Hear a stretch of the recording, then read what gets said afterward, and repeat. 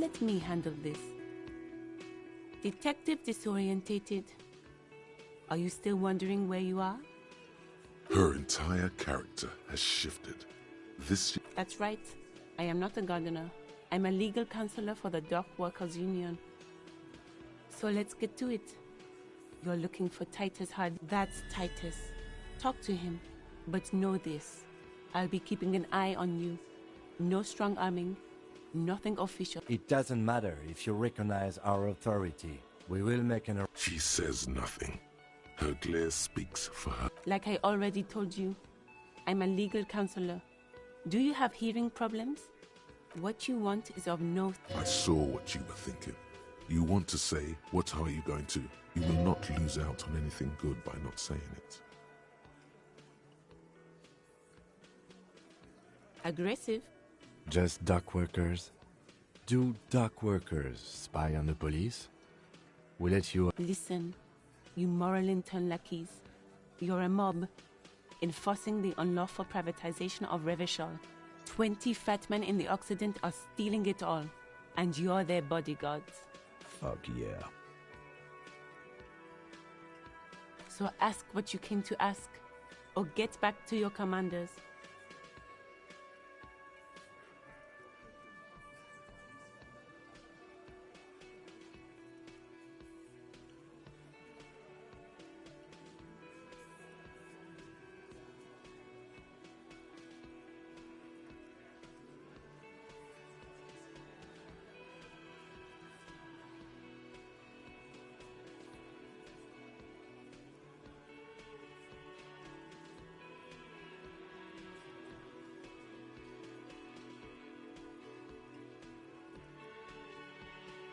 No one is emotional here. Do your job. Aggressive? You... Just duck what... Listen. Fuck yeah. So ask what you came to ask, or get back to your commanders. Look, a comedian. Do your job. Ask your... Strange. It's as if people don't believe a cop could be a socialist revolutionary. Hobocop.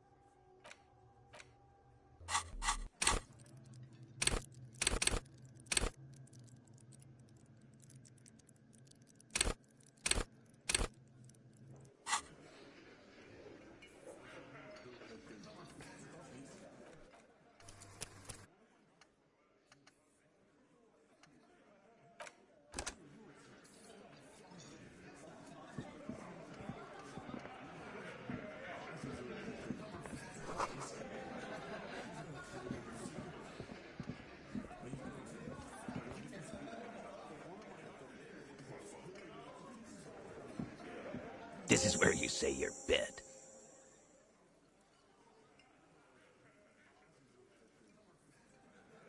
Detective.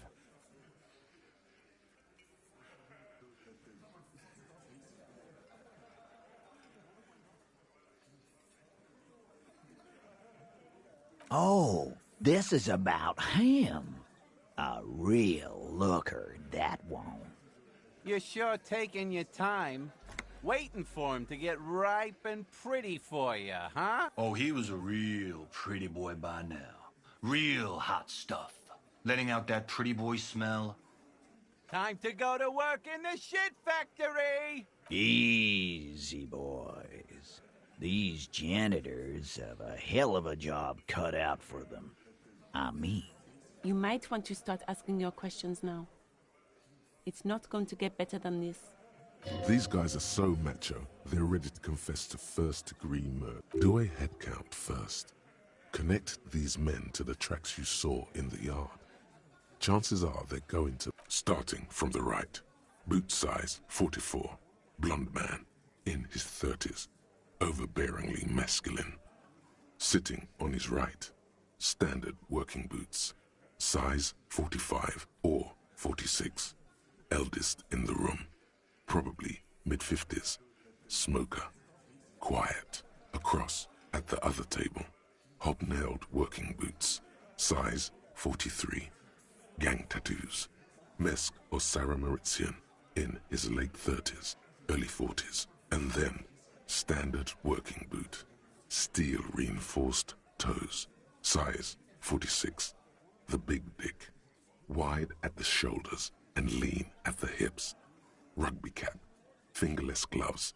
And numerous scars. A little under 40. The emblem on his vest says Rowing Club. A little patch below it reads T. Hardy, Captain. In the far corner. Standard working boot.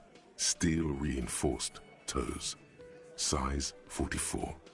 40-something. Non-alcoholic beverage in hand. You squint.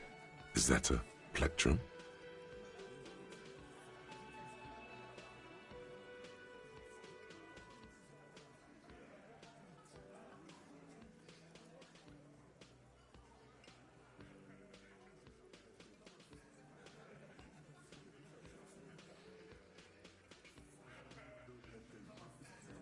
On his neck.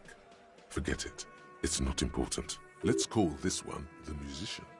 Size 41, with the light step. Not a child, after all. An older man with a rat face, mean, watery eyes, and 2 front teeth missing. In the middle, heaving and wheezing. Big guy. Boot size 46, deep marks. Probably carried the victim over. He, alone, is 130 kilos.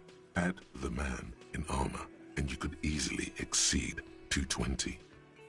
In conclusion, these 7 are the actors on the crime scene. The footprints were theirs, but there's a discrepancy. Exactly. You've stood there for about 4 seconds, not saying anything. Hit them with questions. Where's the 8th Hardy? The fuck is with you, fella?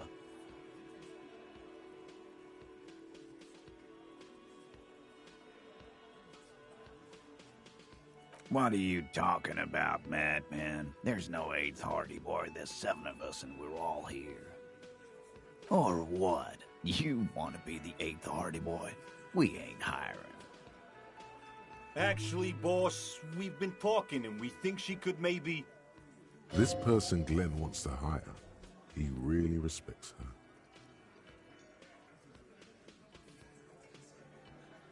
Shut the fuck up, Glenn! I do the talking here. Now what the fuck do you want, cop? So let me get this straight. There is an 8th Hardy boy. It's a she, and you don't like us talking about her? That's right. We're not talking about this. This is a private Hardy Boys matter. Nothing to do with your shit. And you're not cops here. Don't go digging around if you don't want a bullet in the back of your head. I'm watching you. Good. We are all watching each other. Officer, your question. There's no point in pushing it further, he thinks. This is already a victory. We'll learn more about this eighth Hardy sooner or later. The pretty boy. You guys really love talking about that pretty boy. Funny. But my partner and I have a serious matter to discuss with you. You mean these boots? We all got a pair. We wore them the night we took the pretty boy out back and hung him. But yeah, we did this together, all of us, until he was dead. That's why our prints are all over the scene. Goddamn right. No. These 7 honest men have equally come forth. They told you what happened so that you don't waste any more of your time. All 7 together. They're diluting responsibility. It's an anti-arrest tactic. How many people have you sent to the Shays? Ever felt remorse for them? Chaise électrique is the method of capital punishment in Revachol under the Coalition.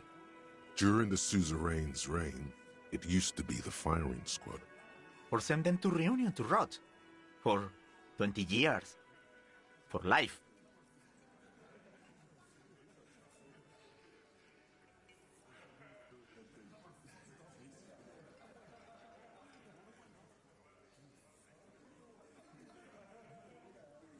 The River Esperance Correctional Facility, a military prison run by the Coalition, dubbed Reunion by the inmates. The origin of the name is unknown.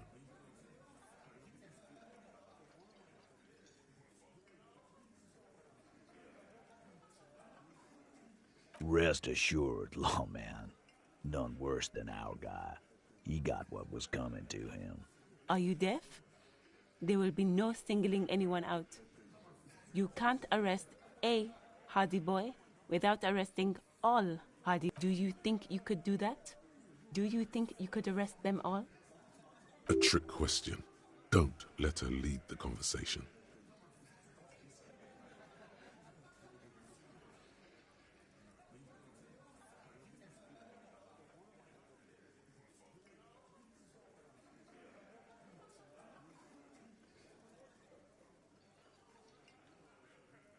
That's for the courts in Les Jardins to decide.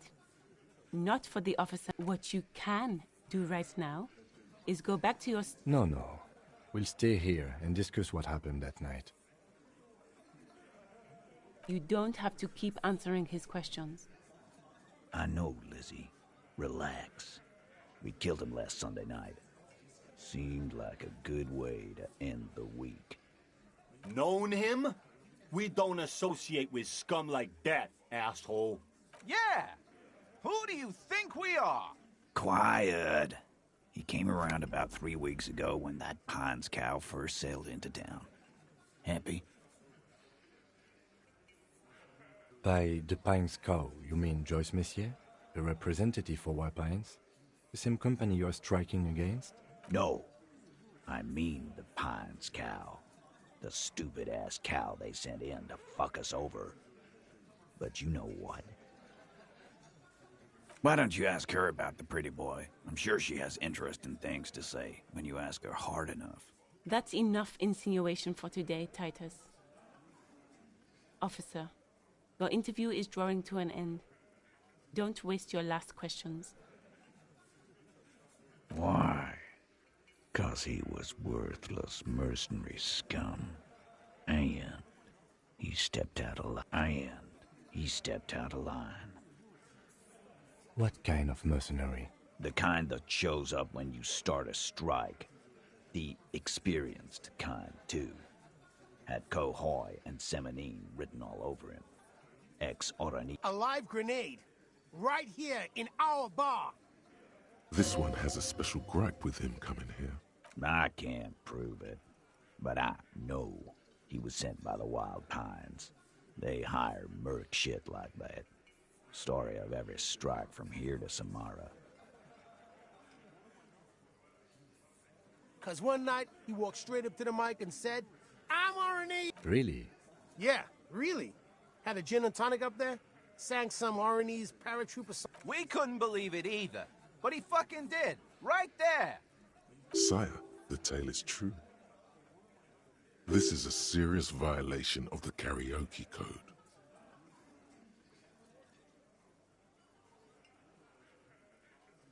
Wrong. He harassed women, raped one, harassed workers, threatened to kill some as a warning. From rape to harassment to threats of violence. Why the strange de-escalation? He regrets mentioning it.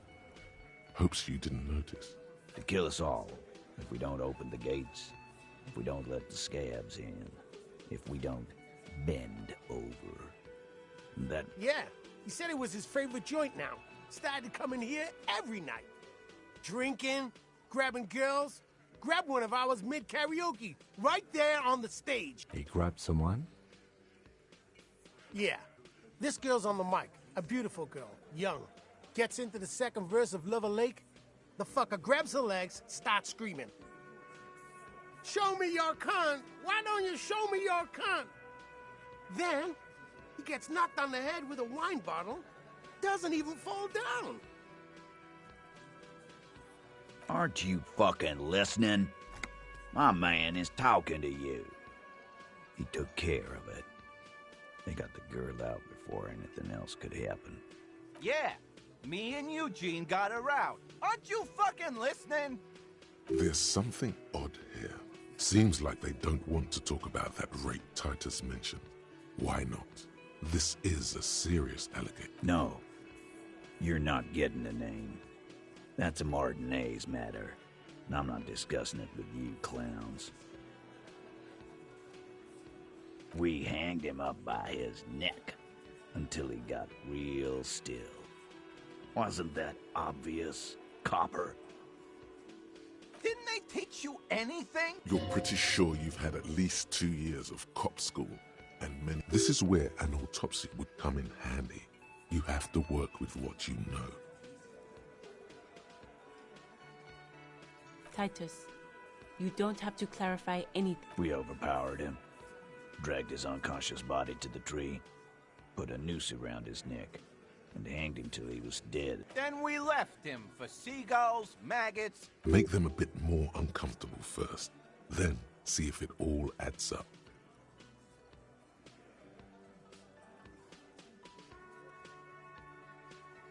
With numbers, asshole. How do you think? You're right, Lizzie. No, he hasn't. Not yet. Weren't you fucking listening? The fucker came to our bar. Titus lets the others clear out the details, so he doesn't get his hands muddy with explaining too much.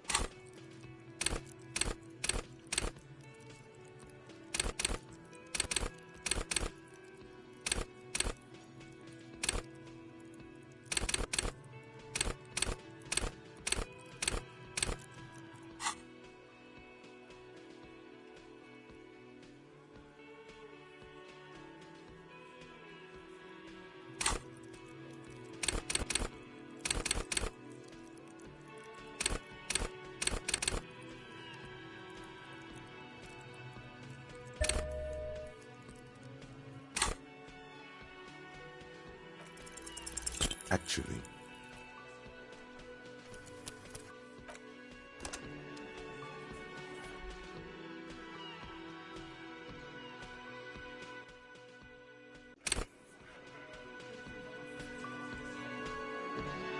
I've got nothing to say to you. This is where you say your bit.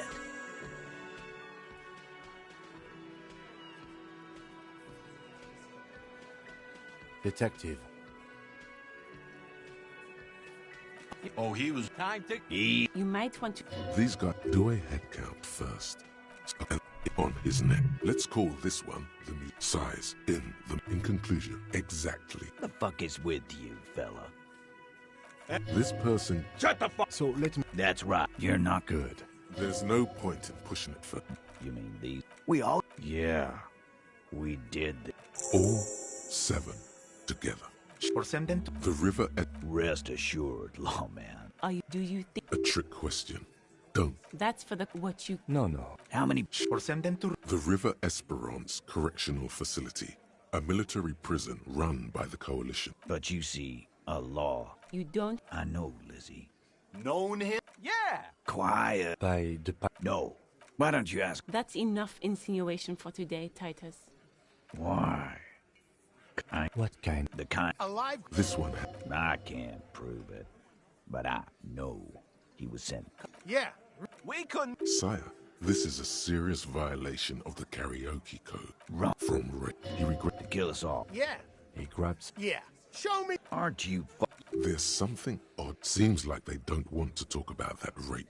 Shares elect. Or send them to Reunion to rot. For 20 years. For life. Shares elect. Or send them to Reunion to rot. For... How many people have you... Shares. Or send them to Reunion to... Rest assured, lawman. None worse than our guy. Didn't they... You're pretty. This is where an autopsy. Titus. We overpower. Then we... Make them a bit more uncomfortable first. No, he hasn't. What? Titus lets the others clear out the details, so he doesn't get his hands muddy with explaining too much. Titus is solid as a rock, and so are a few others. But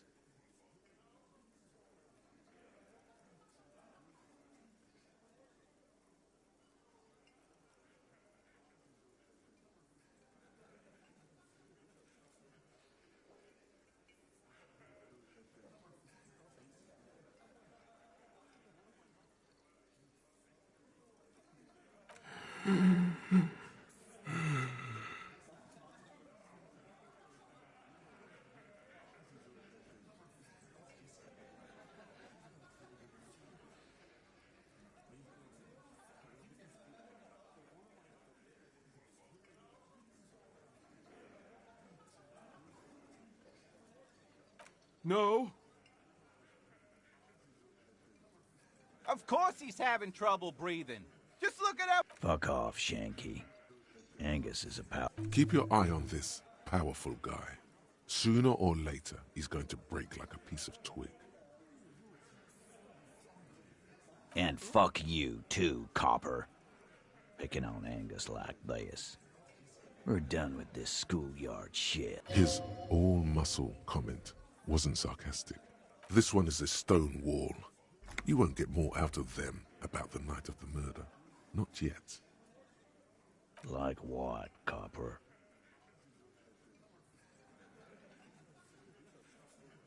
Nothing. Your investigation here is done. I think we're going to stick around. Thanks. Some things don't add up. I've done this job for long enough to know that people don't just confess to first-degree murder. Even if it is a group responsibility. We're going to look into this.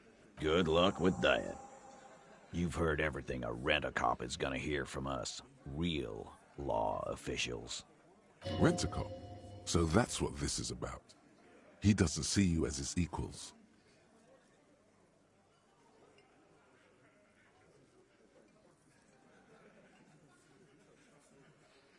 Again.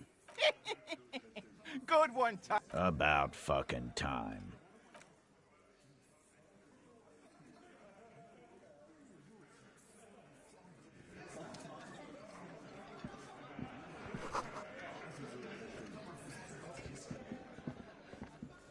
I've got nothing to say to you.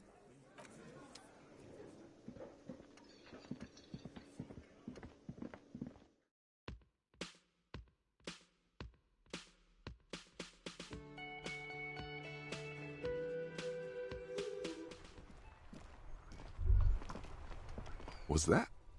Could it be the Col de Mama Dakwa? No, it's probably just your imagination ringing in your ear. There seems to be an extremely high-pitched ring. Aunt Lena also said that it couldn't be heard by any other animal, including humans. What you're hearing must just be a wreck. There it is again. You're about to rediscover a long... It must be very close.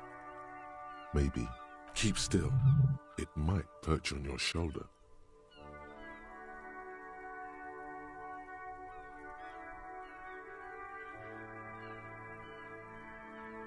Oh no. The sound. No. Too late. It's gone. There is no ringing anymore. Just the sound of the streets. Keep your ears peeled, then. If the species really has migrated to Martinez,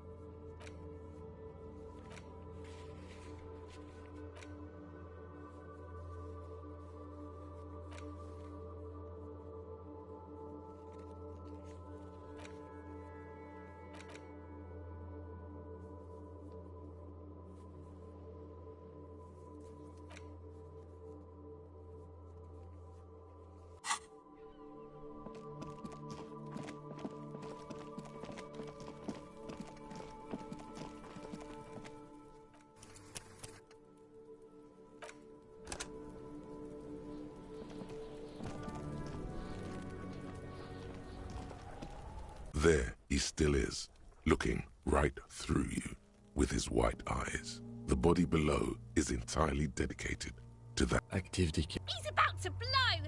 Cop's gonna blow, Kuno! The smell is repulsive. It pushes in from your mouth, more instant.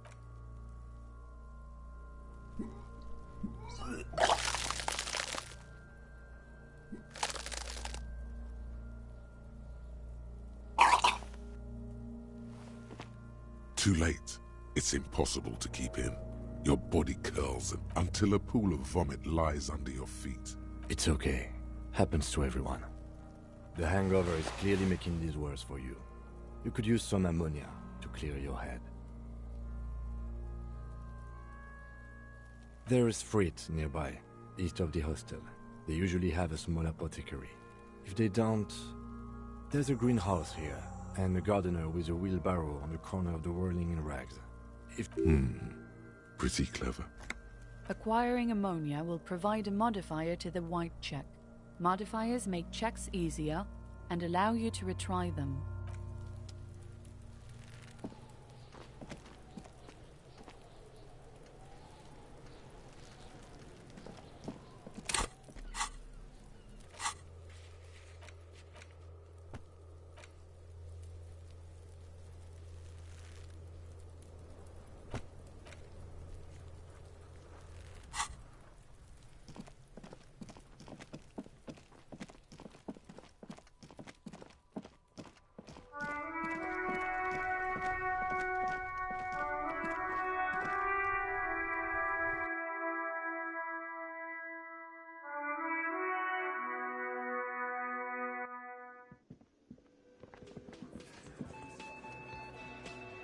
I've got nothing to say to you.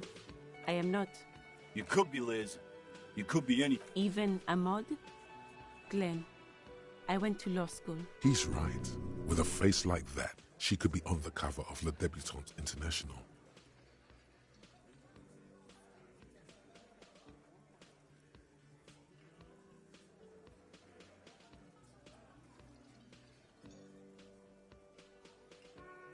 So fucking what? Lots of mob. No, Glenn, they aren't. This didn't change. It's not her. She's not a hardy girl. Definitely.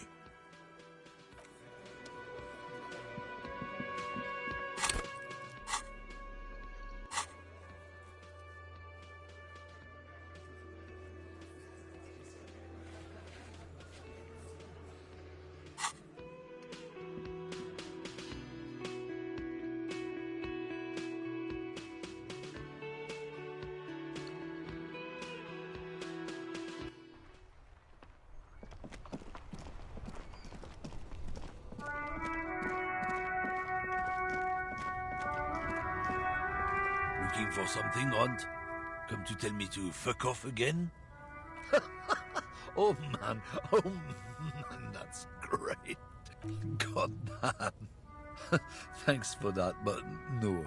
He doesn't live in Martinez. Drugs? They're shit, man. I don't let anything pollute. You know where that shit comes from? Sarah Miriza, Safre, Ilmara. They know they can't beat us in a fair fight.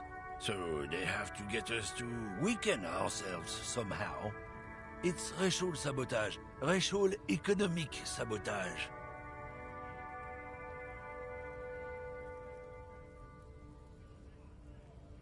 Oh, I don't go for that foreign piss. Proper booze is made in Mundi. Or sometimes, I like a dram of that Yugograd vodka. Koikos and... He eyes you wearily, unsure how to respond. I don't know shit. And if I did, I wouldn't tell you. What do you think? I can't leave the lorry unguarded. Stuff's been getting looted lately. It's those little kips sneaking around at night. There was a bunch of spilled boxes in the back of a big lorry nearby. Yeah, I knew that guy. He was an honest driver who loved this country. We were having a good debate about genetics at the Wheeling in Rags. Since he left, I haven't had anyone to talk to.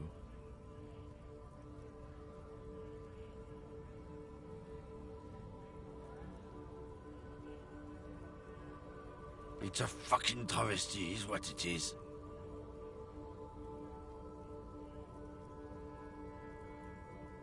Isn't it obvious? Fucking Sealang, that beady-eyed South Samaran.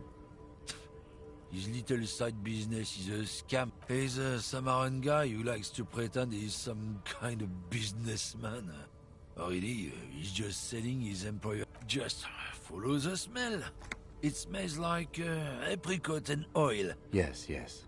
Where is he? Looks like I offended your partner there. Too bad. Sealang's usually a little bit south of here, near the canal. His tribe are natural liars. It's in their blood. I wouldn't be so sure about it.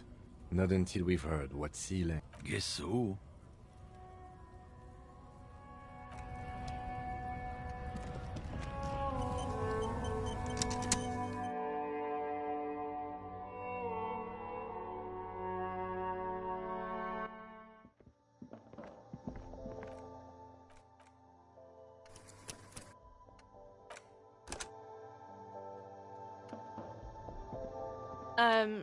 Is this about the questions again?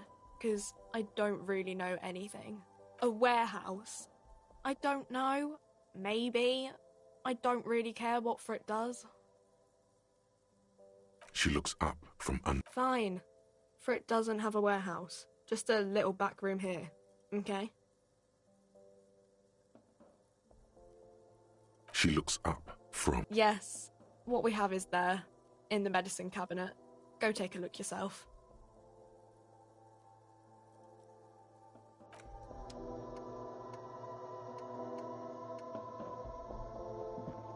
A colourful display of cigarettes and alcohol bottles line the shop. There, in that dark green glass, all in vain.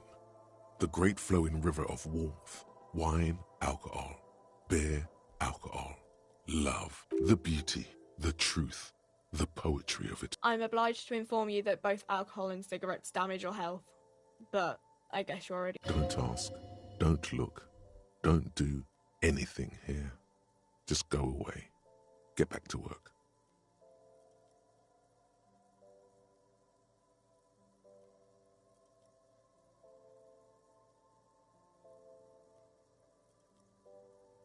No, Frit only sells legal drugs, like the law says.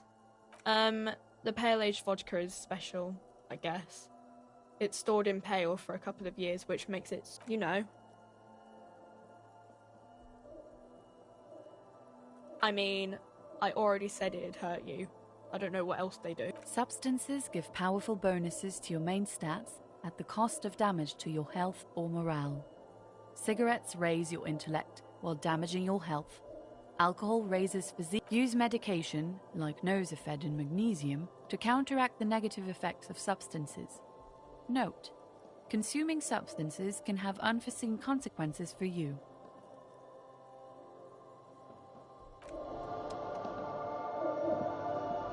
A small cabinet on the wall is filled with various medicine bottles. Their logo is the bloodless... Just ask me if you need anything from St. Baptiste. We don't stock prescription meds, but we do have Nosafed, Duramine, magnesium, and Hypnogamma. I don't know.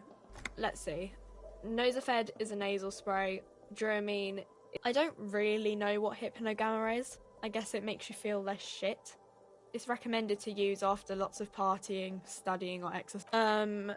No. Sorry. I'm not like a... Nosafed heals +1 health.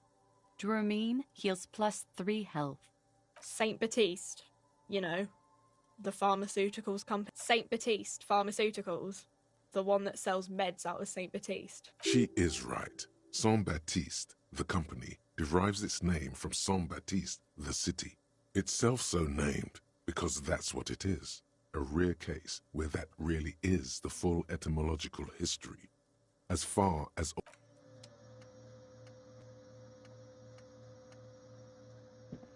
You see several packaged raincoats fill a low shelf beneath a display.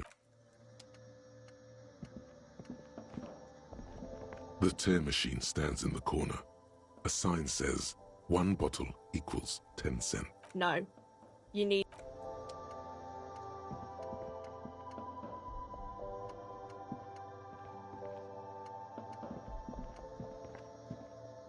A small cabinet on the wall is filled with various medicine bottles. Okay. Don't, like, overdo it.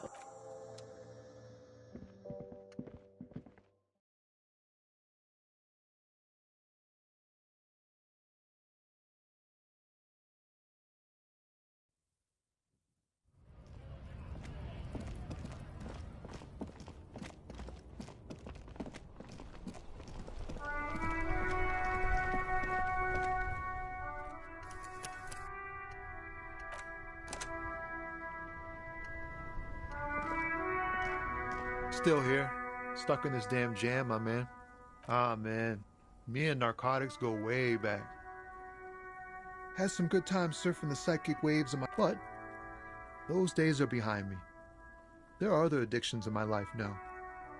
Why the inquiry, my man?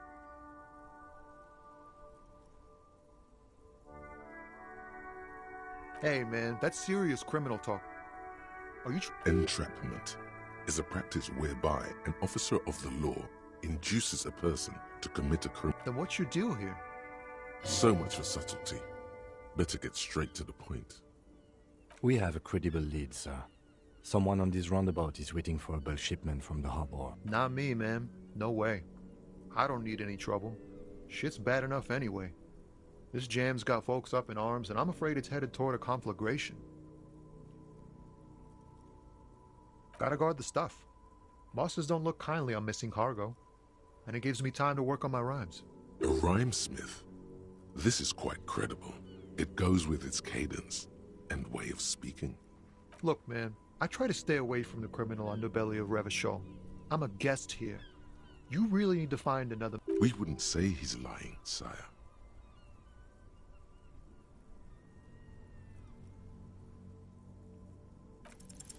Your best verse? That's brutal, man. No, stop. He's already... That's, In the name of God, what are you doing?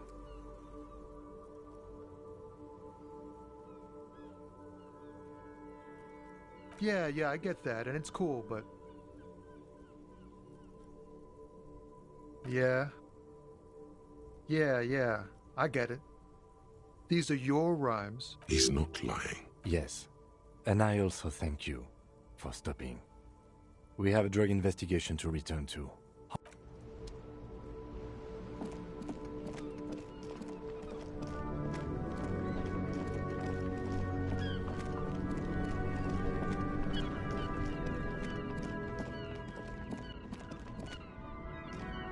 You see a Samaran street vendor Surround the name Sileng is Happy shopping, officer. Everything's cool. The goods are cool. You're very cool. Bang, bang, bang, bang.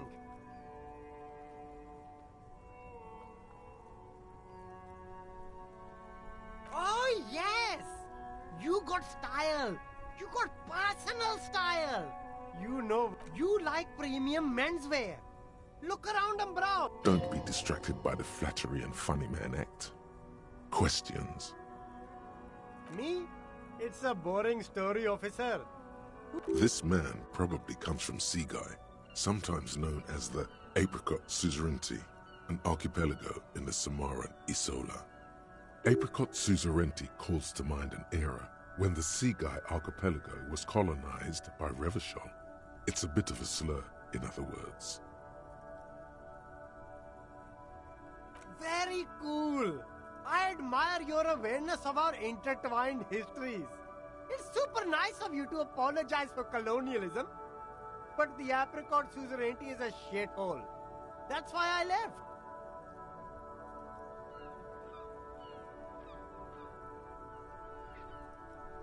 If you say so, officer. I don't worry too much about politics. I'm an entrepreneur, you know. Whatever's good for business is good for me. Drugs? I don't go in for that, officer. Unless you're into drugs, of course. In which case, drugs are excellent. Mwah! Tasty, tasty drugs.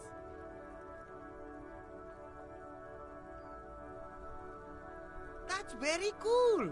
A lot of the coolest detectives do drugs. Sadly, I don't have any drugs on sale. Or at my home, or on my person.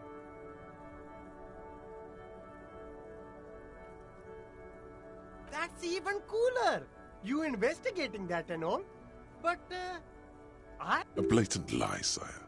Yet he tells it with such conviction. We'd believe him if we didn't know better. Who said that? It's the fat racist, right?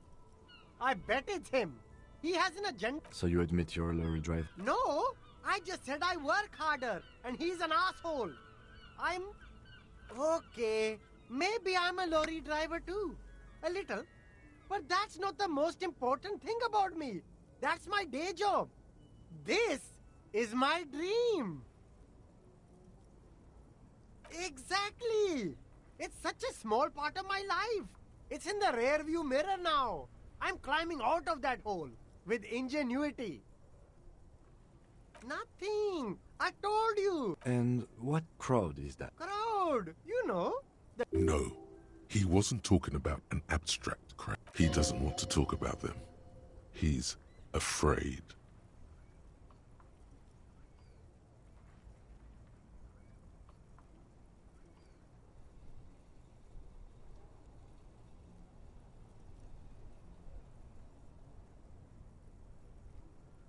Look, there's bad people doing bad things here. That's all I know. Please don't get me in. Here we go. There's a tiny bit of truth on the table. Zoom in on it.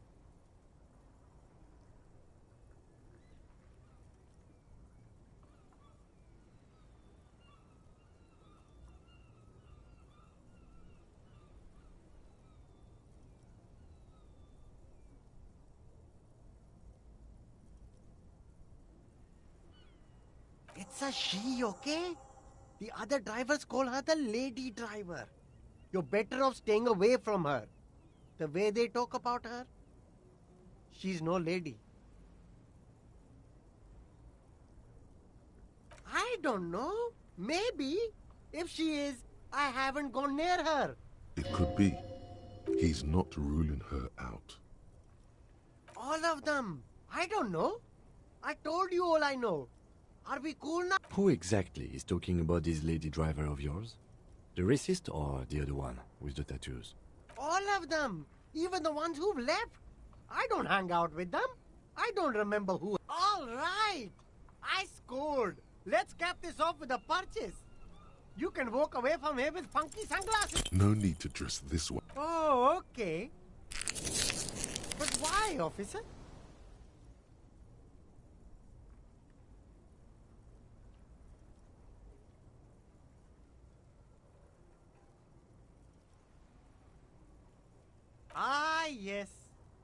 Are you trying to ask for a bribe? If so, you're not doing it. Sorry, detective.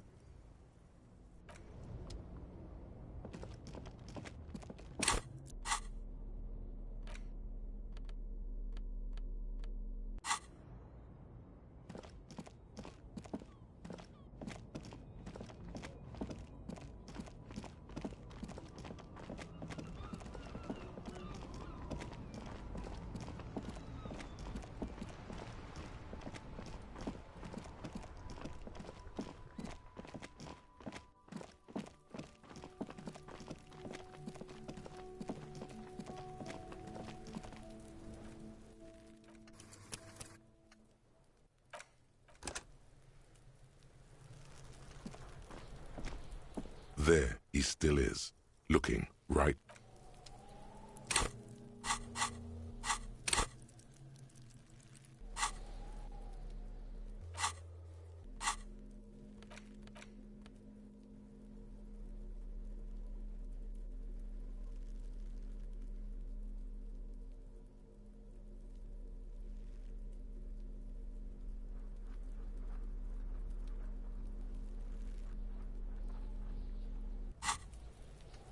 There he still is, looking right through you with his white eyes. You crack open the ammonia ampoule and breathe in. The odor of death is still stronger. It's a puzzle. What's hanging in front of you is a puzzle of decaying flesh, tattoos, and They do after 7 days, yes. We are deep. The man before you is naked, but for a pair of underpants and enamel boots.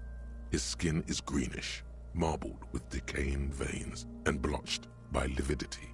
A fading web of tattoos covers his chest and shoulders. The cargo belt used to fasten him to the branch above appears industrial in strength. The material appears to be ceramic. Its clean white stands in stark contrast to the decaying flesh above the knee. The man wore thick polymer socks, probably for padding. A fine array of interlocking, delicate and fragile. They feel alien to the world around. These are clearly not boots. They're armor, possibly part of a larger set. Indeed. Technically speaking, these are sabatons, not boots. Ceramic plate, zirconium dioxide, most likely. This is where the make would be. Under the heel, fair weather model T500 VE. I'm guessing that's vitreous enamel. This is advanced stuff. Piece by piece. He's been out here for 7 days. We should keep a lookout for these species. The armor could yield information. This is one thing he might actually know.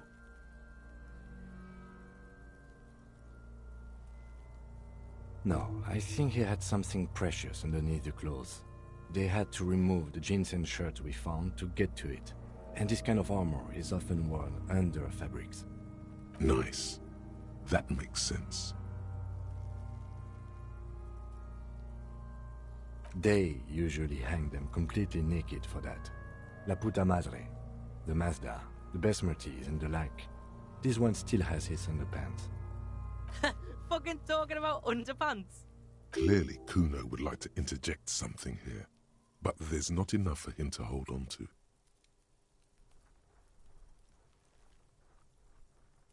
It is. It's expensive. We've requested similar material for our tactical units for years now. The constabularies deemed it too costly.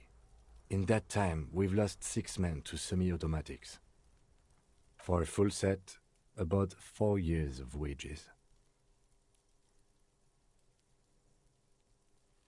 For the northwest region of Revachol, an officer's average yearly income is 5,500 rial, unadjusted for rank.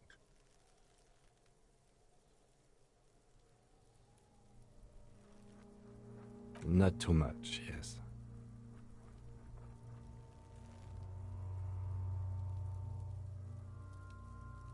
It's a sorry situation, I agree. That's for us to find out. My initial report on the area suggests he was a security guard for the harbor company, but that's just hearsay. Just something I scraped together from my station. An area report on Martinez. I'm sure you did. He's not actually sure of that. He's just being... I agree. This equipment is way beyond what a guard can afford. A small bell-like sound fills the air, like tapping on the side of a porcelain cup. It's anything but. This material is a kinetic redistributor. It spreads kinetic energy horizontally, from plate to plate, dissipating it entirely. See? Faint, organic lines cover the plates, where they separate into smaller ones. These plates then divide like whirls of floorboards. The design looks organic, influenced by highly resistant wood materials, like lignum vitae and ebony perhaps. If trees were made of porcelain, this is what their cross-sections would look like. The smooth, glossy surface fractures into ever more intricate interconnections. The whirls are in the shape of a letter and number combination. E50, 100, 1000. Good. Can you read it to me? X5415 6745 678222. Let's lie.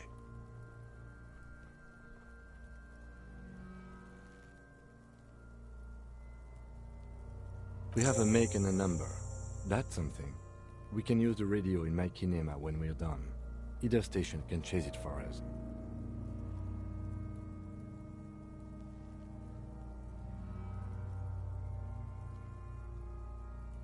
This feels dangerous.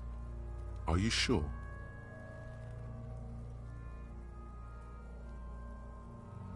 The stench fills your nostrils as you push downward. Stop!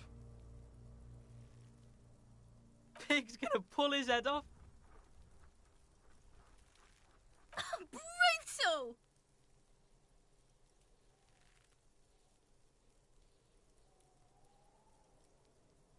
Even the mongrels can see you're about to pull his head off. Do it, homo! Pull his head off. There's no point performing an autopsy if you do. We'll have compromised the coroner's case. Indeed, from this angle, it does look like the neck isn't going to take much more. What are you trying to achieve anyway? Why are you hanging on to that boot?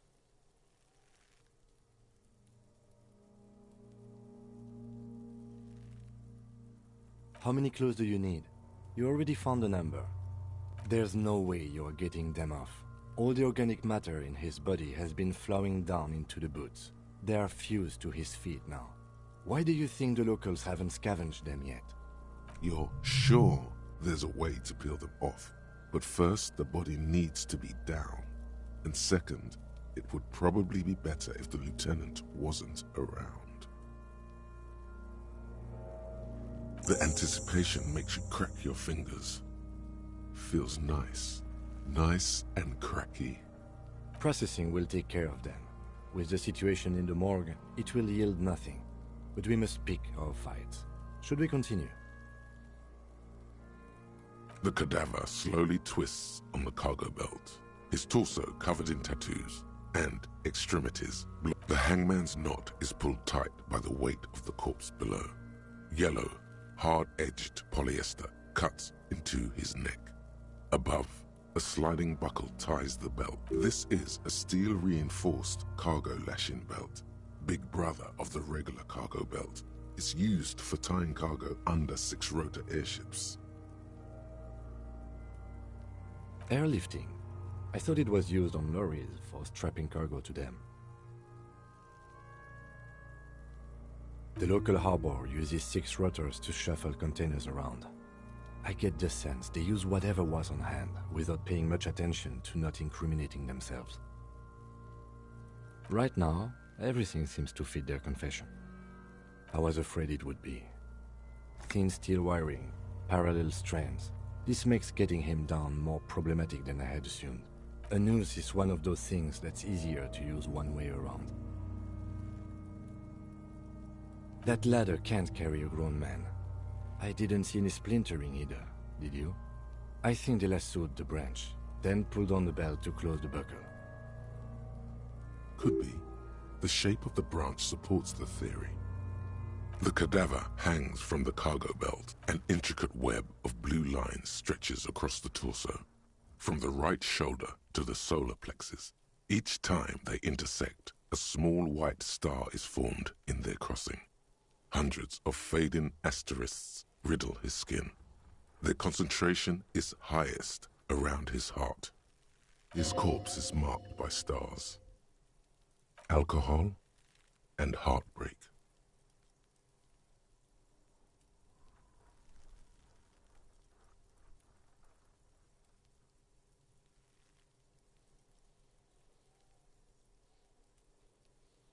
Of no nation that I know of. If anything, it reminds me of religious illumination, last or penultimate century. Men who live harsh lives often turn to innocentic worship. But which one? I see no trace of a humanoid figure. I agree.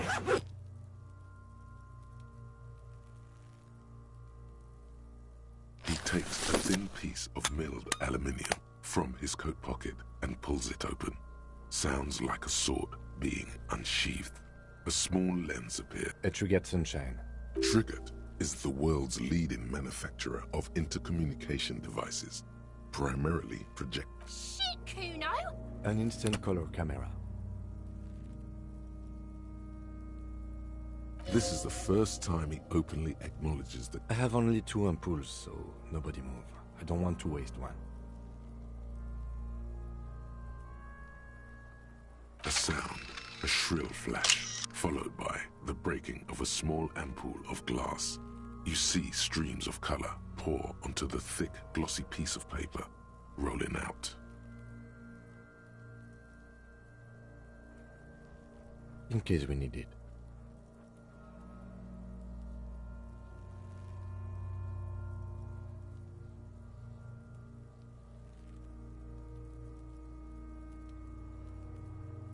Yes, it is pretty cool, isn't it?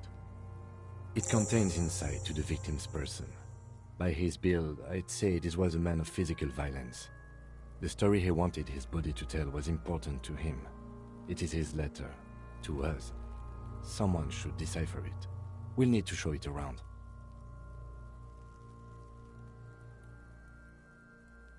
Sure, just don't lose it. The glossy-eyed corpse looks by, his mouth mute and his skin as colorful as the chemical rainbow on the photo paper. His eyes are milky white and blind to the world, protruding comically from their sockets. There is no one home, just subaquatic terrors. Their dark brown hair grows on his head. His face is ready to explode from the organic processes inside. The death's head grin has passed. What remains is an unrecognizable mess. Underneath the curdled meat there is an expression, not carried on his features, but below, inside, an expression of pleasure. This man was experiencing joy at the moment of his death. Why do you think so? Okay.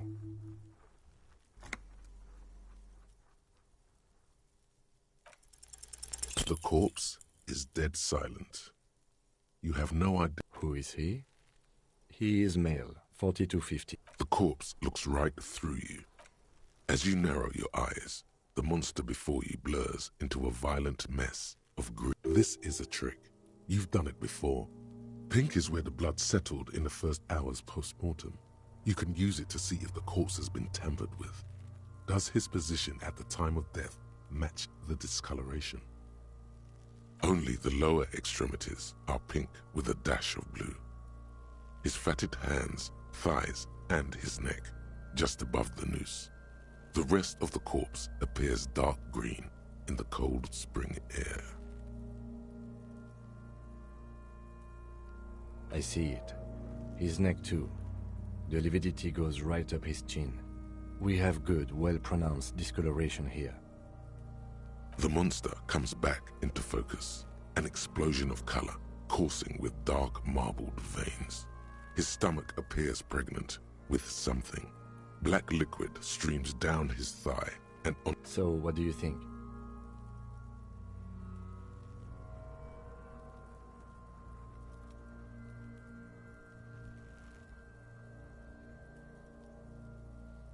A pool of blood and feces has eaten into the frozen mud below the man's feet.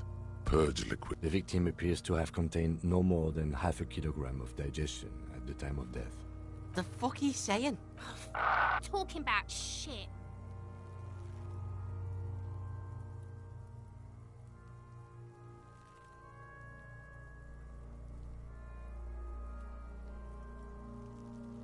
Did we? I don't feel lucky.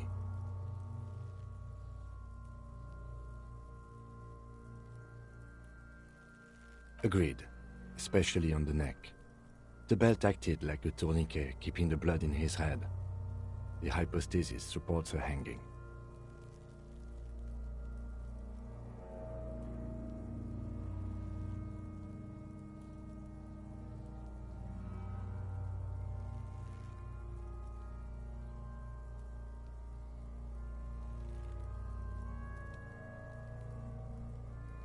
Yes, there's always a chance we are wrong. We should check for ligament marks on his neck to see if they're in tune with the belt. We'll have to get him... I do. Most of them are post-mortem. Maybe even all of them. The delinquents have made... Stop talking in riddles. He means you fucked him up good, Kuno. Fucked him up brutal. I agree. There are crow's feet in his eyes. He's laughing silently. His personality is no longer a part. Totally dead.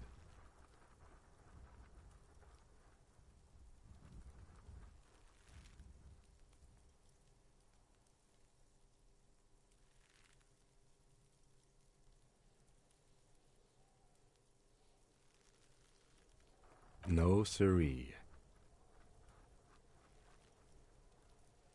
But there is no breath to catch. Only the cadaver filling the air and... Are you sure we finished the preliminary examination of the cadaver? We might miss some of these things once he's done. The cadaver slowly twists on the cargo belt, his torso covered in tattoos, and extremities blotched pink and blue.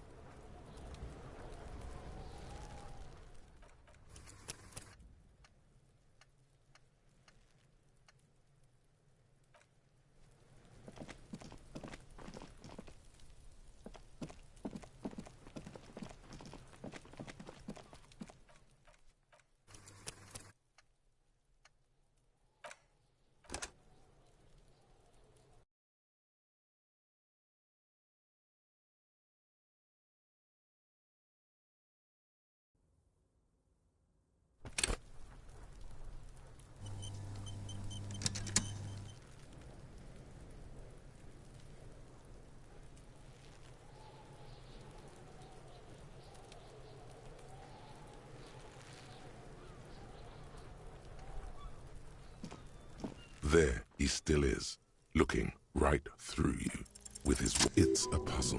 What's... Did you... The man... The material. These are clearly not... Ceramic plate under the piece by piece. No, I think he... Nice.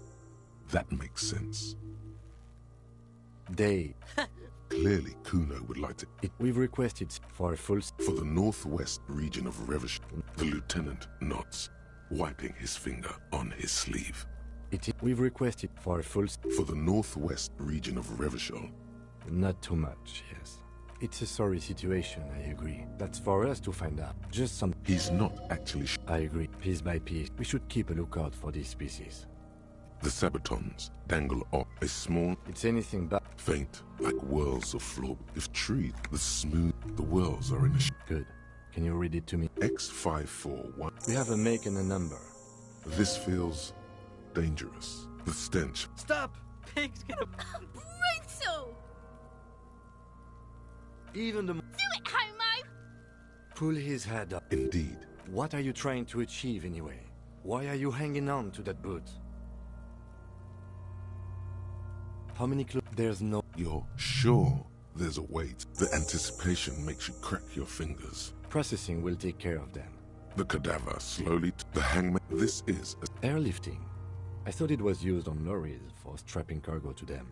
The local harbor uses 6 rot... Right now, I was afraid it would be. A noose is... That ladder can't... Could be. The shape of the cadaver hangs and intricate. His corpse, alcohol, and heartbreak. Of no nation, I agree. He takes a thin... Triggered. An instant... This is the... I have only 2 ampoules, so nobody move. I don't want to waste one. A sound, a shrill flash, followed by the breaking of a small... In case we need it. Yes, it is pretty cool, isn't it? It contains insight to the victim's person. By his build, it's... Sure. The glossy-eyed corpse looks by. His dark brown. Underneath the curdled meat there is an... Why do you think so? Okay. I'm gone. Into the wild pale yonder. In the past. Way out in the west. I'm a joke. Look at me.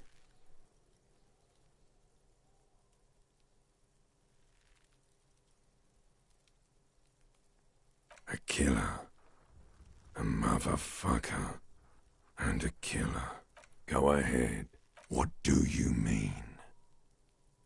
It's the power of your... imagination. Yeah, man! Don't be crazy! Inanimate objects and dead people can't really talk to you! Your wild imagination is doing this. He loves those. Because you're a copperoonie. Look at all of them go. Do you want more questions? Coming right up, copperoonie. Fuck no. You're no Rooney.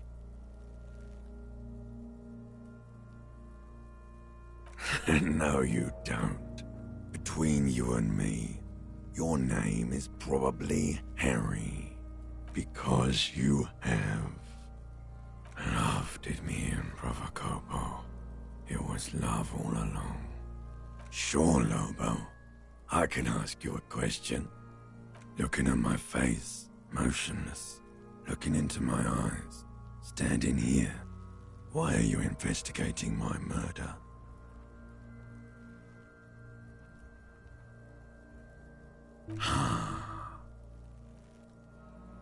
Something is on its way.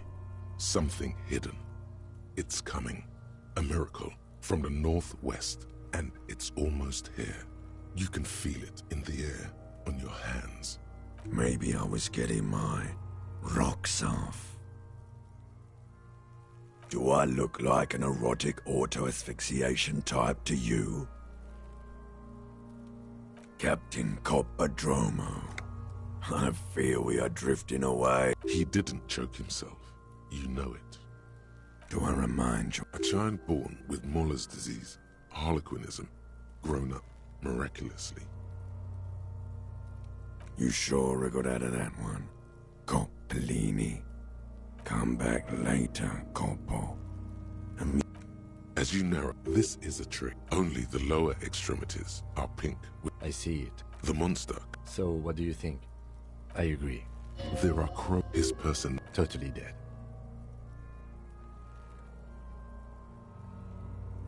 No siree. Agreed. Especially on the neck. The belt act. Yes, there's always a chance we are... The pool of... The victim... The fucking... Talking about shit. Maybe. I do. Stop. It means you fucked him up good. But there is no breath to catch. Only the cadaver filling the air and you're not... Of course.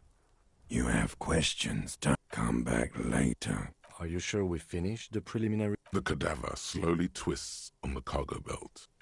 The steel-reinforced belt presents a unique challenge.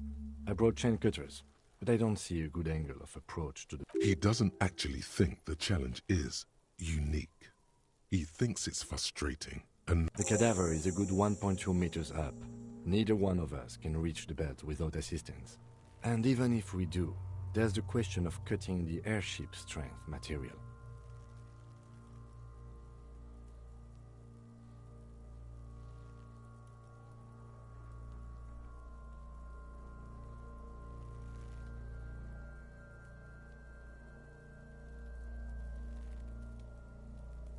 Climb up there and saw the branch? There has to be a less risky way, with less falling down of trees. Someone else? You mean... What was that about processing, then? Weren't they supposed to take care of the boots? Why don't they help?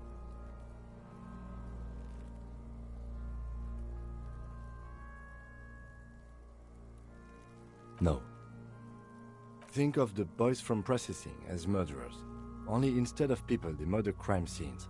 Processing is a wrecking crew. They know how... I know it's hard, but I assure you, the others won't come to help us. And we have... I was really hoping we wouldn't. The Union appeared to be suspect in this case. It seems like a dangerous route to go down. But what other options? The corpse twists on the belt, like chicken on a skewer. Yeah! Bang bang! How? Where the buckle ties the rope to the branch. That's a good spot to aim.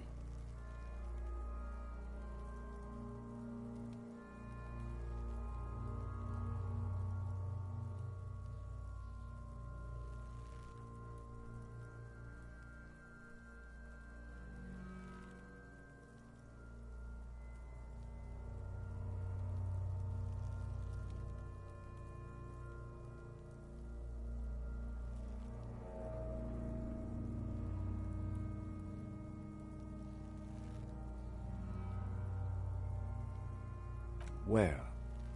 Ah, yes, I see. If the shot hits that... Yeah, now we're talking.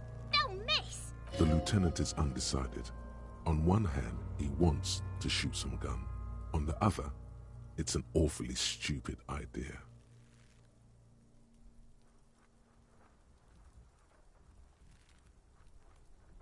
Silence. With his elbow sharp, the lieutenant unzips his jacket and produces a lightweight firearm. He drops a paper cartridge in the barrel, separates the scouring stick, and gives the cartridge 5 tucks. That's a Kiel A90-90 armistice. He then steps back and assumes the fellow's desk position, taking aim. The corner of his eye twitches. His finger is on the trigger. He's gonna fucking miss! The chick's voice is drowned in a shrill blast that echoes off the walls of the surrounding tenements. A cloud of smoke slowly parts in the air as... God damn it. He feels bad about it. About his eyes, mostly. Just having bad eyesight. Probably from a young age. Kuno could have hit it easy, but then Kuno's not fucking handicapped, is he?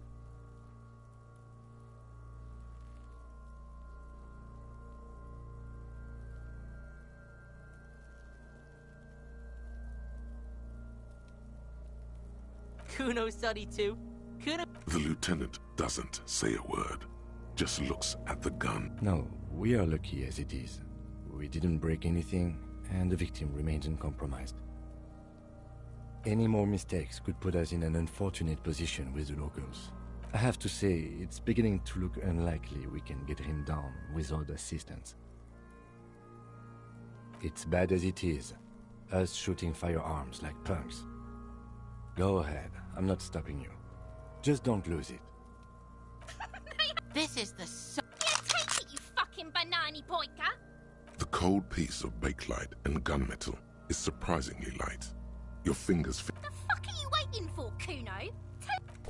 The buckle comes into focus in your sights. You stand with your feet planted firmly in the ground and your left hand. Why don't you just shoot yourself in your mouth? At least you won't miss. Or what?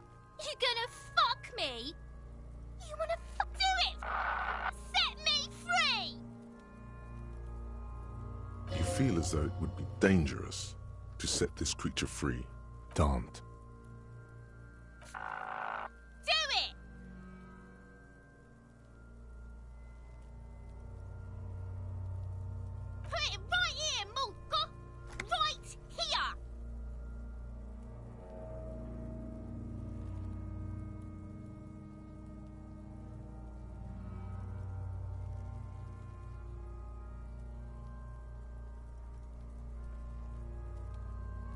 Intense shit, copper. Fucker waved his gun! It wasn't intense, it was... Your field of view narrows. The branch slowly moves, becoming entire. The slow movement of the branch in the wind, and your shoulders. Look, he's crying! You gonna cry now, fucking faggoty?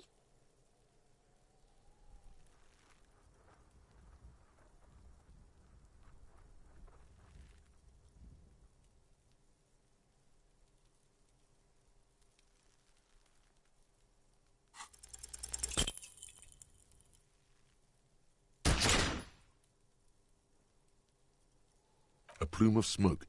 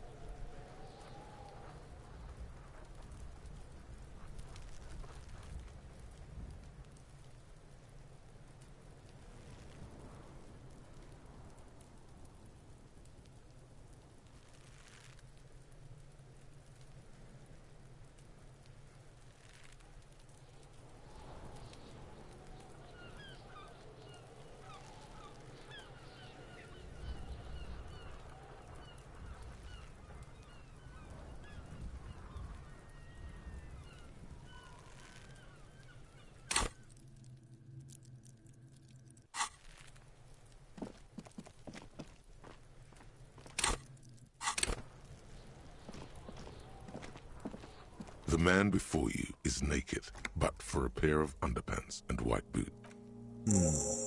The steel He doesn't actually... The cadaver is a good 1.2 meters up.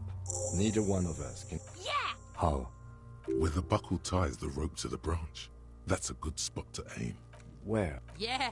No, Mick! The lieutenant is undecided. On one hand, he wants... The lieutenant's brow is furrowed. He appears too deep in concentration to even notice what you said.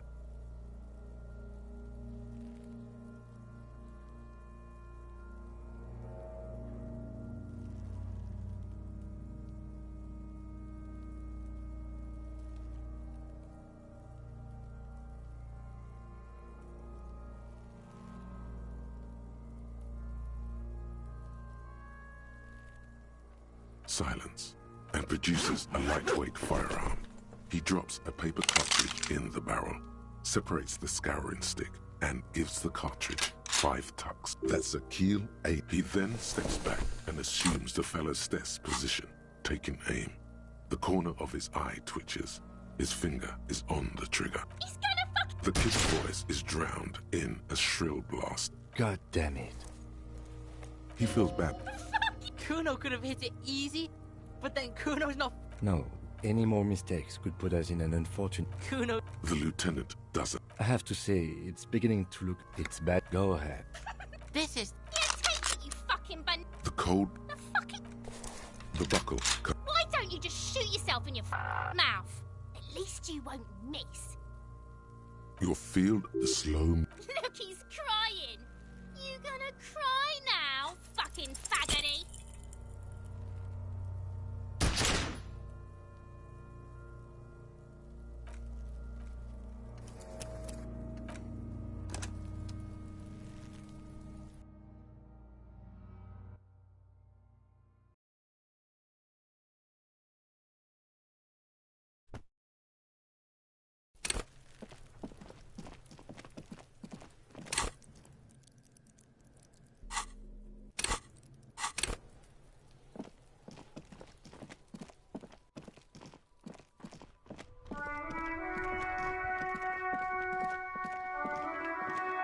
snowflake is like a little gift from the sky.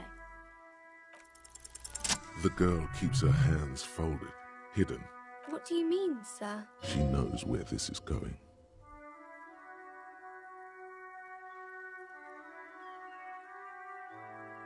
She looks around anxiously. Her hand, the lieutenant stands by, a facade of true professionalism. He is far more intrigued by the situation than his poise reveals.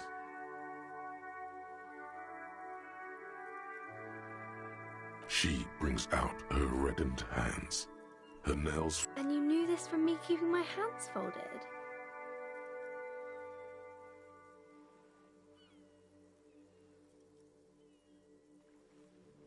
Well, that proves nothing. Anyone could do an easy deduction like that. She actually is impressed. This is more like a defensive reflex.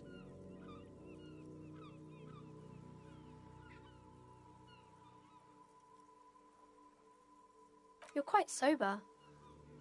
The lieutenant does not flinch at the comment. He does not flinch even a single bit. He is intensely not flinching. It takes effort. I sure hope you are, sir. There she stands, swaying on her feet. There's something you're missing.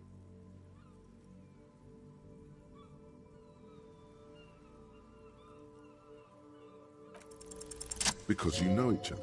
She's been talking to you so openly because you've talked before.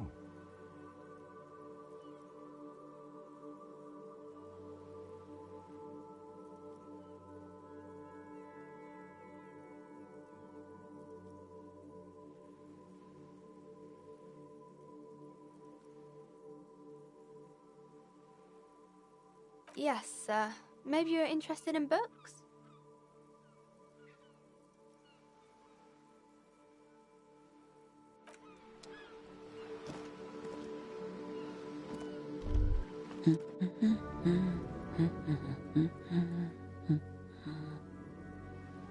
Yes? Hello?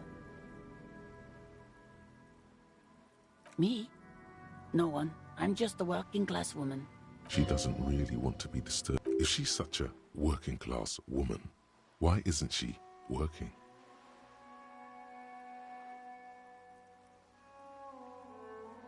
Not all the time. Right now I'm browsing books. Even a working class woman needs something to read. It is. I know you are. What with?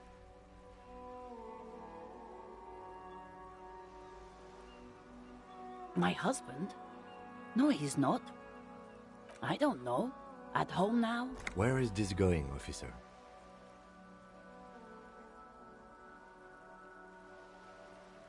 Yes, but... I don't really need... No.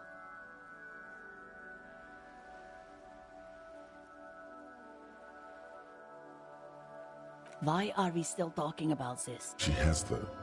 The husband is totally lost. You should tell her that it's okay. What?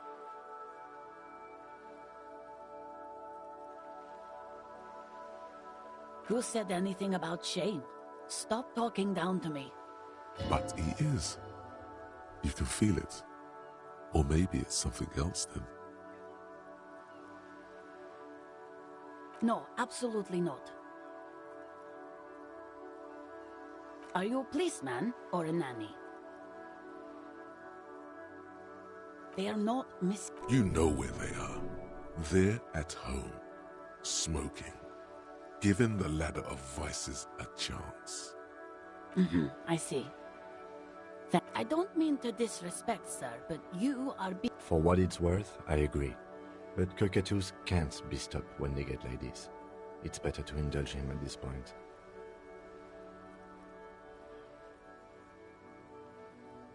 Nothing. Go read up on them if you're so interested. There's a... Maybe you should. What if the cockatoo is your astral captain? Or your heraldic bird? Wonderful. The story is open. Her hands move over the book covers. The woman before...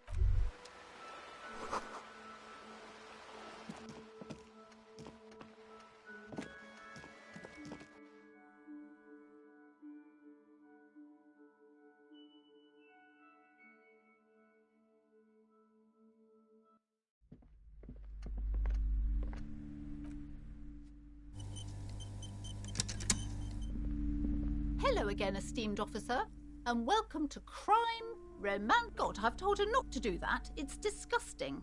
And I told you to mind your own business. Clearly, you have no idea how hard it is to raise a girl. This economy is a mysterious force, like cosmic weather.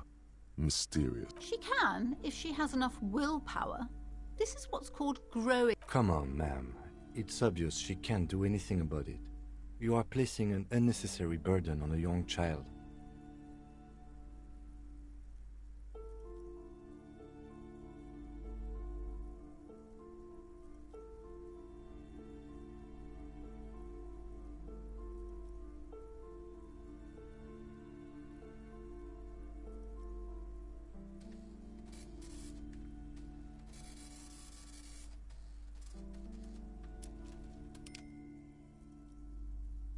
She stands stiff and severe, silently fuming.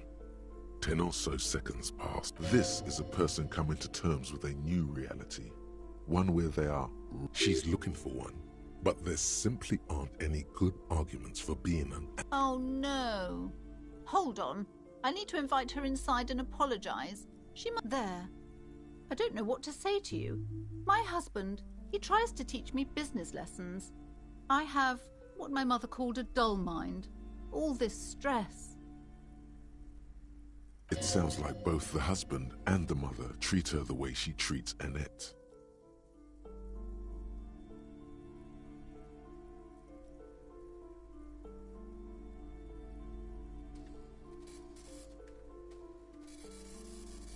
Oh, well, my mother was horrible, of course. Absolutely perverse energies. My husband is completely different, of course.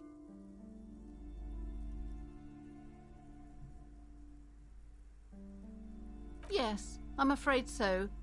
A real treat she is. It would be nice if she had...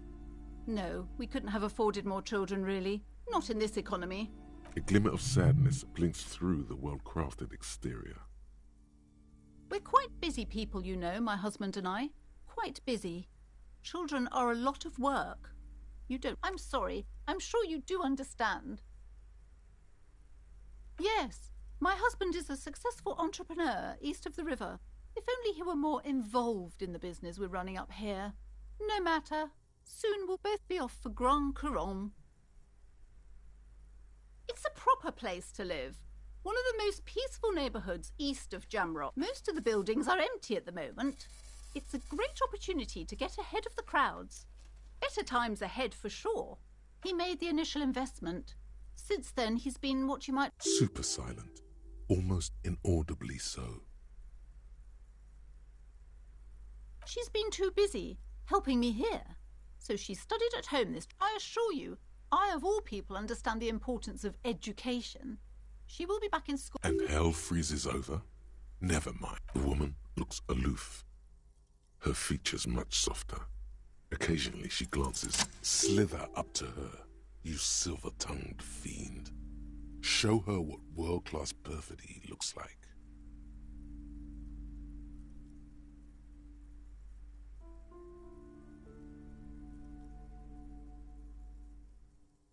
Are you sure? Don't think I haven't seen charlatans before.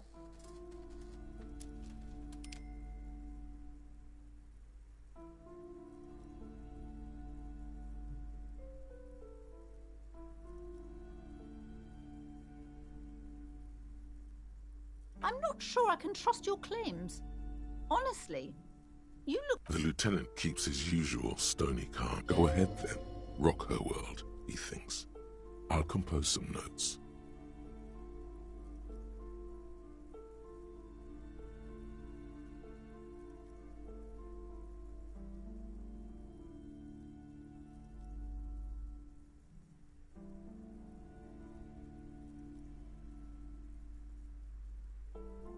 How do you... Here we go.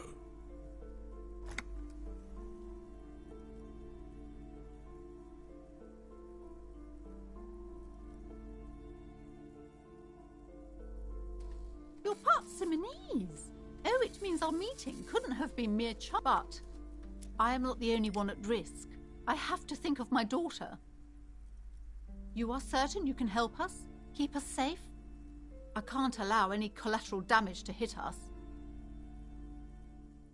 If you promise, good officer, then you might be our last hope. Do you swear it? Thank you, sir. There's one more thing I haven't told you about yet. The entity. Do not act surprised. You know of these things, sire. Yes, a malignant entity that lives inside the chimney. It takes the form of a woman. A witch, most likely. She, or it, must be connected to the curse somehow.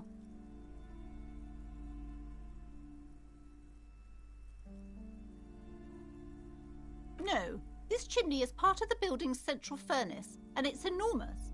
She has barricaded herself behind some unnatural magic, I assume. You should go find the entity and ask what happened to all the companies in the building. Oh, and please do return to me after you've looked round. I'm quite anxious. Unbelievable darkness. What you discover? Probably just some... A book about cockatoos? There should be one upstairs, right next...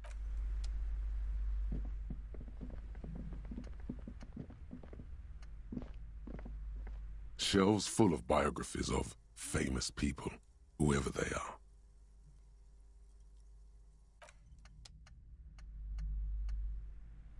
A sulfur-crested cockatoo sits on the cover, its beak slightly open.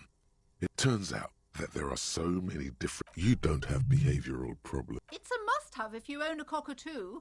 I've heard they're quite capricious.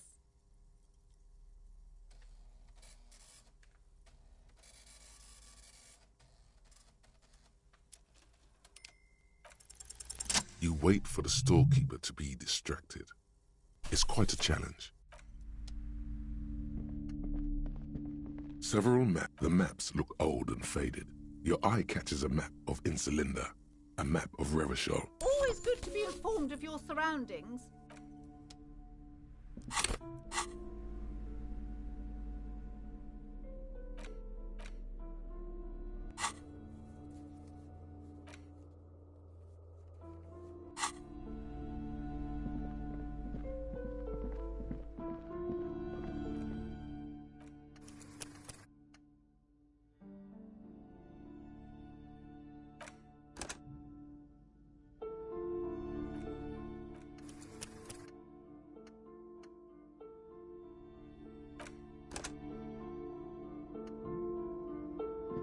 You see a set of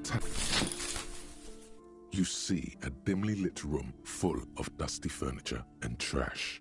A doorway stands in the back, covered in dozens of scary little Seminese wards. You're Oh!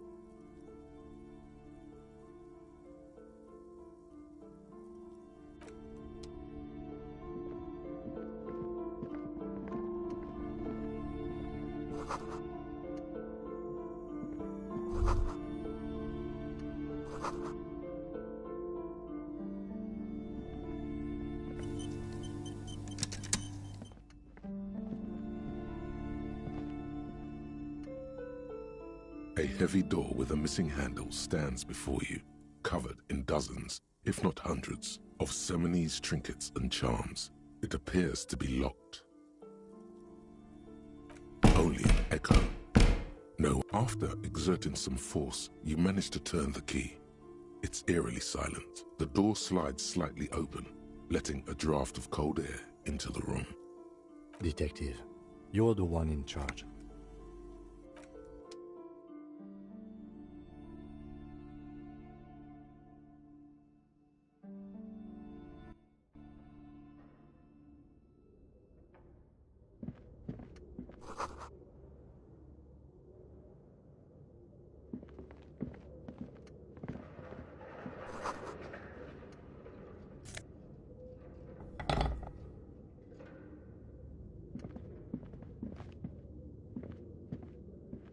A barbell lies on the floor. It's 60 kilograms. Your triceps hum at the sight of these weights.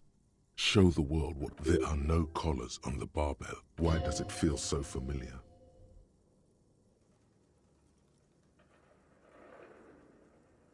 No, it's not that. It's the stale smell of rubber. It's just a memory from another life. You're right. The weight may fall off. Better not touch it then.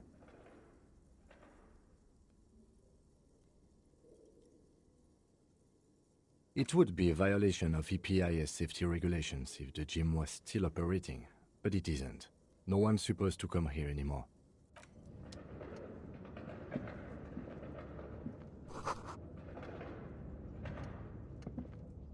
What is this place?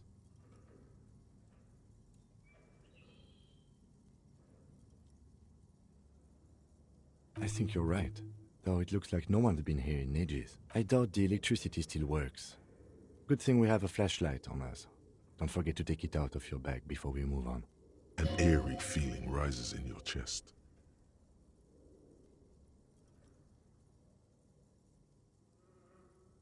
Yes, because it's closed. No need to look for supernatural explanations where a banal one will do.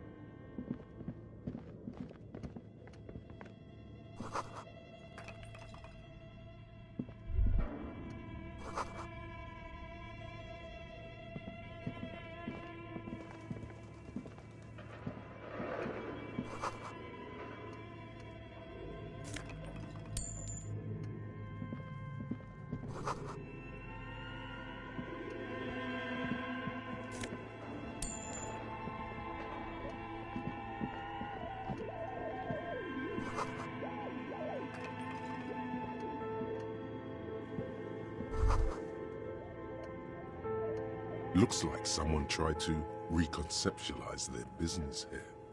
Look, the skis and rotor blades both bear the same Slipstream logo. It seems likely that they started out making one, failed to turn a profit, and then pivoted to producing the other. That's a good question.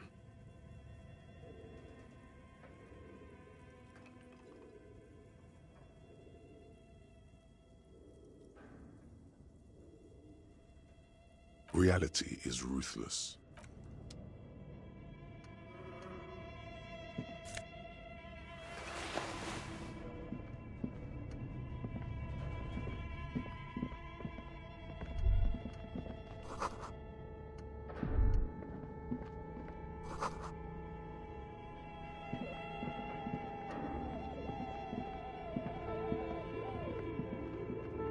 This appears to be some kind of machine with a cube-shaped heart and a wired framework.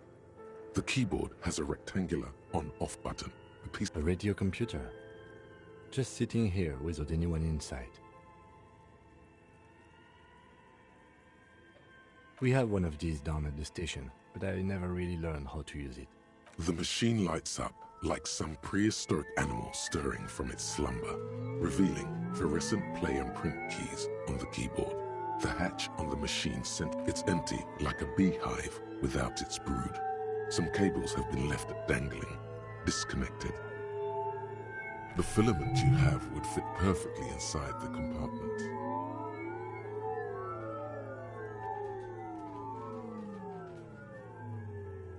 Like a smooth draw, the filament slides into place. On the keyboard, the play key starts blinking. A bar of fabric right above the keyboard starts producing a soft hum. The sound of static seeps through the machine's planar magnetic driver. Have you stirred the ghost of the doomed commercial area from its rest? Could this be its dismembered heart beginning to flutter? The static gets louder, slowly filling up the abandoned hall, until a voice speaks out, crackling and old, cutting into the air. Good morning. Fortress accident en rue de Saint-Ghislaine. This is East Insulindian Capita Station 1. Please repeat. Is this the production schedule?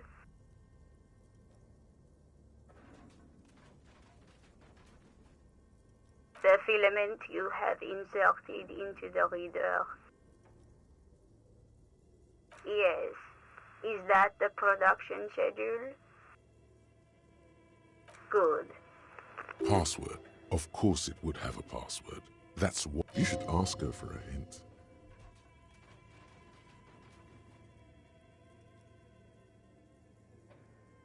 No. A hint system is not part of the protocol for a repeater station. Still no. I am contractually obliged to protect the privacy of the filament holder for trust. I'm afraid we are not doing that, unless we want to. Now, can you please repeat the password? Proceed. Don't worry. Passwords have a way of turning up. Fortress accident. Is there anything else I can do for you today? Good. Proceed. Don't worry. Fortress accident. Is there a Fortress accident? Is the company on whose name the terminal you... One moment. Fortress accident SCA produces revolutionary interactive call-in radio games. That's not bad. Any other questions? Yes, I am alive. She repeats passwords. Programming people are all paranoid.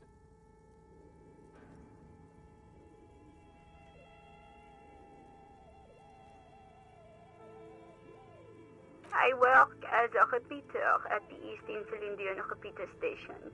It's my job to know. As for me, well, I am sitting... Doesn't it get lonely, sitting there all by herself? Lonely? Why would it get lonely? That's why she does. Now, please tell me if there's thank you and goodbye.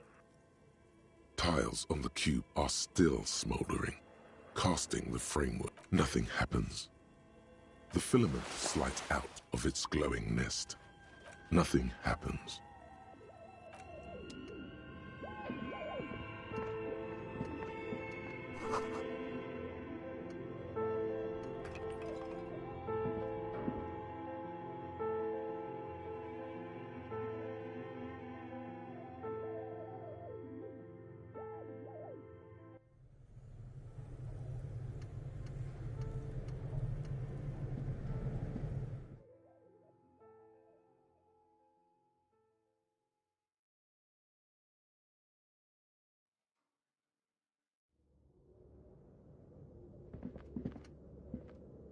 This old fireplace is covered in lines drawn in blue and red marker.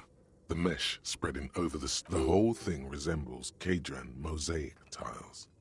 Very pedantic.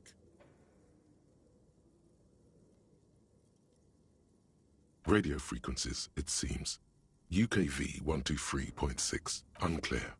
It looks like a cardiovascular system split into veins and capillaries. Very advanced. You think so? The web is comprised of radio stations, all lead back to one red heart, titled The Game Master Frequency. A note says, this one can listen in on any station it wants. Someone very important, the leader of a massive on-air game built by these people. A conductor for the hundreds of story threads that pass through the Game Master's frequency. Whoever decides to call in to a call-in, all of this is gone, left unrealized. There's no way a little basement studio working here. My God. It's as if the less money they had, the more ambitious their project became. The schedule. I know doom when I see it. The company was running out of funding.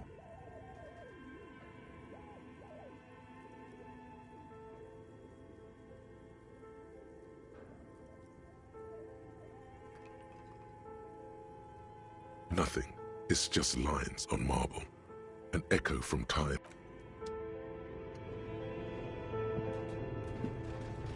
Your flashlight slides over an old green chalkboard covered in scribbles, sketches, and schemes like some ancient cave mural.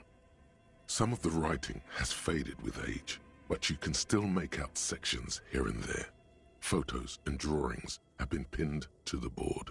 These lithe, pointy-eared creatures appear to be different types of welkins. You make out autumnal candle welkins, casting, wax, translucent welkins, with organs shining. Who are all those creatures? You should adopt one of those welkins as your persona. One of the welkins, towering among the rest, appears to be different, however. It's Vara Hamira, a high welkin, his face white and scarred like cracked marble. This is clearly a welkin. The Haldor, the Twarg, the humans, and even headless men, all of them, purged. Imagine a world filled. An inordinate amount of time has gone into drawing these little welkin creatures. Some people really like building a world, I think, even if it's just for a game. This looks like concept art for a project. It's not really real. Political commentary. That one has a great beard, too. Just look at those details. And for what? The photo collage depicts barren, icy landscapes wrapped in perpetual night. You see permafrost and glacial landforms. Entire oceans have been frozen from shore to shore. There are pictures of settlement. You see primitive oil rigs built into glaciers, boreal dvorg, yurts under the snow. Albeit dark and cold, this vision also feels cozy in its own way, like eggnog or morphine. A pinned postcard reads, "The heat death scenario, a desperate fight for geothermal energy engulfs the world as Wirral becomes untethered from its sun, drifting through the universe." This is a monthly calendar from the year 50. Cryptic words like sprint, daily minimi, and GPI span the marker-drawn grid, the grand scheme of production and money. Minimi stands for a mini-meeting. It's part of a bigger framework for managing work called RUN. Station 41 tried to implement it. As time goes on, the numbers in the boxes grow rarer and rarer. The board looks like they didn't make it. A note in the bottom left corner of the handwriting is only partly legible, but you can still make out 3 slogans: Call in, Tune out, Wirral Untethered, and Heat Death of the Universe.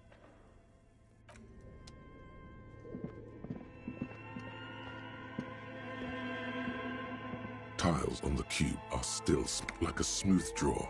The filaments, the speaker. Good afternoon. Please repeat. Good. Proceed. Don't worry. Fortress accident. Thank. Tiles on the cube are still smoke.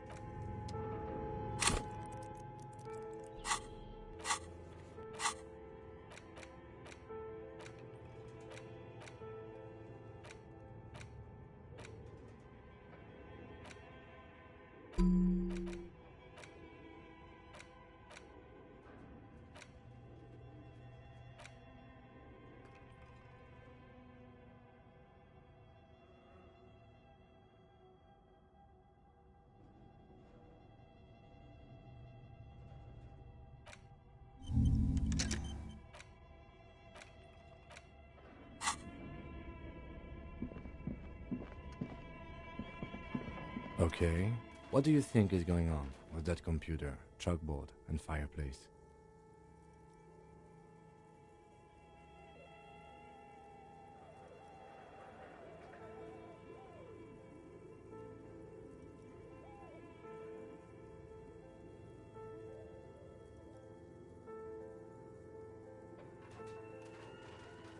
Yes, that is the question. It looks like one of those popular pen and paper role-playing games, only these people were trying to... Utter madness, he thinks, as a compliment. Through call-in stations, none of the players have to be physically present. Anyone in the world can participate in the game, as long as they have a two-way radio. Then there's the Game Master frequency that listens in on the smaller call-in stations. I think that was supposed to coordinate the stories, functioning as a master of ceremonies of sorts. Through calling, then there's the Game Master, not to my knowledge. They make automated games in Graz, Messina, Königstein, Not in Revachol West. But I don't think anyone has attempted to create an interisolary game before. We just don't have the technology. Indeed, those Welkins are a dead giveaway. Role-playing people love that stuff. The world looks like a modified version of the WeWorld board game, with hid— Super cool. Someone should give them millions of real immediately. No idea. They stopped filling out the schedule on the chalkboard. Indeed, it's ambitious and untethered from reality, but...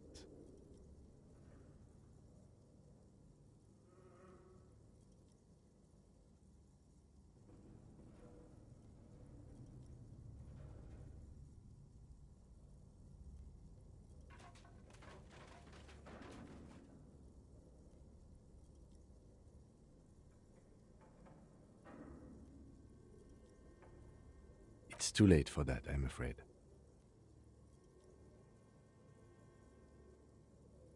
Okay, let's keep...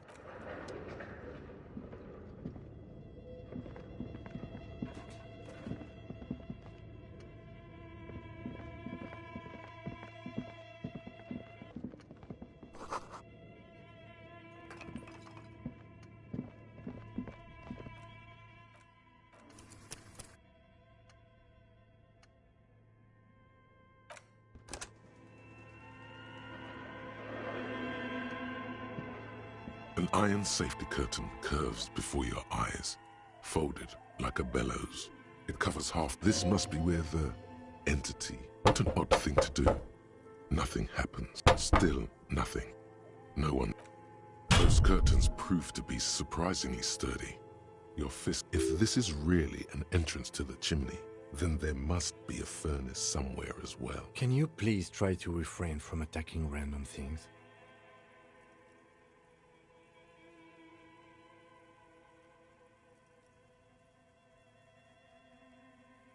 Why do you think there's something on the other side, necessarily? In any case, there's no way we can get in right now.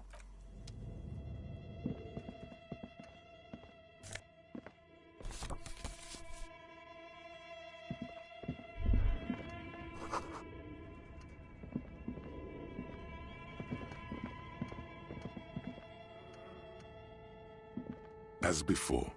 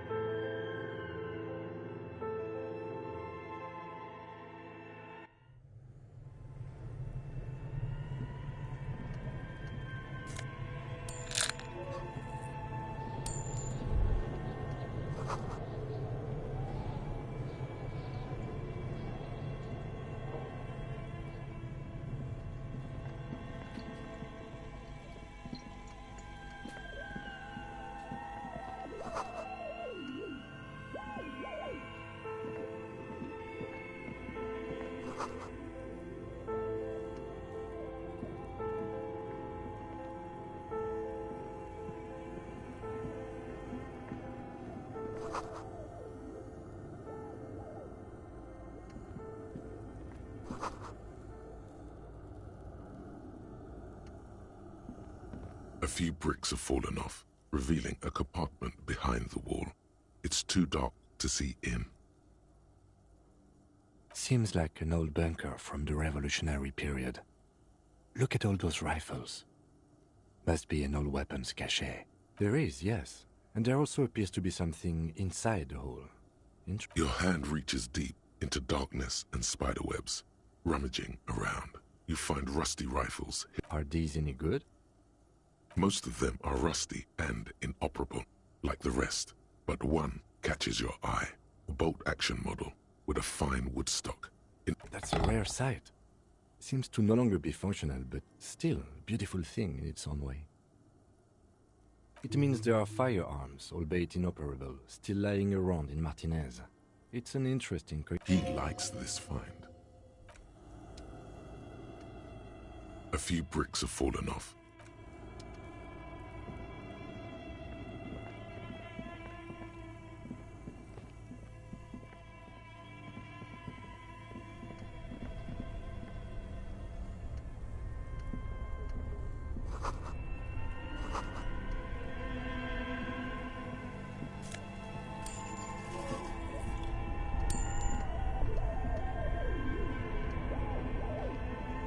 2 cables are plugged into the breaker box. The red one... Don't rip the red one out. You'll awaken the...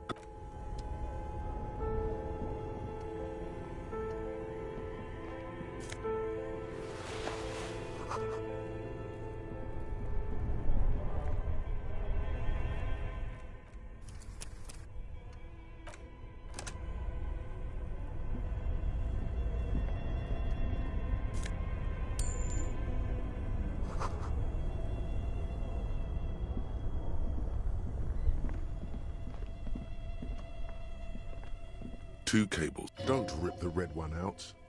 You'll... An electric sizzle.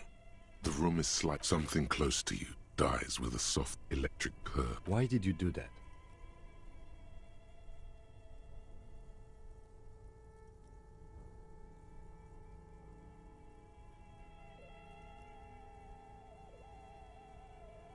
The lieutenant raises his brows, but doesn't say anything. Somewhere in the dark, a giant electrical mammal stirs to life. Somewhere, a machine hums along with the current, happy and contented.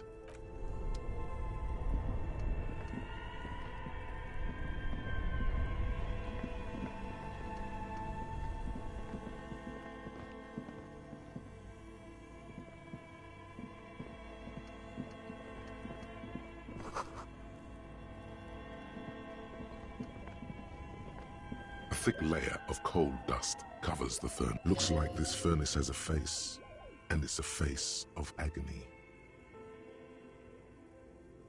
Looks like it. Looks like an old central furnace used to heat the building. It's connected to the chimney. No one has used it in ages. No signs of any... It's dark and grimy here. In the darkness you can hear chatter. It's coming from above. A voice, or several voices. What are you doing?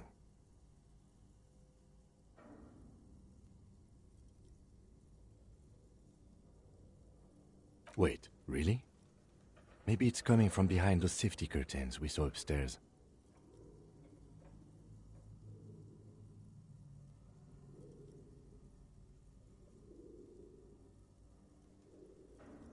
You're right. The rooms do look like they're connected, but malignant entities don't exist. Always has to be the skeptic, this man.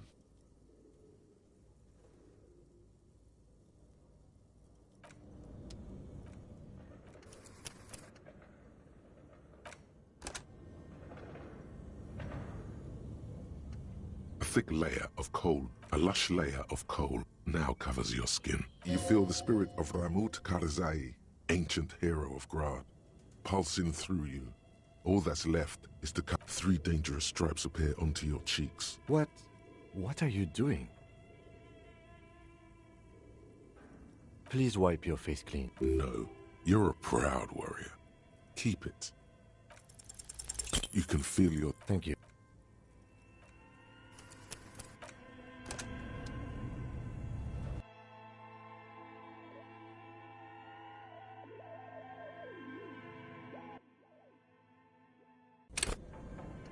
A thick layer of coal dust covers the furnace, coloring it pitch black.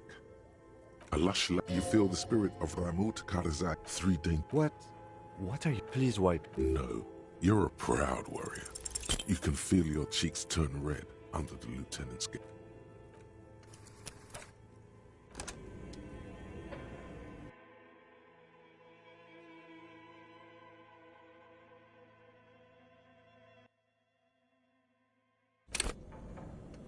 A thick layer of coal dust. A lush you feel the spirit of 3 What? Please wipe. No, you're a proud warrior. You can feel your cheeks.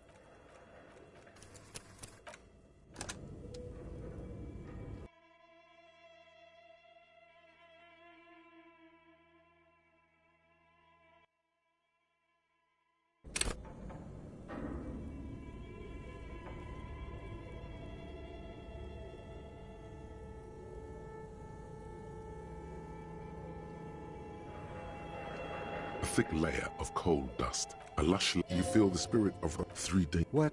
Please wipe. No, you're a proud warrior. These 3 stripes give you strength in this dangerous realm. It would be foolish to remove them. And this protects you.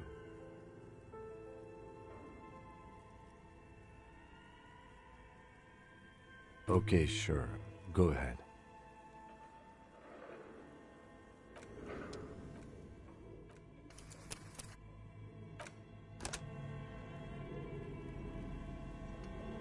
A thick layer of coal dust covers the...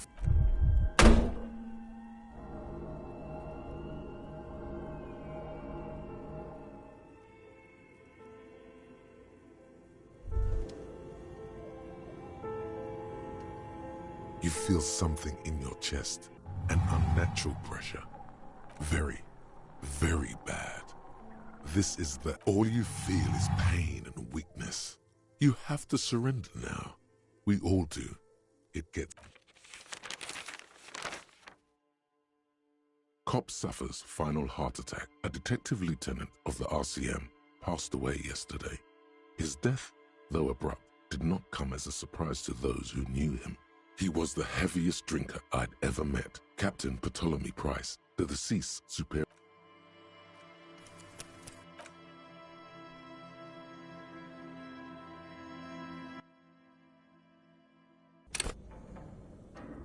A thick layer of coal dust covers the furnace, coloring it pitch. Something breaks loose in you. A mighty bellow echoes throughout. Hello? You've awakened the entity. Hello? Did you say anything?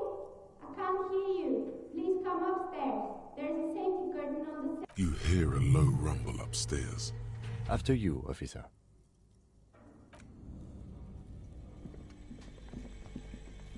You see a terrifying ice bear with a strange compartment. The bear looks oddly realistic. Is it taxidermy? The lieutenant doesn't answer. His eyes are glued to the animal. A gust of freezing cold air rushes to greet you. You hear a low grumble as the lieutenant takes a peek inside. His hand has found the holster of his gun. Of course, just a giant ice bear-shaped fridge. Let's take a look inside. The shelves are empty. All you see are crumpled ice cream wrappers with the brand name, Revachol Ice City. A handwritten note. You pocket the note and the little fridge magnets keeping it on the door.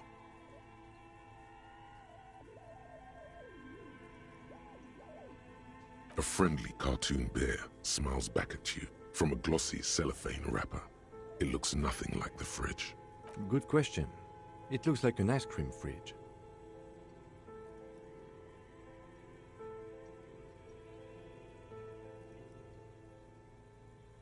I know. What an unfortunate marketing choice. What is even worse, the bear is still costing them money to this day. The fridge buzzes with energy. The electricity bill on this thing must be...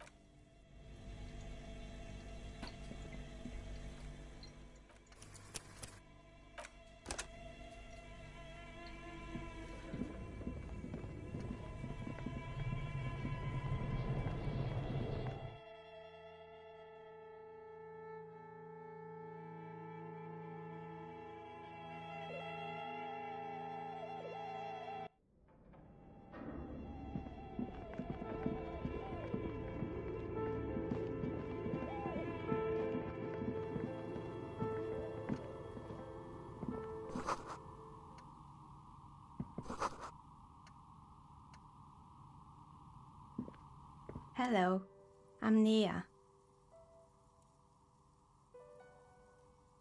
Did you try knocking on my window? I must have missed you. I've been listening to my Milius.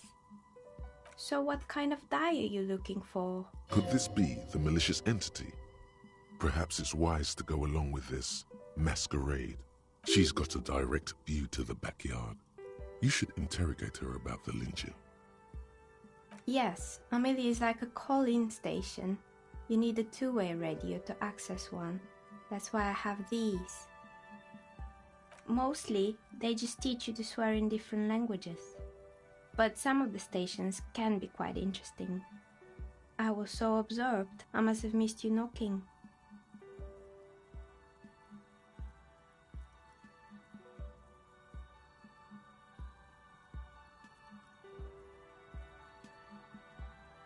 I'm a novelty dice maker. Tell me the name of your role-playing system and I'll make the die you need.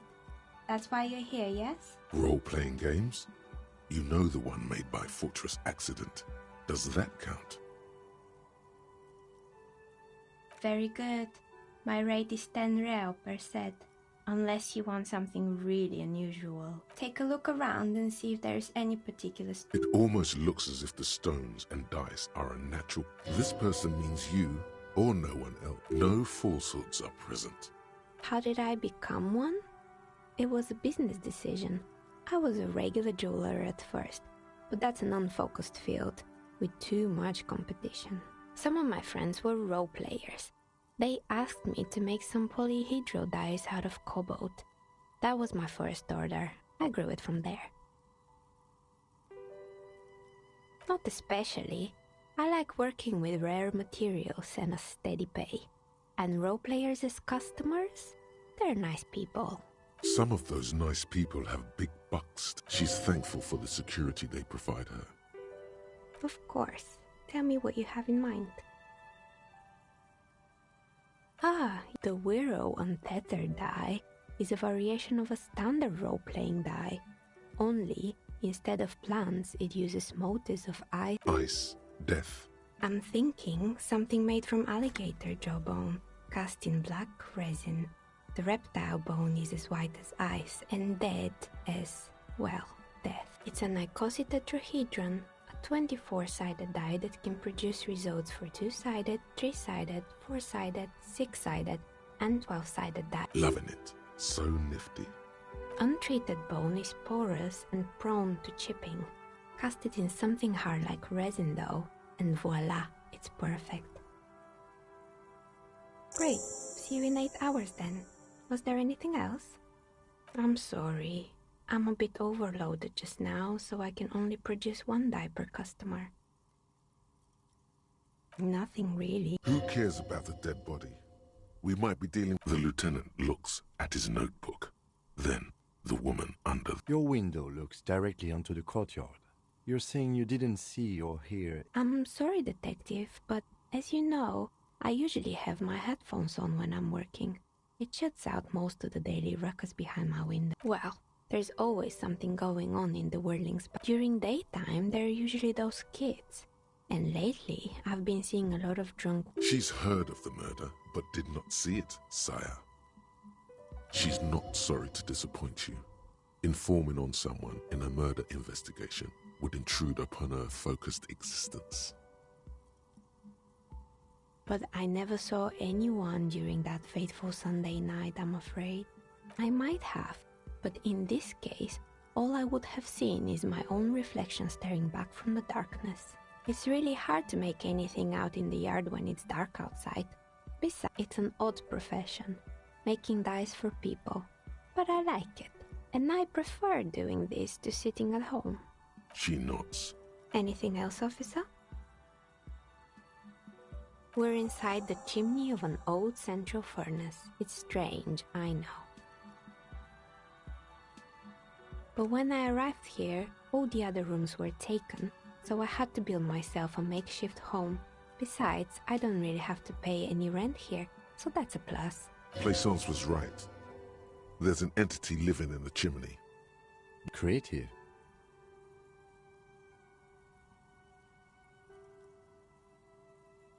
I've heard the stories, but I don't think those stories are true.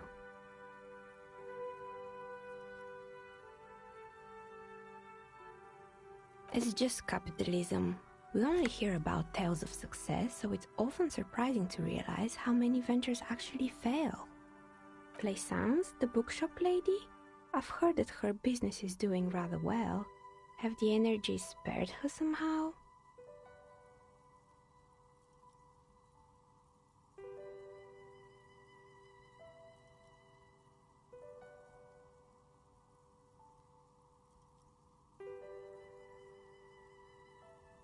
All right.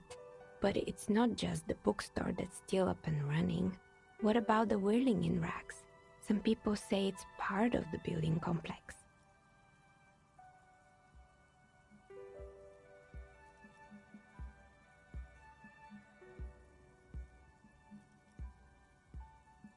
And then there is me.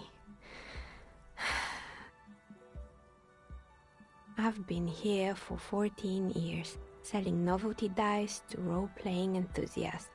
Not exactly a million. Maybe it's just because she's so talented that she's been able to woo the curse.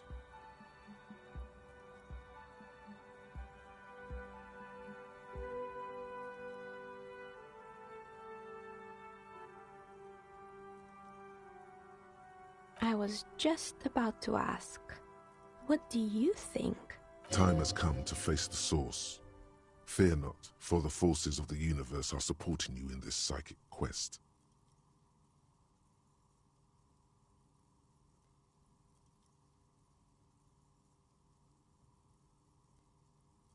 Exactly. Truth is always so disappointingly mundane, but I'm glad we got this sorted out. And That's all she has to say on the subject. She's been thorough. Plaisance is not going to like what you have to tell her. More or less. Are you interested in anyone specific? Oh, quite a lot of them spring to mind. Yes, I think it was called Androgynous Orlando or something similar. They weren't a big hit around here.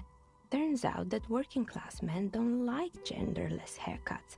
They're scared of that word. A bit of experimenting every now and then isn't. It's not about the haircut. It's about the confidence.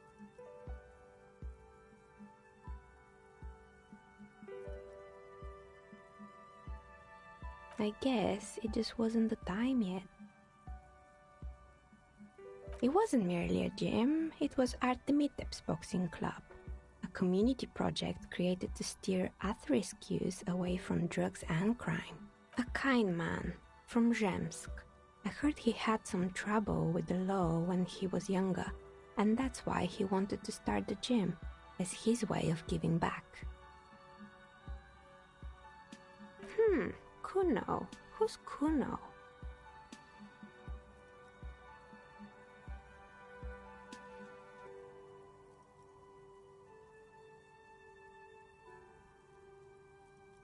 Oh yes, you mean the kid with the sailor's mouth?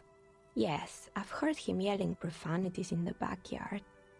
I think it would take more than a gym to help that kid.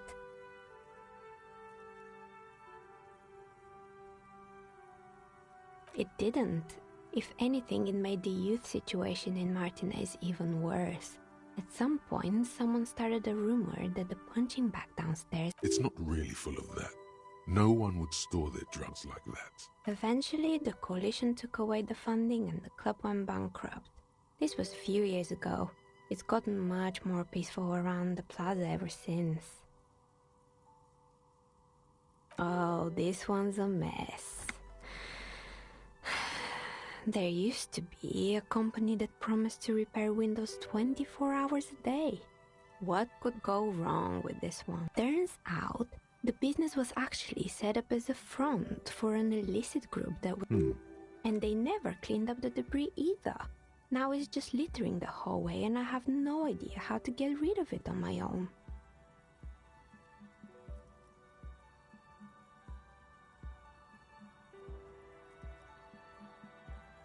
It's a sub-Rosa radio station that broadcasts real murders with real victims. Some people pay good money to get off on it. Nothing changes in her tone as she says that.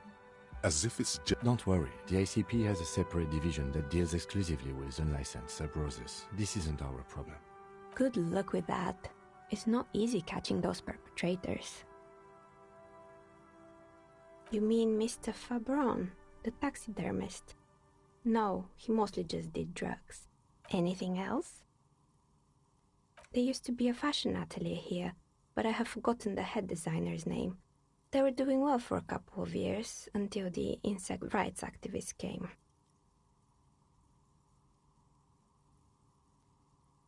Yeah, the atelier didn't know it either. They produced a certain collection that used chitin among the materials. Apparently chitin is made in the Occident, where it's extracted. And you know how all kinds of political movements are big in the Occident. The activists shut down the biggest chitin supplier, which of course caused the price to skyrocket. And, naturally, all the most fashionable tastemakers refused to be seen in chitin from then on. The atelier went bankrupt before they could finish the collection.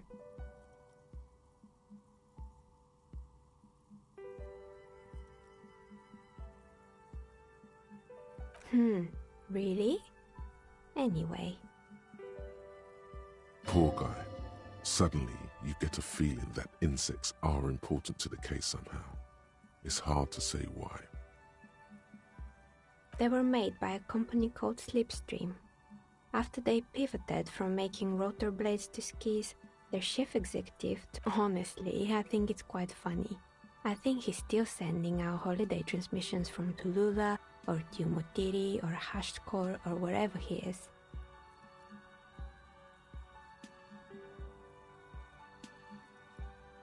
The usual, I imagine.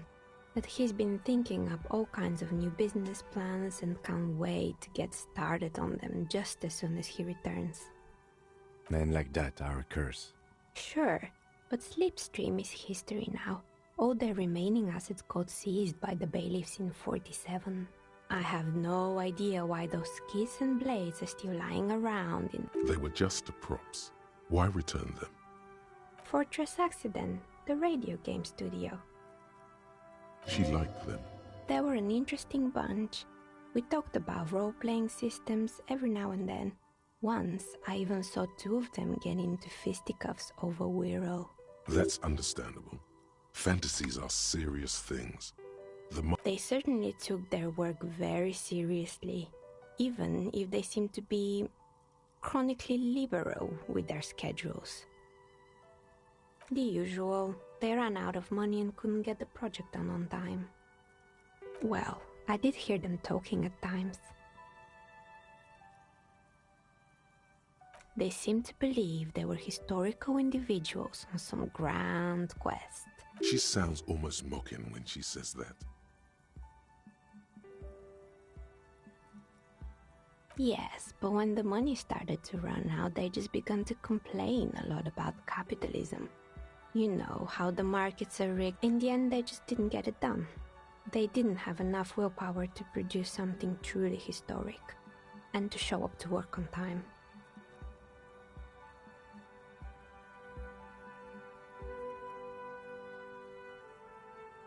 Not the wisest decision. You would have lost all your savings. The dice is black and filled with little... Anything else? Oh boy, the fabled Revachol ICT. You're in for a treat here. The place was owned by two guys who had some rather innovative ideas about marketing. The bear was one of them. Now ask me about their other ideas. Indeed. What were the other ideas? There was really just one, and it involved picking out the prettiest girls in the neighborhood and paying them 20 cents per hour to man the booth. And by man the booth, I mean slump behind the counter with a face that could maim you if you ever dared to disturb their bored... Sounds like she really didn't like... Fritta does the same thing.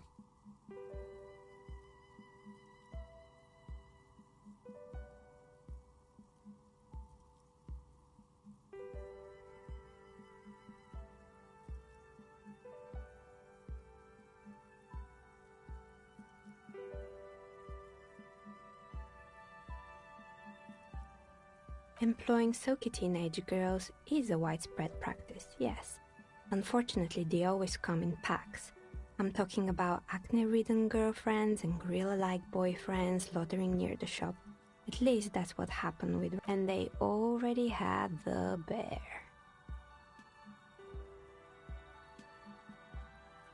Of course not. The bear was terrifying. No one wants ice cream guarded by a hostile apex predator. To make matters worse, the fridge didn't work too well either. Eventually, Revachol ICT lost the price war to its rival. Class A 5,000. Class A 5,000 sold caramel sundaes for only 5 cents a piece, out of regular fridges.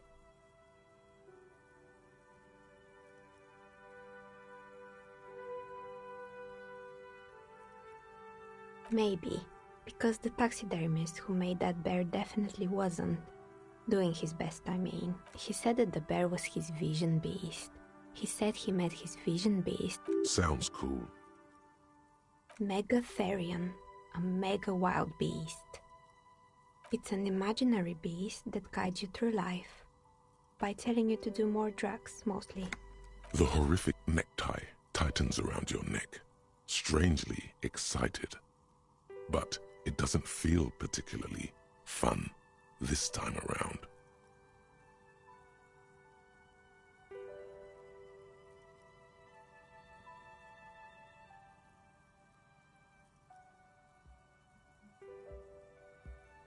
Understandable. You shouldn't do them. You're a police officer after all. Anyway, now you know the story of the fallen ice cream empire. Anything else? Another failed business, perhaps? I've been here for a long time. Oh, right. I hope you didn't try to ring me. I think none of those doorbells work, including mine. I'm still in the middle of... The doorbell with the empty name card must belong to her then. That's right. I haven't even written my name there. As I said, it's quite useless right now. It doesn't work yet. You could say so. Both houses were built at the same time and under the East Delta Commerce Center project. That explains why you can call the whirling from the intercom. Albeit, I doubt it. If the whirling is part of the same building, then it's part of the doomed commercial area. Right. It used to be a gaming arcade. This is an ancient failure, before my time. I'm not surprised. My advice, don't base your business on a fad. Hypnotism... Agreed. Pinball is the worst. His disdain for pinball could not be clearer. It can't be true. They don't work here anymore. They've been... Are you sure it was Slipstream SEA? Was it a woman? Maybe it was Plaisance from the bookstore. Oh, right. But did this person... Tricentennial Electrics? It used to be a major electric company 100 years ago. No, it was something else. It was too real to be just a prank. Whatever happened, keep your cool. It's probably better to admit that it was a harmless prank.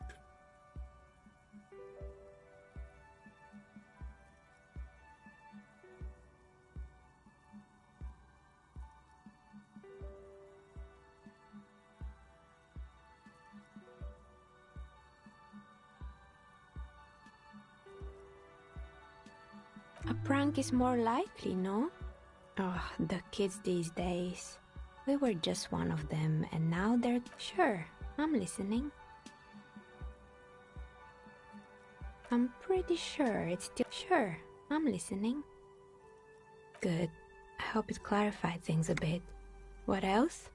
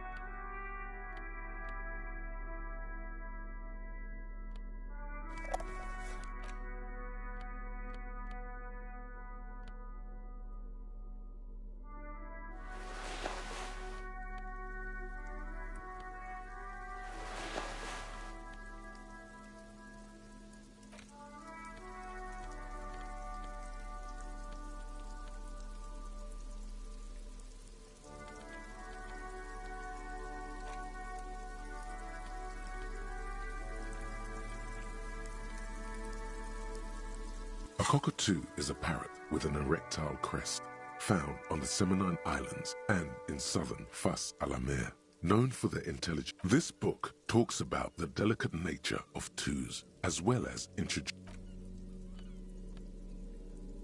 The worn map features the patchwork grid of the streets of Martinaise. Your finger moves through the various streets, finally coming to a halt on the spot. For a more detailed view of the map, the note is... Does it say anything interesting?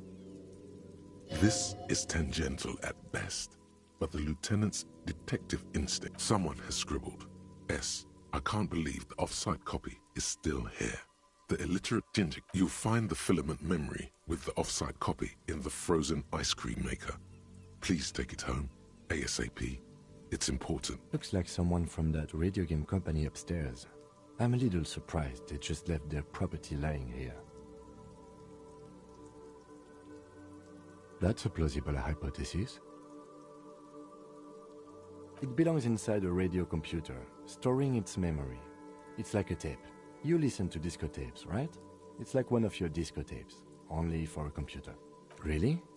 You don't have a single guess? Oh, I'm sure that child would love to get his hands on the filament memory. Even if he doesn't know what to do with it, he'd probably try to pawn it for speed, based on our encounter. I don't know.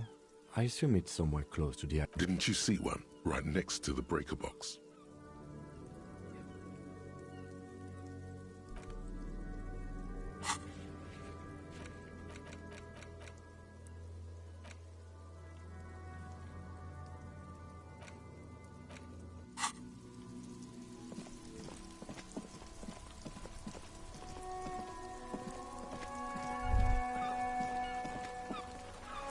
There. Working class drunk. You know what this means, right? Cracked it. All in a good day's work. What do you mean, what did I crack? Look at how working class that drunk is. Yes, and you found him. Now, didn't she repeatedly tell you her husband isn't, but he is missing? You heard her. There's no need for champagne when there's honor, recruit. Go and tell the work...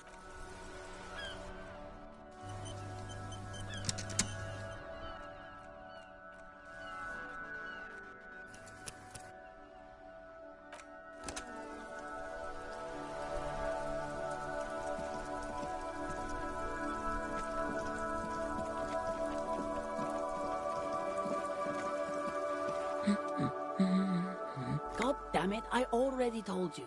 My husband isn't missing. And I specifically added that I didn't need... Very well then. Where is he?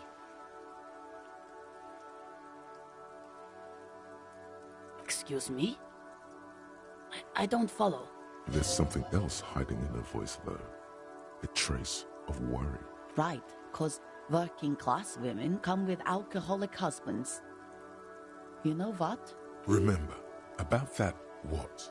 Never ever say what.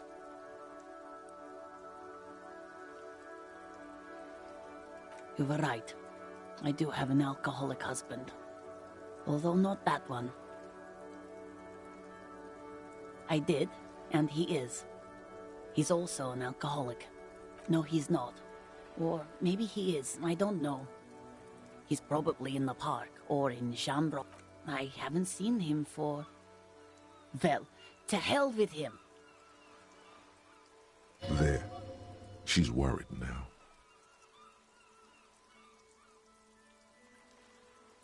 I wouldn't be so sure. Man, just to be completely clear. Report what? He's just out drinking with his friends. I'm sure the police has better things to do than to chase down local goofballs.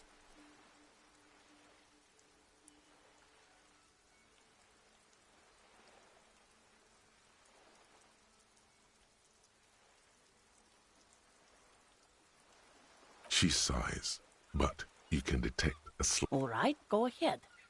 Do you have any questions? Honestly, not that different from you. Oh, thank God, no. It hasn't come down to this yet. Well, he's slightly chubby.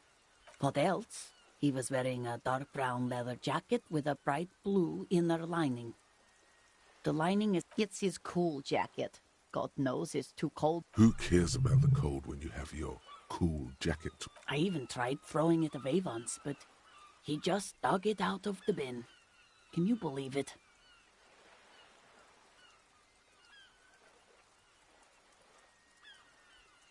Well, what can you do? I hope that at least that extra lining... She's thinking about him out in the cold, in some park, or on the coast. Yesterday morning, he went to the library. He went to retrieve my book, and he promised he'd walk straight back home. Because we talked about this. We talked about not wandering off again. I don't know. Gone for around 36 hours then. Damn, this is a... She turns away from you in an attempt to recover. So you are... She genuinely wants you to know. Don't... Thank you. Please do. Even though I'm sure he will return home. She tries to maintain a brave... I'm sure he will too. When he does, would you let Precinct 57, Kim Kitsuragi, know? I will. Of course, officer. As I... Right. She gives you a short...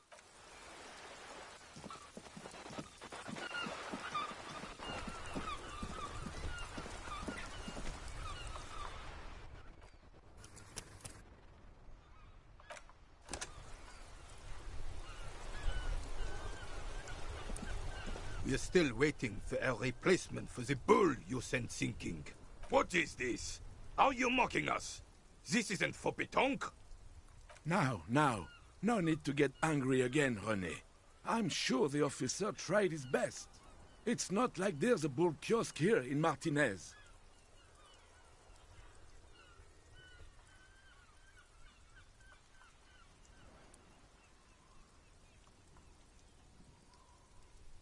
The best, huh? This isn't even a bull. But fine. I guess you did attempt to right your hooliganism. Consider it forgiven. It's a Bell McGrave. 4.46 caliber. This one's inoperable. The bolt spring is missing and the mechanism is jammed shut. Still a beauty. Where did you find her?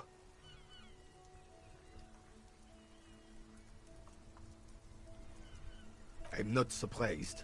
There are probably lots of forgotten wartime weapons lying around here. As for the rifle, I don't know what else to tell you. These BM-446s are an antique. No one uses them anymore. Ah, yes. King Philip III on his steed. A reminder of what Revachol once was. Oh, absolutely. At the mercy of a cocaine-snorting tyrant who emptied the treasury. A superpower, feared and respected. A testament to what this country can be under the leadership of a true king. Someone who knows how to decisively, without fear of offending the sensibilities of the frail and weak-minded among his subjects. This is something the insurgents never understood.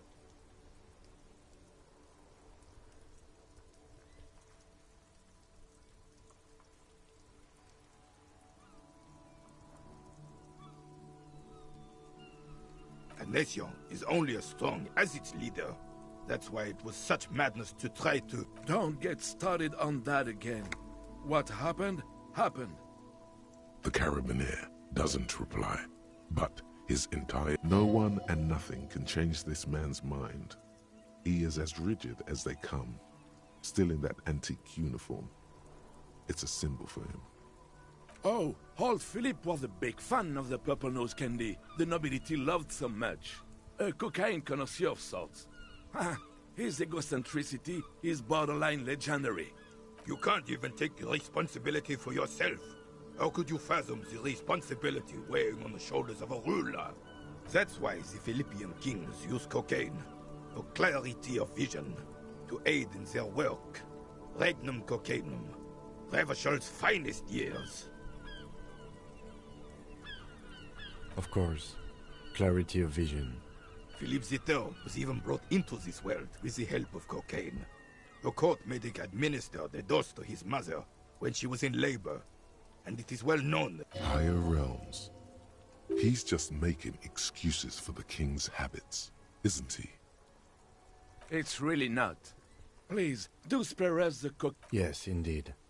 We're not here to investigate the drug trade. Oh, hold. You can't give. That's wise. Of course. Philippe Zito. Higher realms. He's just making excuses for the king's habits, isn't he?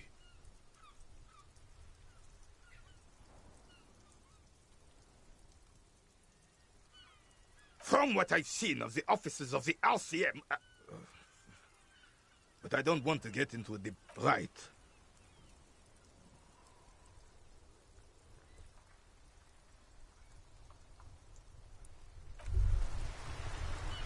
Hey. Psst. Psst. Hey, yes, you. Word on the street is you're ready to start building communism again.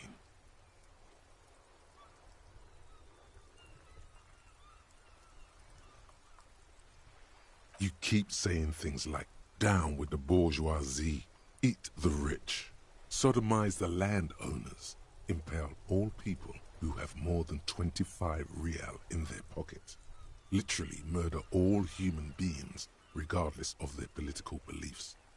That kind of stuff.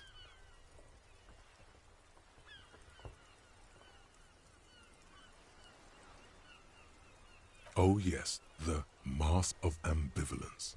Don't deny it. You're about to rip it off and reveal them. Everyone can see that. So tell me, failure. It's about failure. Yes, abject failure. Total, irreversible defeat on all fronts. Absolutely vanquished. Beaten, you alone. Against every living thing. Against every human alive.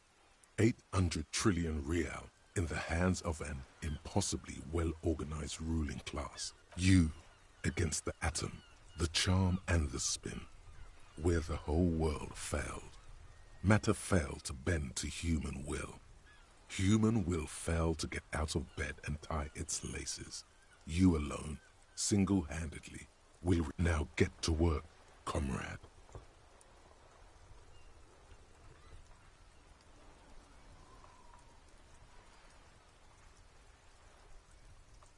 Very well. I guess no one will build communism then. Tell the working man it's no objections. It's mathematically impossible to achieve a classless society. Anyone? Anyone else? There's one. You should build communism. Precisely because it's impossible.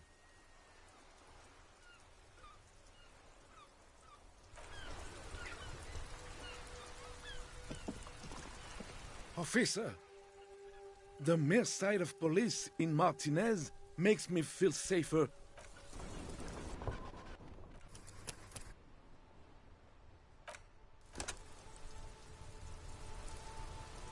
Officer, the mere... A man so principled.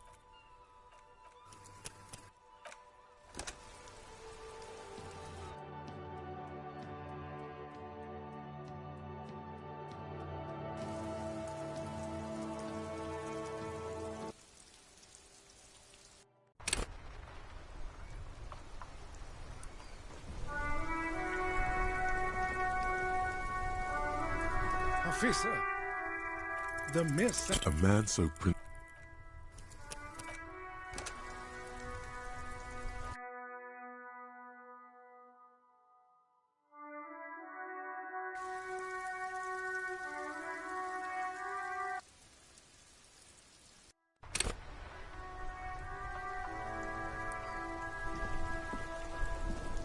Officer, the mist. All right, this is how we're gonna do it.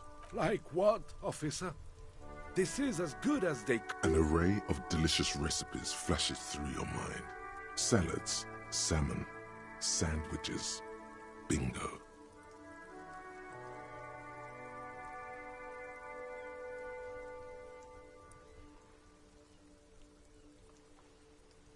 That would certainly have been an improvement.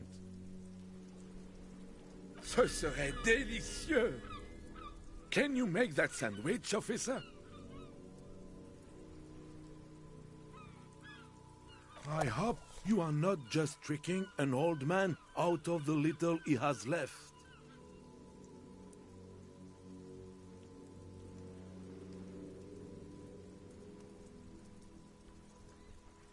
Oh, god of sandwiches, maybe?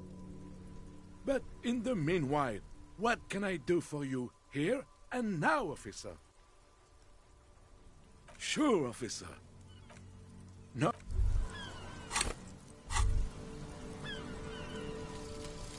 The 15th Indo tribe.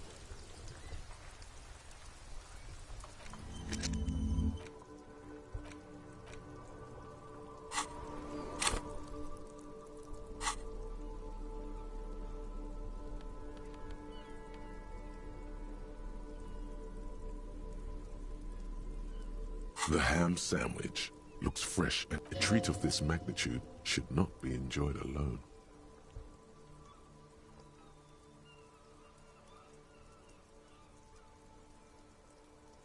I'll pass. Thanks. When you hold something up long enough, some people are compelled to take it. Try it on the lieutenant.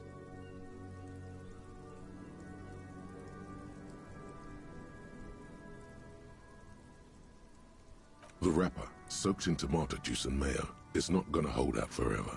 But for now, the sandwich retains its impressive composure.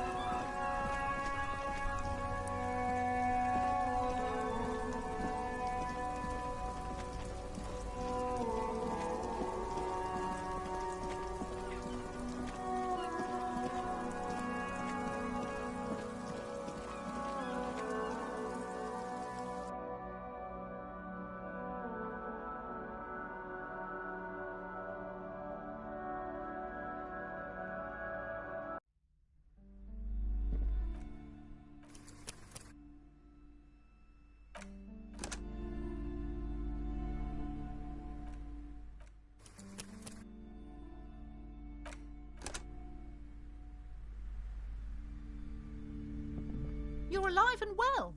Don't keep me waiting now. What's in there? In that dark sarcophagus? Yes, yes? Tell her how ghastly it was. You know it's what she wants to hear.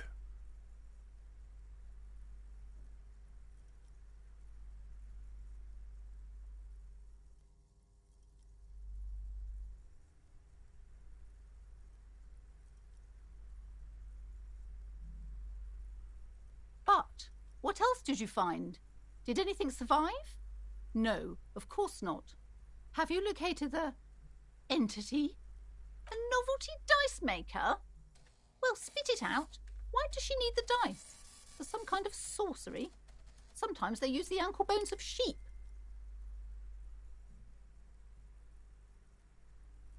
I don't understand. If it's not her, then where is the source of the doom?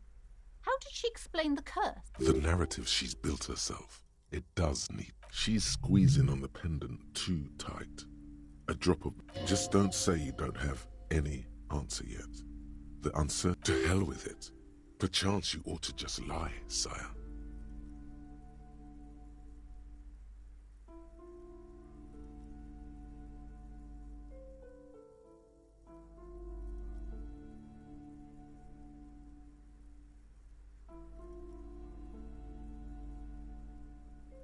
Wait, what?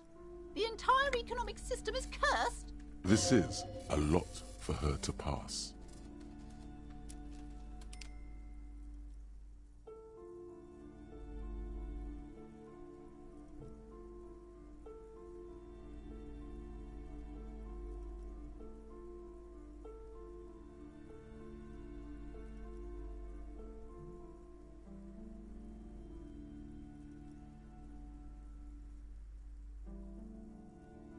Precarious world? Economy? I understand what's going on here. You went in there, rummaged around, and accomplished nothing. And now it's okay. You don't have to. I was wrong to trust another person. I will manage this psychic... As she has to. Thank you for nothing. Please, do buy some books, or be on your way. Wow. Total psychic collapse. There was never any other way this could have gone. She's just too far gone into her own mind. I am sorry we had to disappoint you, ma'am. Can we go now?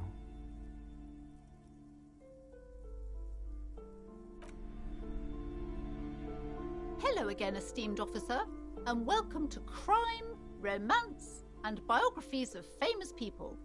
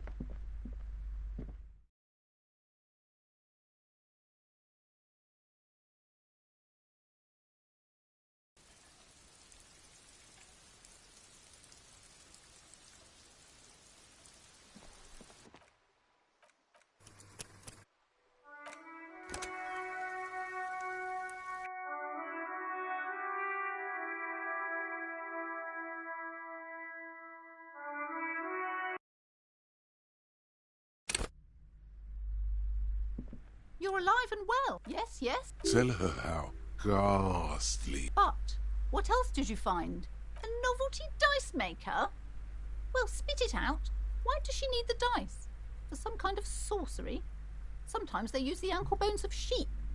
I don't understand. The narrative. She's just don't to hell with it. Perchance you ought to just lie, sire.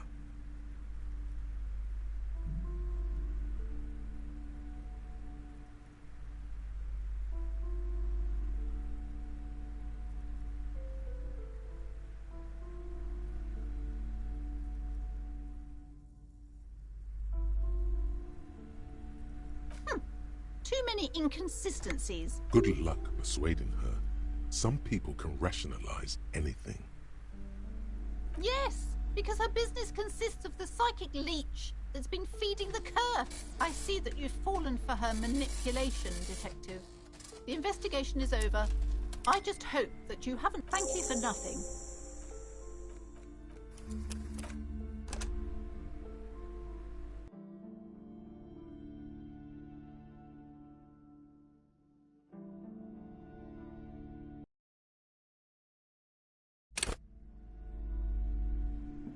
You're alive and well. Yes, yes. Tell her how ghastly it was. You know it's what she wants to hear. But what else did you find? A novelty dice maker? Well, spit it out. Why does she need the dice? For some kind of sorcery? Sometimes they use the ankle bones of sheep. I don't understand. If it's not her... The narrative she's built, she's just to hell with it. Perchance you ought to just lie, sire.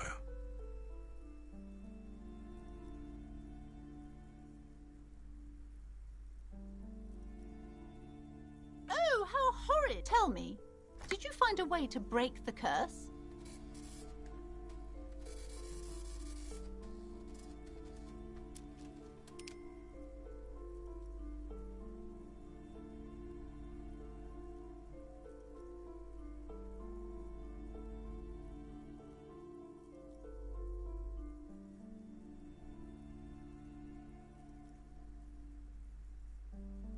Of course.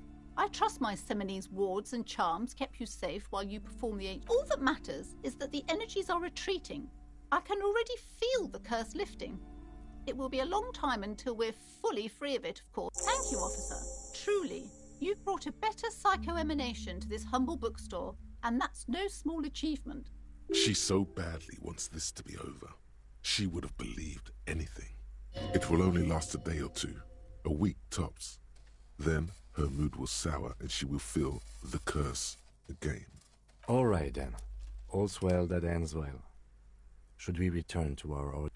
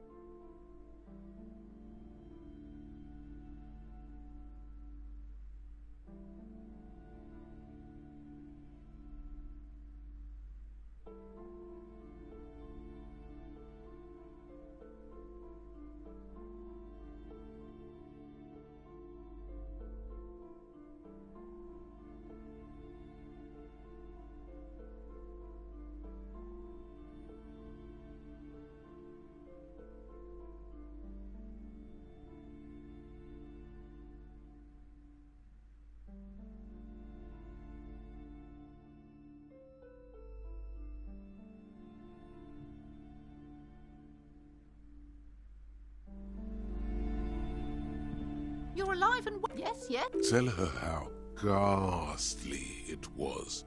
You know it's what she wants to hear.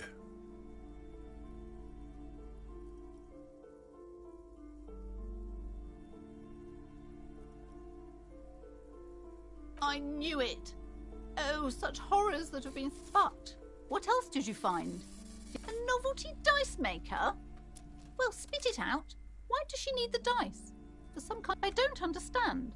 The narrative she's built, just don't say you don't have any. To hell with it. Perchance you ought to just lie, sire.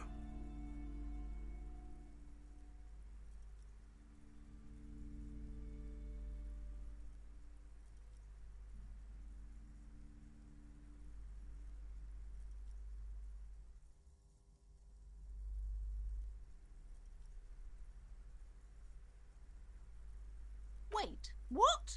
The entire economic... This is a lot for her to pass.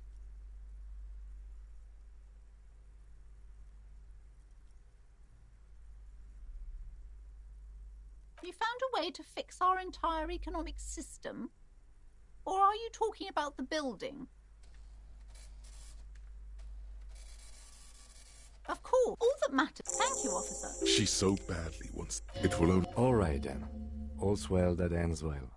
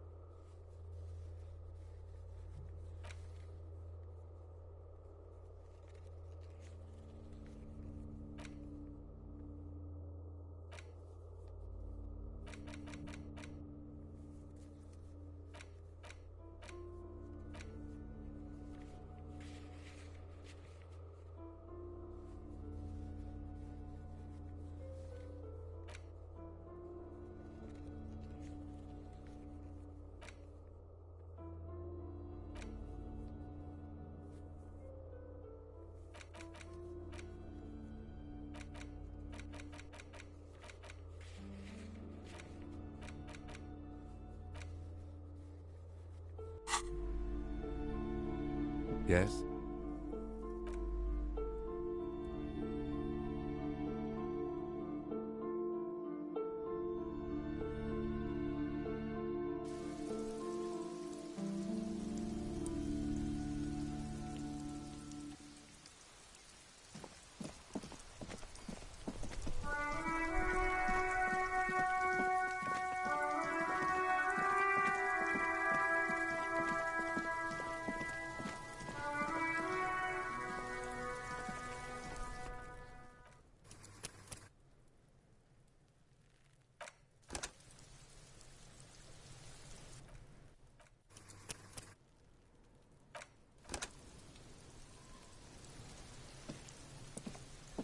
The man before you is naked, but for a pair of underpants and white boots. His skin is marbled with decaying veins and blotched by lividity. On his chest, a fading web of tattoos. The cargo belt used to hang him from the tree looks reinforced.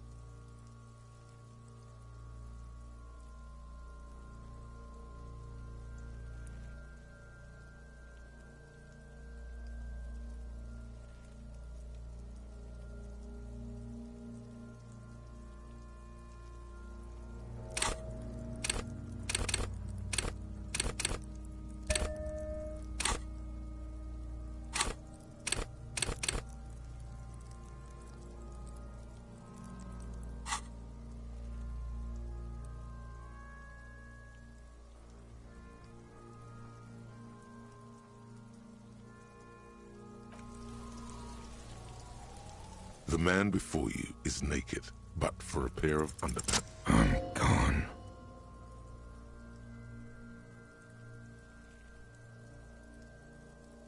Come back later, Corpo. Amuse yourself. The man before you is naked, but for a pair of underpants. Of course. In the past. I'm a joke. Look, a kid. Go ahead. What do you mean? It's the power you imagine. Yeah, man! He loves the... Because you're a copper coming right up. Fuck no. You're no Rooney. No, you d because you have loved it, me and Provoco. Surely, looking at my face, motionless, looking into my eyes. Standing here. Why are you investigating my murder? Something is on its way. Something. Do I remind? A child born with Muller's disease, harlequinism, grown up miraculously.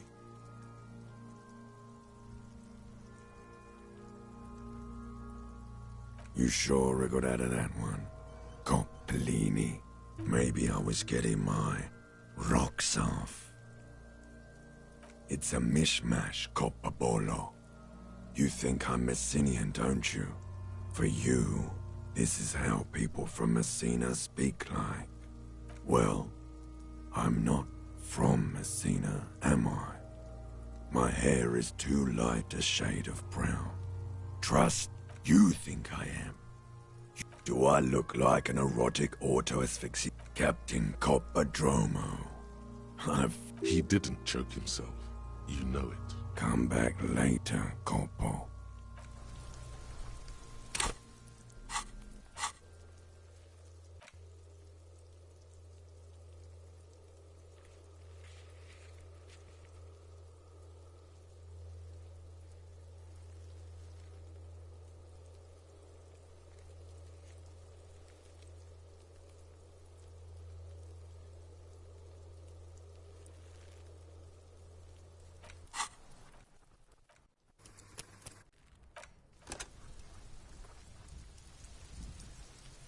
The man before you is naked, but for a pair of underpants and white. He doesn't actually...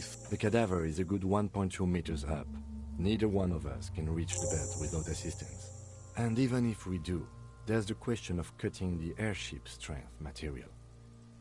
Yeah! How? Where the buckle ties the rope to the branch.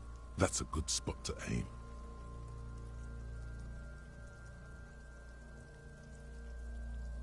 Where? Yeah. No, Mick! The lieutenant is undecided. On one hand, he wants to shoot some gun. On the other, it's an awfully stupid idea. The lieutenant's brow is furrowed. He appears too deep in concentration to eat. What else can we do?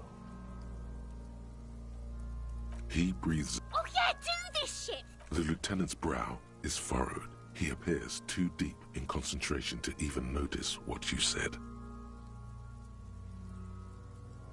Silent, and produces a lightweight firearm.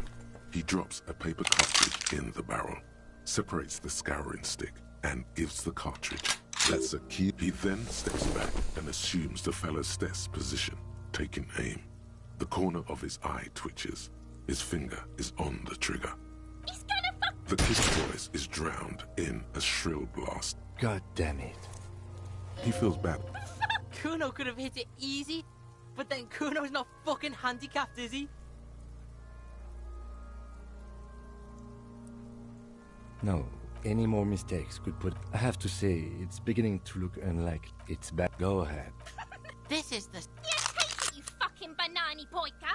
Take it and shoot yourself in the mouth! The cold... The buckle comes... Why don't you just shoot yourself in your mouth? At least you won't miss. You'll feel the slow... Look, he's crying! You gonna cry now, fucking faggoty?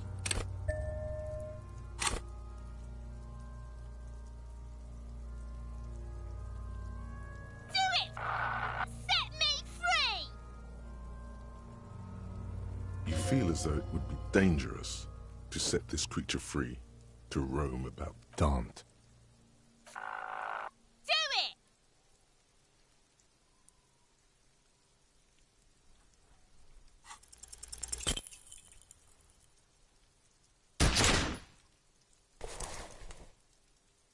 You hear an explosion within the weapon in your hands. The branches of the pine tree behind the girl shake. A plume of smoke has erupted from the barrel. The little monstrosity stands in the cloud. Her face, she is disappointed, trapped, entangled in this world. You fucking learn to shit! Whoa, see? Pig tried to shoot you. You're alive? Yes, Kuno! My liege, it may be possible to spin this as some sort of, pedagogical exercise.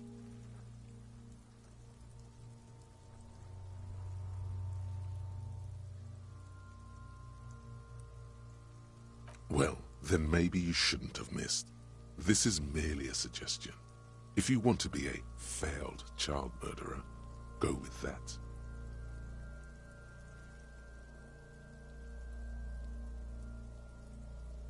You sense nylon moving somewhere to your left. There's motion in your peripherals. Then it's already... The gun has left your hand, still numb from the recoil. I think you're underestimating the gravity of this situation, officer. We need to take a breather from this scene, now. We need to access the harbor and ask the leader of the Union to have it taken down. They have the tools, and they have men. I did not want us to be indebted to Everard Clare. I wanted... You need to suck my dick!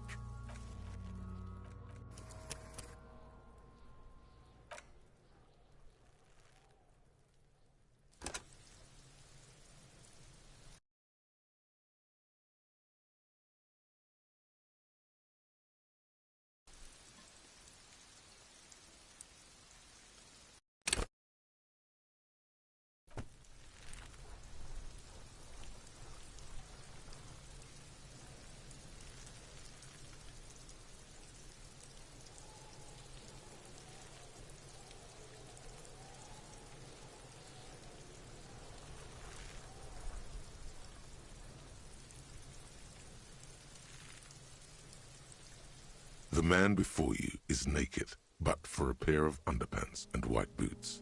His skin is marbled with decaying veins and blotched by lividity. On his chest, a fading web of tattoos. The cargo belt used to hang him from the tree looks reinforced.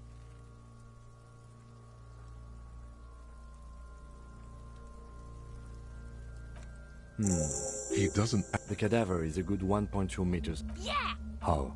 Where the buckle ties the rope to the branch. That's a good spot to aim. Where? Yeah. They'll miss. The lieutenant is undecided. On one hand, he silence and produces a lightweight firearm. He drops a paper cartridge in the barrel, separates the scouring stick, and gives the cartridge 5 tucks. That's a key. He then steps back and assumes the fellow's desk position, taking aim. The corner of his eye twitches. His finger is on the trigger. He's gonna fucking miss.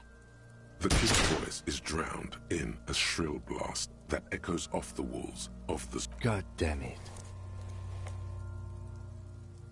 He feels bad. Kuno could have hit it easy, but then Kuno's not fucking... No, any more mistakes could put... I have to say, it's beginning... It's... Go ahead. This is the... Yeah, take it, you fucking banana. The cold... The buckle comes in. Why don't you just shoot yourself in your mouth? At least... Your feet are slow. Look, he's crying. Do it. Set me free.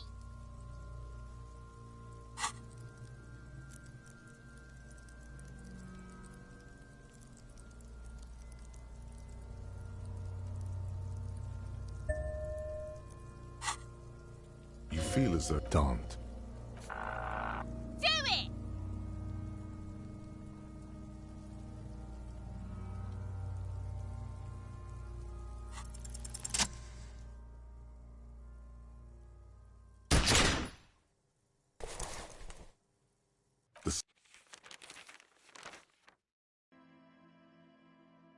District in mourning. Burned out cop shoots child. Yesterday, in the district of Martinez, a deranged law official from the paramilitary outfit that calls itself the Revachol Citizens Militia shot and killed 10-year-old Kunoes Vitalainen. Locals are in shock. He was out of control, said Lawrence Scott, local hostel and cafeteria manager.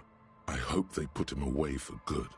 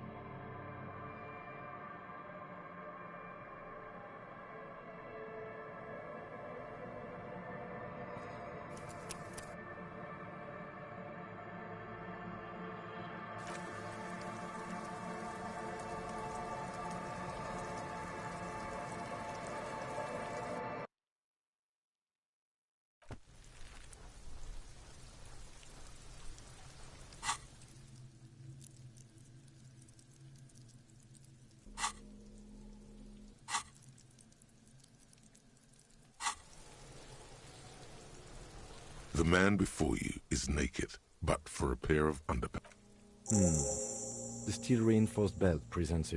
He doesn't actually... The cadaver is a good 1.2 meters up. Someone else? What was that about? Processing, then? Weren't they supposed to take care of the boot? No. Think of the... I know it's hard, but I assure you, the others won't come to climb up there. There has to be a less risky way. With less... We are not getting him down already. Not getting him down is a task that's already accomplished. Sadly, it's not our job. How do you plan to get him down, then? With social sensibility? Are you going to educate him down? Yeah! How? Where the buckle ties the rope to the branch. Where? Yeah! They'll miss! The lieutenant is undecided. On one hand, he wants to shoot some gun. On the other, it's an awfully stupid idea. The lieutenant's brow is furrowed. He appears too deep in concentration to even notice what you said.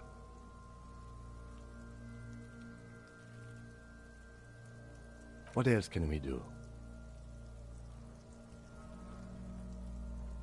He breathed. Oh yeah, do this shit! Fuck it up!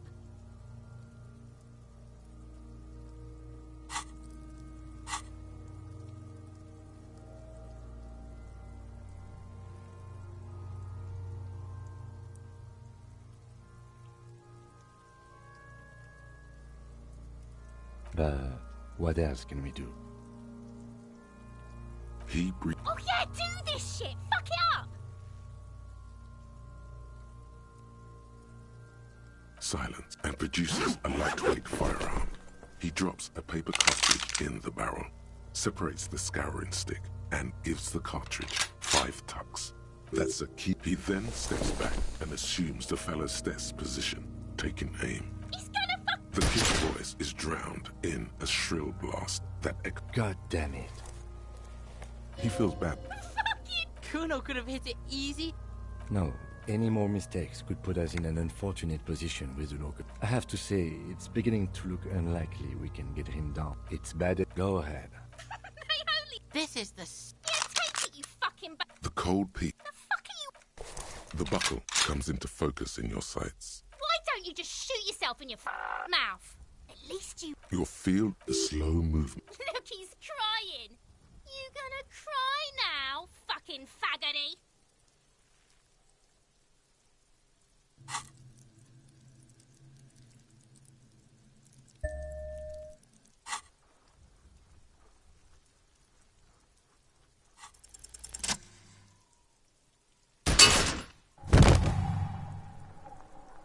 The buckle explodes into tiny pieces, coming loose with a whir. With your hand numb from the recoil, you look at the body slumped down, looking straight at you, helpless, trapped within itself. Communism. It takes a millisecond for the association to flash within your cortex. You have no idea where it's coming from.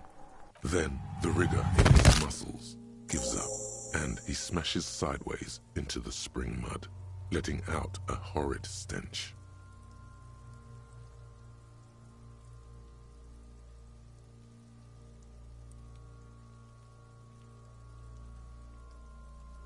Ace is high. The Ace is High, a custom invented by the aerostatic brigades during the revolution, is used to celebrate success in Revachol, especially in sports. The gesture is...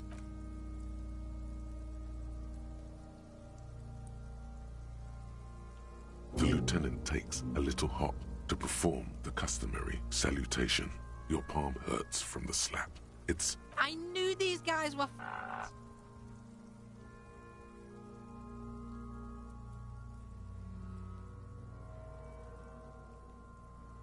We will perform a field autopsy and determine the cause of death. But before... Excuse me. It looks like I feel like taking a break from the stench. I'm sorry to interrupt the jubilations here. Just a little breather before we do the autopsy. In the meantime, we should try to interview Evrard Clare, the leader of the Union. Harbor property was clearly used in the hanging. The harbor just east of here. Getting in might prove a challenge, though. I would also suggest we interview Joyce, the Wild Pines representative. But we've already done that, so good for us. 1 down, 1 to go. Yes. And those were the interviews.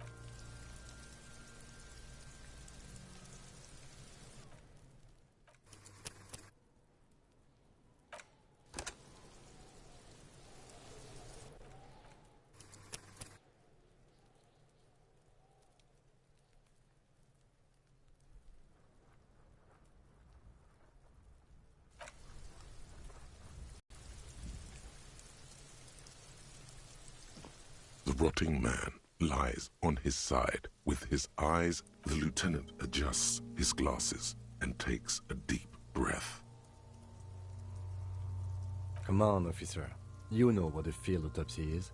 You've done 100 of them. What you do know is, at 18.9 kilometers, the dormant shield volcano, Corpus Mundi, is the world's highest summit, and the failure of the 38 single, Et puis descend, to crack the top 20 was the death knell of disco. You must have me confused with the Copperpedia. You, sir, you are the Copperpedia.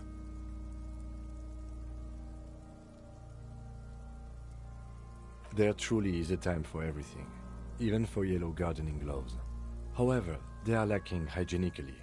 I suggest you get in there in limited capacity.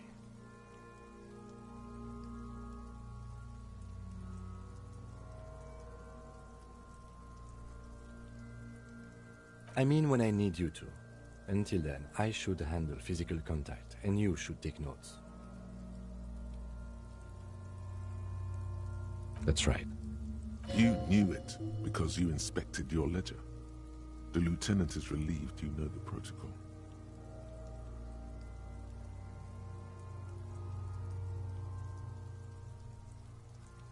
The dead man stares in silence as you crack open the ledger. The bright red paper is covered in boxes and lists. Above those, an 11-field info form needs filling out first. It begins with... That's you. The corpse is indifferent to your scribblings, just lies there. The next box says... KK57-08. KK equals Kim Kitsuragi. 57 equals Precinct 57. Followed by, that's because he doesn't want to bring up the messy question of your initials.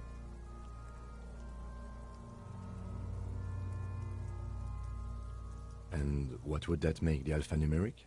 HDB 41 0803 1111. It's meaningful. 1015. It's understated.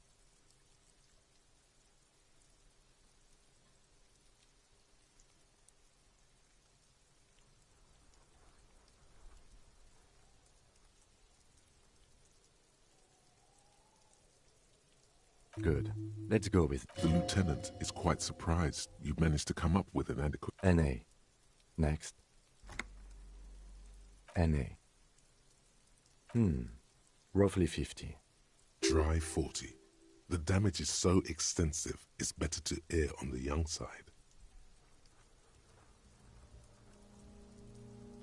He nods. Mondial. Fair to olive-skinned, from the Isola of Mwindi. This is as vague as it gets. You might as well. The pudgy mess of curdled meat looks neither mondial. Fucky! Male. Pigs can have sex!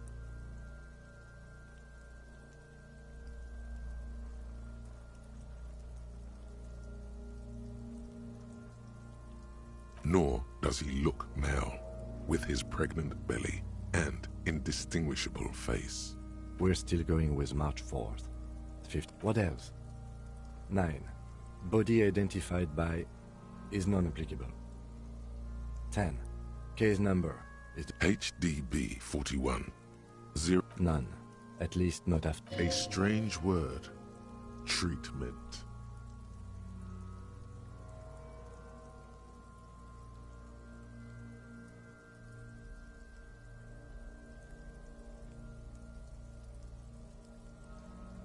They'd have to have incapacitated and carried him over. This man was more than a match. Your central nervous system recognizes this gesture. It's the stations of the breath. Ecclesiastic, somewhere in Jamrock North, a small wood shed behind Rosencrantz Row. Lieutenant Nick Feuerbach puts his hand to the chest. Elsewhere yet, an obese female sits in a wicker chair, her silhouette bull-like against the window. Outside, and so, all across Jamrock, Coal City, GR. We should start the post-mortem. The corpse cannot feel Kim's hand on his chest. It no longer meaningfully interacts with its surroundings. A thicket of boxes and lists on red copier paper. Clothes. The deceased wears armored boots and white briefs. The make of the briefs is Babrodin, I think. Let's see. See? It's up. Babrodin, yes. Inexpensive. Size M. The disappointment is palpable. The red-haired thing was expecting... The boots are ceramic. Vitreous enamel. They are fused to his skin from blood flowing downward post-mortem. Removal of the boots is left for processing. It would be clever of you to omit the boots altogether, sire. If you are to keep them for yourself, as you ought to, you have deserved them more than anyone else. Patience. After the autopsy, before the body is taken away, there will be a window of opportunity. After the lieutenant has gone to sleep. I hope this has helped you, my liege.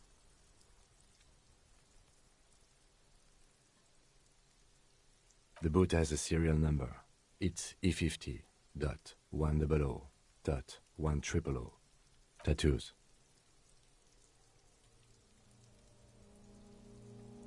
The upper torso is covered in a single, continuous tattoo, resembling a national pattern.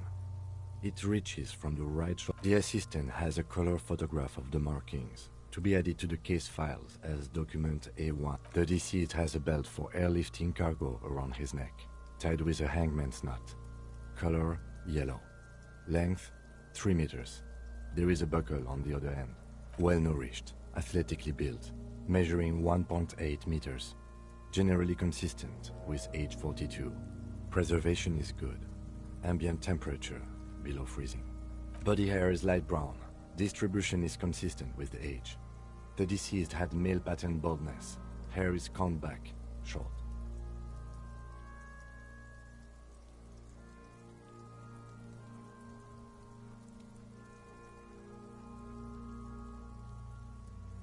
The hair under your latex fingers feels cold to touch, wet.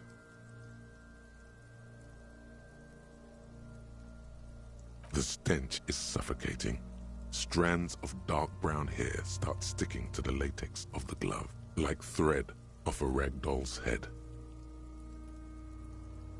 Lividity is consistent with hanging. The head is congested. Contusions are present on the head. Fucking low velocity! You think Kuno doesn't know what you're talking about? Velocity was fucking talking shit about Kuno's velocity. In addition, there are bite marks on the face, scalp, and chest, consistent with predation.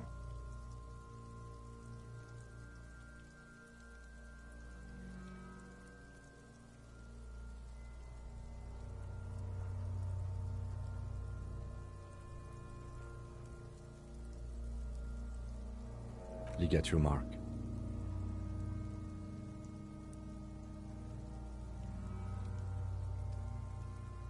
Steel wiring. There's too much of it. We need to remove the belt so we can get to the ligature. You got just the right tool for that. The chain cutters.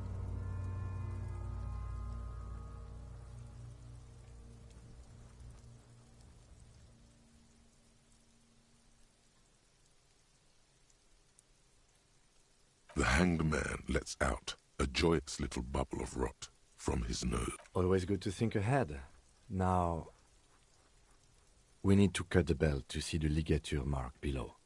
Carefully, with as much precision as you can. See? My pig is gonna fuck his... No, he ain't. Your pig's a boring fuck.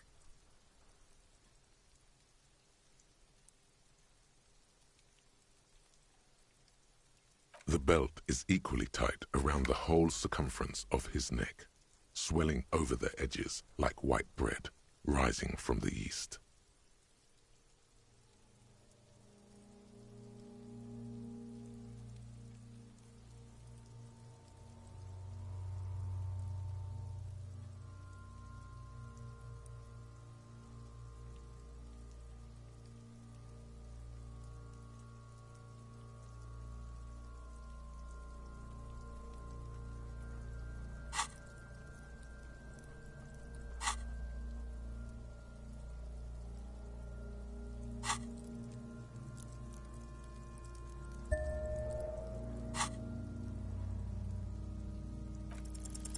After some deliberation, you sink the cutters into the knot tying the belt together. You squeeze the... Snap! The knot is slashed. Another cut and the belt falls apart like a flower bouquet, revealing the dead man's... The rope rises to a point, leaving a gap in the ligature mark. The suspension point is in the back of the neck. Hemorrhaging is observed on the skin, above and below the ligature mark. The mark is well pronounced, consistent. Chest is intact. Normal contour. Abdomen is protuberant. Pelvis intact. No! I fucking knew it! This is clearly what they've been waiting for, ever since the autopsy began. Genitalia is male and unremarkable. No evidence of injury.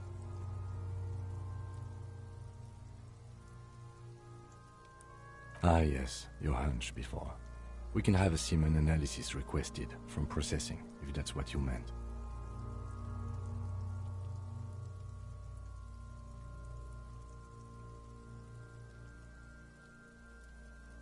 No, you weren't, officer. That would be preposterous. Just write down that we request a... The corpse with his pants down does not have an opinion on the subject. All he has is genitals and a deathly odor. The dead man's penis is average-sized, congested from the downward collection of blood. The testicles are uneven in length, hanging. Back is symmetrical and intact. Upper and lower extremities are intact, but asymmetrical. They are combated. In addition, I see smaller, residual scars, too numerous. From wounds sustained over 2, maybe more decades, dispersal and accumulation indicates long and active combat duty. We have a real museum here. Of battles, wars. Last item. Hands.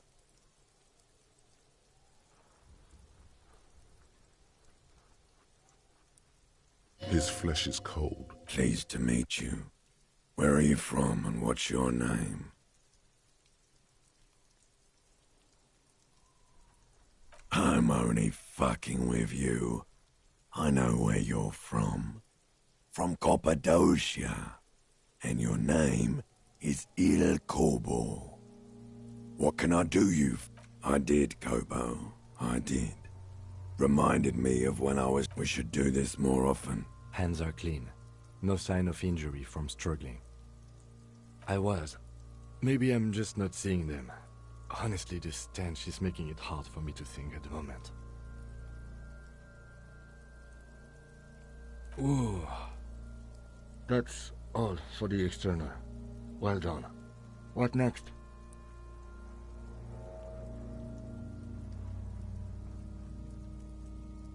Central nervous system. I have nothing.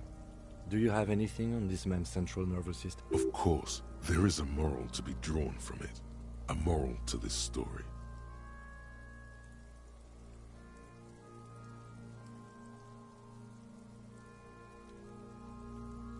What would that be? The dead man looks, too, with barely contained excitement to hear the moral of his... I think that may well be the moral of every story, officer. Good. Musculoskeletal. Purge fluid is coming from the mouth. Not injury-related. Eyes and tongue protuberant. Hyoid bone. Let's see.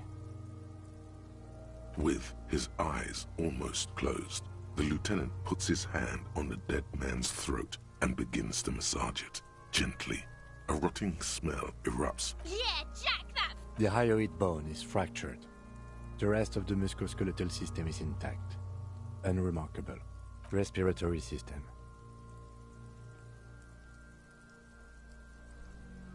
Oral cavity shows no lesions. The victim has received dental implants, possibly after a combat wound. Mouth swollen. Hemorrhaging present. From here, it looks as though the clown-faced man is screaming. The tendons of his jaw are torn apart.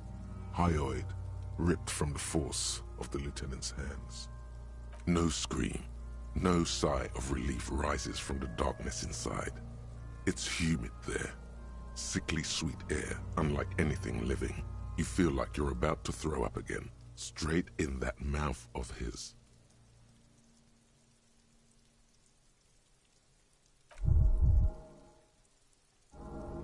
It's hard.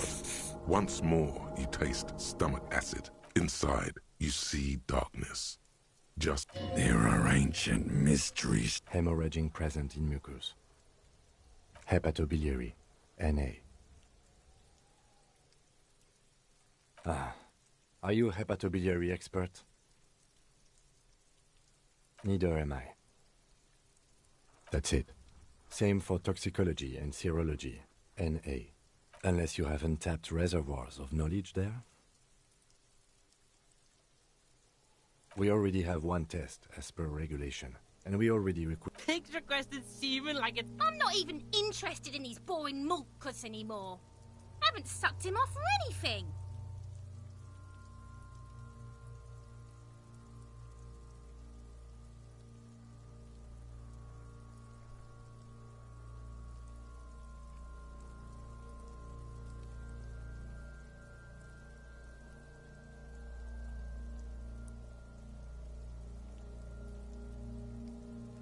At a request, then, we'll know if drugs or poisons remain in his blood. At this stage, I doubt processing will find anything, even if he was brimming with it.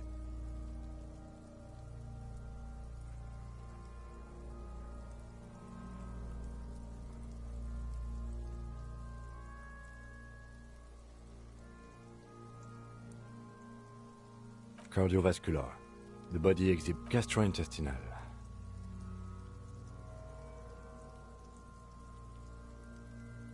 This will do. Digested semi-solid food in stomach. Voila. What's next on the list? Let's see. We have bite marks, contusions on the head and chest, and a ligature mark encircling the neck. You'll need 3 fields.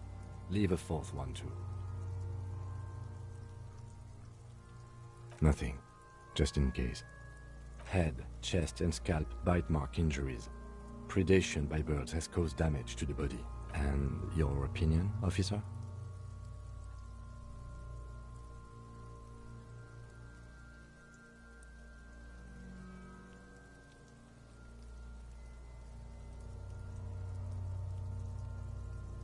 Agreed. Next injury? So, the scalp bleeds from a post-mortem head injury, a stone. The injury does not have the rim of an early inflammatory response.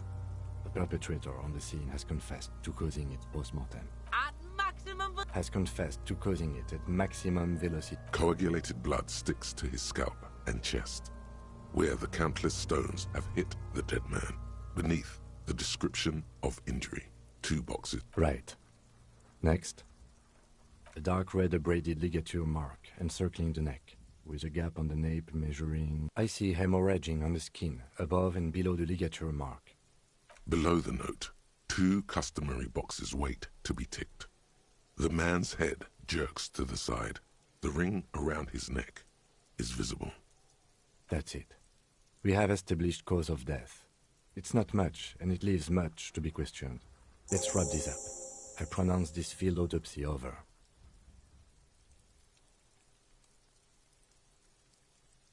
Well, we established probable cause of death. Some would say that's the goal. We requested a test to be run on the genitals. That was the règle. The results should arrive in a couple of weeks if we are lucky. I will not hold my breath. We were thorough with the list of injuries too. We described them all in detail. What is there to say? Given the circumstances, it was a professional field autopsy. I need a copy of that autopsy form. Then I will drive him to Faubourg for processing. He's thinking. Did I? You tilt your head. Also, I'm sure we didn't get everything. There's always something. Shoot, Looney Rooney.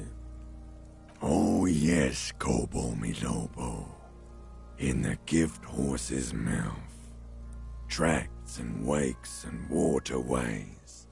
Ancient, just a small gulp away. My beloved Kobo. Huh? You're misquoting me, Rooney. I said communism killed me. Love. You really need to learn the difference, buddy. This is embarrassing. Come back later, Corpo. Amuse yourself with my frank manners and my memento mori features. If possible, also, see me in your dreams.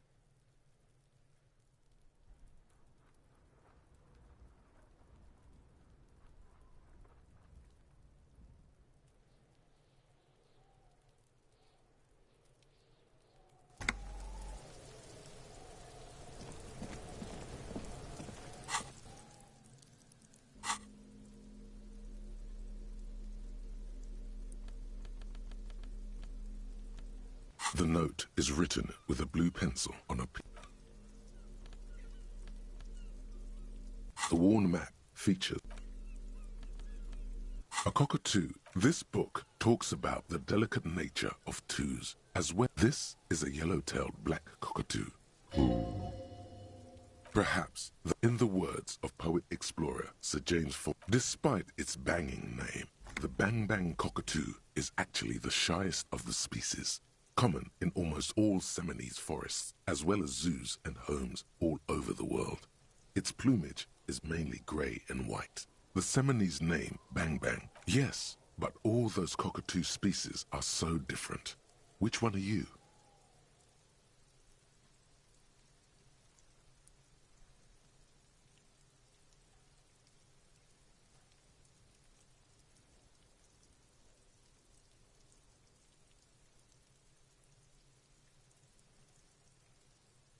Understandable. Choosing your heraldic bird is perhaps the most impressive of all the species. The endangered major majestic cockatoo is often described as the most flamboyant bird. In the words of poet-explorer, where to even begin? All cockatoos are known for their needy natures, requiring attention for at least 2 full hours a day. They love to talk and have been described as lovable clowns who just don't know how to wrap up.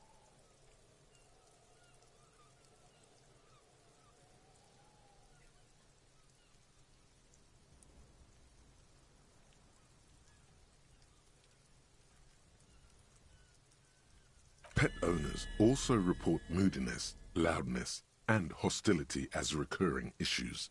If left unsatisfied, cockatoos may scream non-stop, pluck their It is not recommended to get a cockatoo if you're not able to cook them food every day and give them the... You're right. Cockatoos are magnificent creatures. They love to perform. Not great for the neighbor. Performing? Yes, birdie.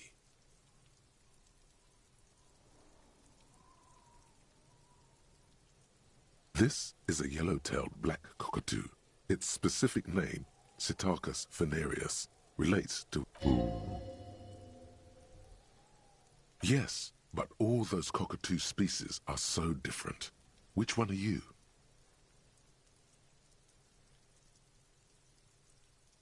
You're right. You're a fuckatoo embodied.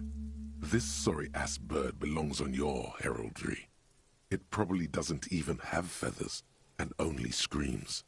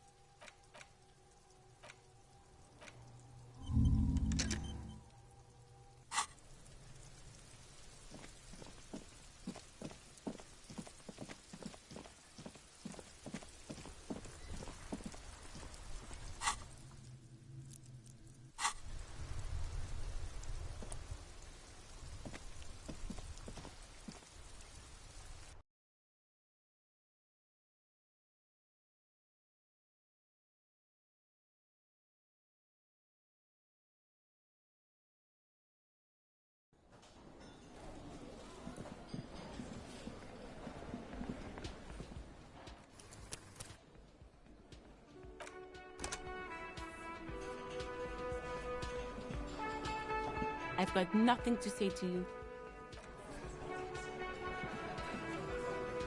Looks like the circus left town, but the clowns are still here.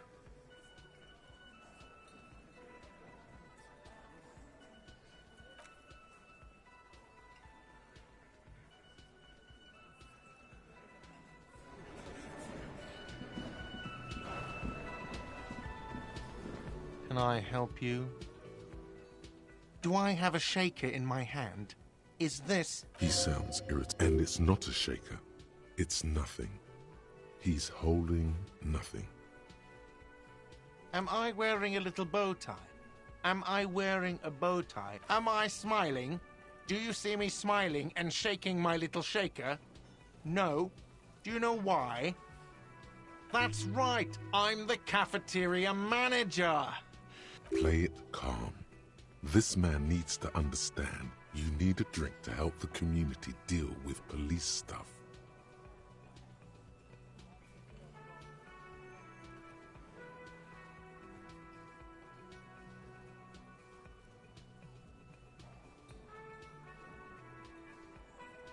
Oh, well, in that case, let me pour you a nice, big, refreshing marinella. Do you want that out of a glass or a pineapple?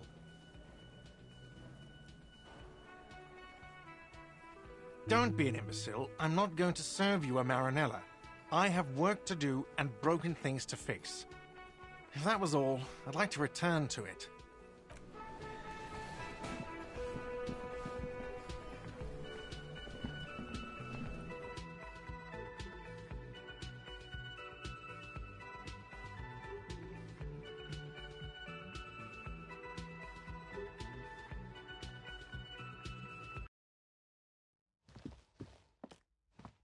The door is closed. Still, the lieutenant gives... He doesn't like with this. This door can only...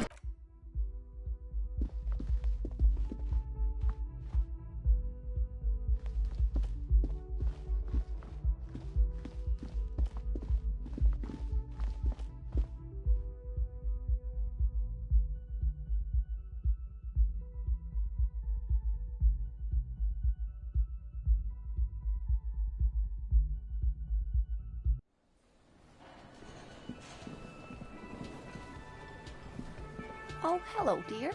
There you are again.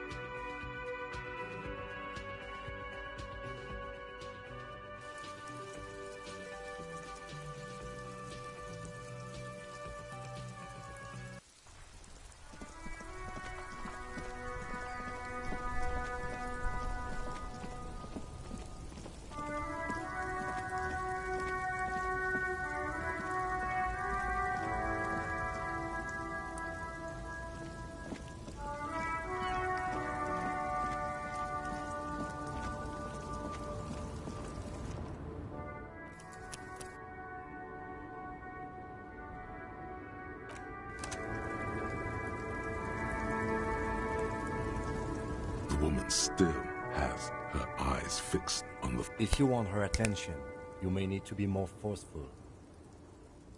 Where am I? Who are you? The smile on her face has disappeared, replaced by the wary aspect of a cornered beast.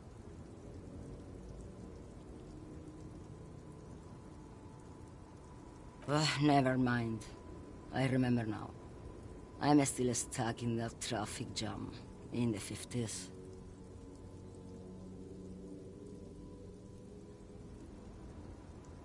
The men have small jaws and everything is made out of plastic.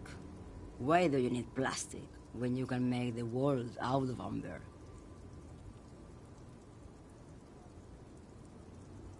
Back in Mecca, during the time of the revolution, the sidewalks and cafes are filled with young people. I was on my way to see a new Boyadero picture starring Gabriel Buender until you came along, that is. This is Gabriel Buendero. A strikingly handsome man looks straight at you, his head crowned with a wide-brim hat. His hair is dark as an oil slick. This man's got a hold over her. He was the biggest star of his day. Girls used to faint in the aisles of cinema whenever he came on the screen. And a schoolboy... In all likelihood, it's a world that's only ever existed in her mind. Someone was. They are someone's memories, boy. What difference does it make if it's me or not? They're beautiful. That is all that matters. Beautiful and true. And they will win. She seems to derive some bitter pleasure from this strange thought, as if the past will one day wipe the present away, like a tidal wave approaching. I wasn't dreaming. I was there, Loman. It was early spring, and the mine behind the Black Sun had just come out. The posters were 20 meters tall. Everything was golden. While you, people, were tearing each other apart over your petty little revolution. The Republic of Mesk is a massive confederation on the Isola of Muindi, the world's largest state by territory. It's a petrostate, a constitutional monarchy, and, as of recently, an outcast due to its tilt to the far right. Why not, Harife? It's not like I have anything better to do in this hellhole. There's something off about this woman. Tell her to show you the soles of her boots. Maybe she was at the hanging somehow. Now what do you want with an old woman's boots, Sheriff? Please? I think you should let me get back to Gabriel Buenguerro. You are not Gabriel. Gabriel doesn't say please. She's wearing sturdy worker's boots, made of black leather. Just before Gabriel, it was the coronation of Franco Negro. Now, there was... Moreover, the boots were size 37. Another discrepancy, although not boot-related, is the coronation of His Innocence, Franco Negro, which happened 500 years ago. It was. And then it was no more. And I was no longer holding my father's hand. Perhaps it was another Herife who came and woke me up, looking at my boots, asking questions. As she says Carnival, she gestures to the empty square. I could have told you that from just looking at them. A size is 37. The feet of a little girl, they fit well on the pedal. She's just a distracted old woman. We should maybe... So he doesn't think she's the lady. You hear that, Loman? I don't think your partner likes you spending too much time with me.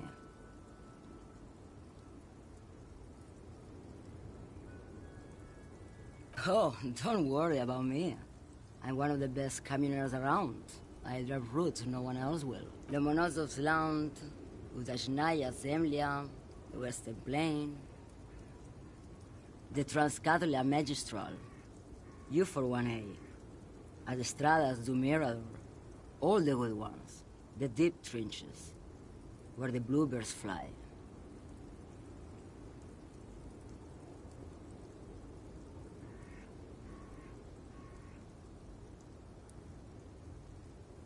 You're right, Loman. I'm the one who should take my health more seriously. Is that all you woke me up to say? What do I need drugs for, Loman? What I see, what I feel. The great adversary, not drugs. Yes, there is a protagonista and an adversario. I am on the side of the adversary. There's no coming back from that hole. Those epithets are familiar somehow.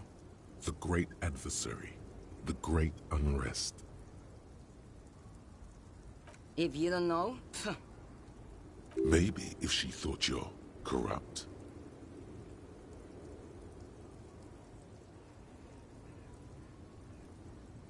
Why would I want to do that?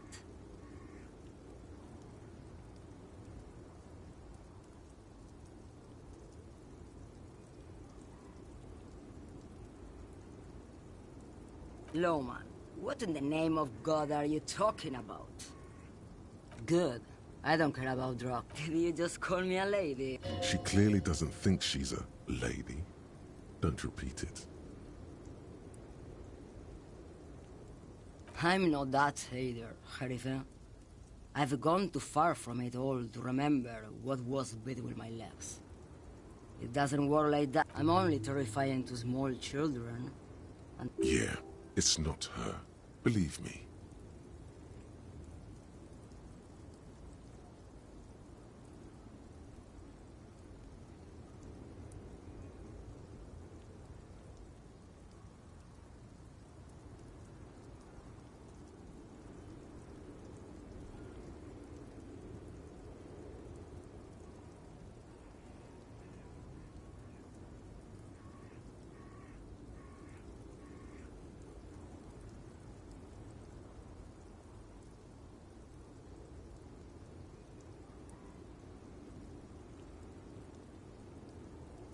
Because they can no longer recognize the person I once... The big ones, the trucks. There's no women and men there. It's all... In the middle of this town, there's a ghostly motorway. In the background, a quiet song. How should I know? Do I look like I spend a lot of time with the other communers sniffing around? When I have my... Oh, see. Something in her is pulling towards some unknown... Of course not. To truly understand the boyadero... The boyadero, Boya for short, is a cowherder from upstream Magritte, the great steppes of northern Mesk. He is a rugged individualist. It's an old ballad about a young girl who falls in love with a daring boyadero. He promises to marry her as soon as he returns from the Western Plain. Of course not. The boyadero returns from the Western Plain a changed man. One night, as he and his beloved... In the background, you can hear the orchestra swell as the screen fills with the maiden's imploring eyes. So the boyadero strangles his beloved and throws her body in the Magritte. Then he rides off, because the Western Plain is calling to him. The most beautiful. A true boyadero needs a whole horizon to himself. He can be tied down by man or woman. What if, to truly love a boyadero... Diamonds? Of course not. But wouldn't it be marvelous if I was? Whatever stupid things they put in the lorry, I imagine. I quit concerning myself with that a long time ago. Besides, I don't drive the lorry for the cargo, if you know what I mean. Then it's contraband, lawman. What? Do you want to take an old woman in? Be my guest. Lock me away like Bad Hand Hermenegildo. Bad Hand? Hermenegildos's bad hand. Strangled 3... Yes, go. Enough jamboree. I need to...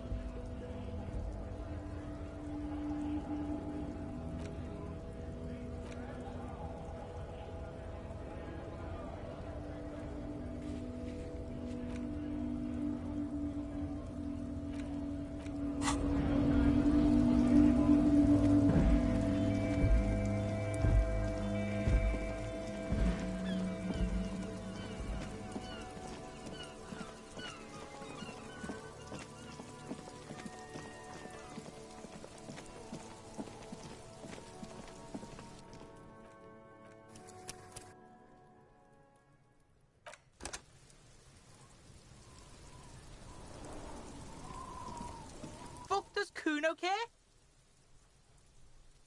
Yeah? The kingdom of Kuno? The fuck do you want with it? Yeah, whatever. Kuno doesn't give a... Kuno's Kuno, pig? It's always Kuno, never I. Clearly the kid's using the third-person perspective as a shield.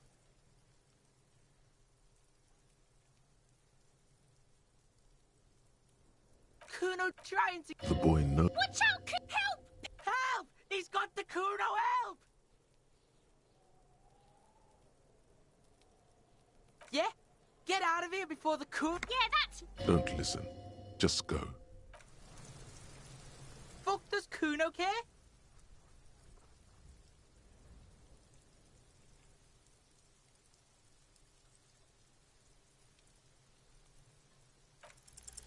It's not Kuno. It's Kuno S. Kuno S is by far the worst of the two. Kuno has no problem being near you, while the other hides behind the fence, afraid for her life, like she's done. Also, Kuno hasn't stopped talking to you, even enjoys it from time to time. When you talk to the other one, it's like talking to a... All in all, Kuno respects madness. You cannot hope to outdo her on that front. You must win yourself a few... Fuck you whispering about? He's whispering too. He's going with it. But watch what happens. Fuck you whispering about! She puts extra stress onto that word, expecting it will make you... If Kuno wants to whisper, he's gonna fucking whisper, okay? Let's whisper, pig. This is it. You've got him. But be careful. You can still fuck this up. Don't make Kuno look bad in this.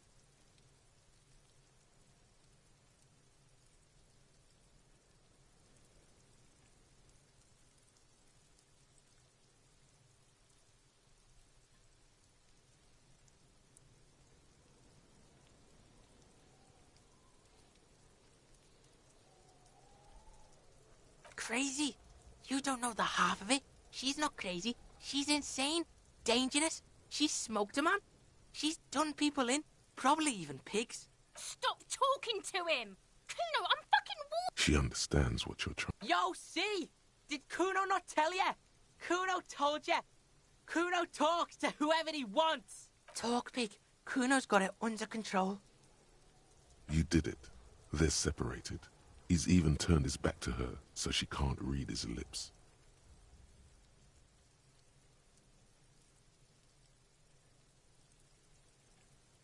Kuno means she killed someone. That's right. She's a killer. Like, actually a killer. He's meant everything he said before. But right now, he not only means it, he is sincere.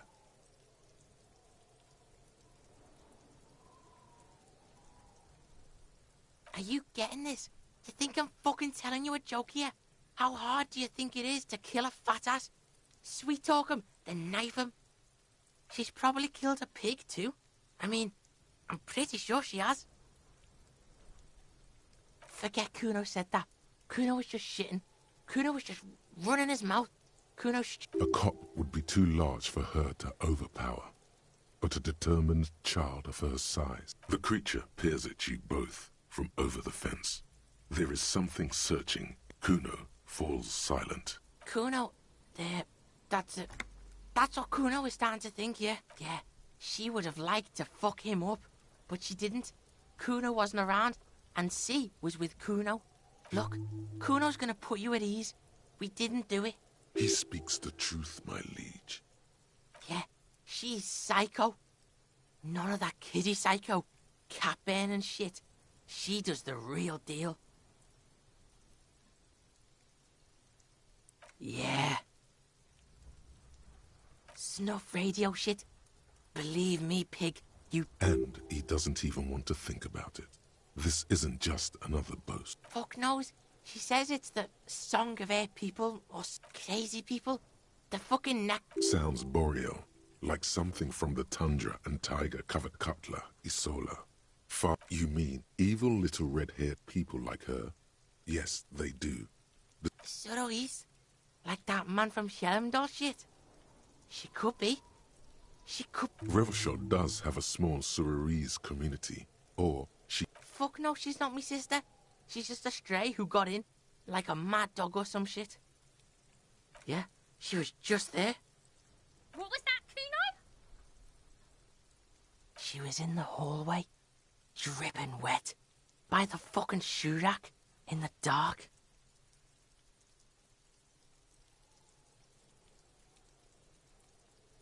Yeah, that's the place. She was just balled up near the closet. Psycho style. Kuno's got no fucking idea. Her hair was all wet. I think she pissed on the floor too. She was there for 3 days. I don't know. Someone left the door open. Kuno comes home and she's sleeping under the desk, under the pile of clothes, like a dog. Kuno's dad doesn't give a shit. Doesn't even see her there. Or thinks it's fucking Kuno. Shit's all on Kuno. Kuno S. Two of a kind. 'Cause she fucking looks like Kuno. No one knows her name. Kuno told you this shit was Psycho Killer. How's Kuno dealing? Kuno's dealing just fine. He doesn't need you fucking with any of it. Kuno's got this shit under control.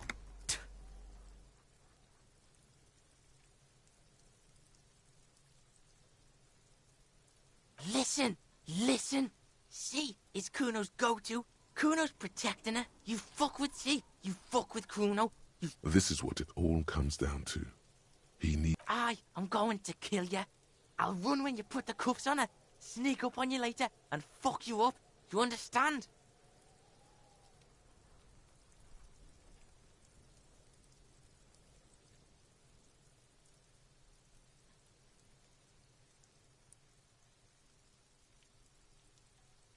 All right, now we can do business. Yeah? What do you want? Kuno can hook you up with... Oh, don't hook him up with See? Relax. He respects the Kuno. Kuno made him respect the Kuno. You respect the Kuno? Kuno's gonna get you hooked on illegal narcotics if you run a little errand for the Kuno. Get you hooked, pig. See? It's tension and release with Kuno. Now we releasing. The pan buying shit? That's on now too. 90% discount for Kuno's pig. Kuno can flex. Kuno flexes for hobos. Kuno sees you're in need.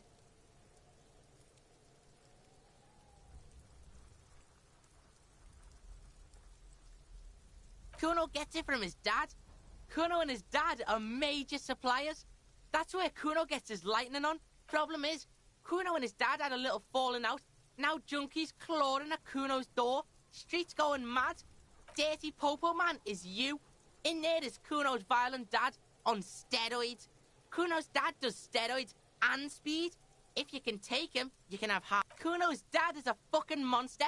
He's the most violent man in Revachol. He doesn't give a shit about a single thing. He drinks too. Are you sure you can take on the most violent man in Revachol? In your condition? Like half. A baggy... That's half a gram. Yeah, half a G. Want it or not? Fuck you talking about half a G? This shit... You can barely see it, because there's barely... Okay, Kuno's listening.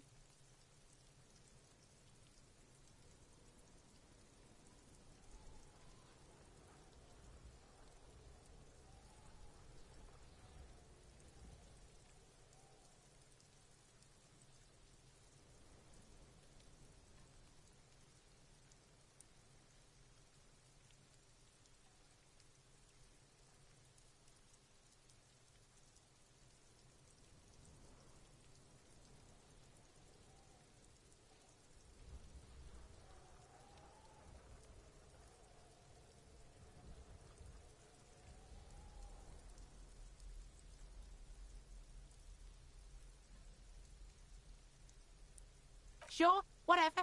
If you survive, make sure to bring that shit back to Kuno. Kuno, just get in the apartment building. Kuno knows you already fucked your way in. Kuno knows everything. Go to room 12, first floor, and kick down the door. Police violence style. Kuno style. And then it's action time. You're locked in the room with violent fuckhead. That's it. Next time Kuno sees you, you better have his... What the hell are you signing us up for here?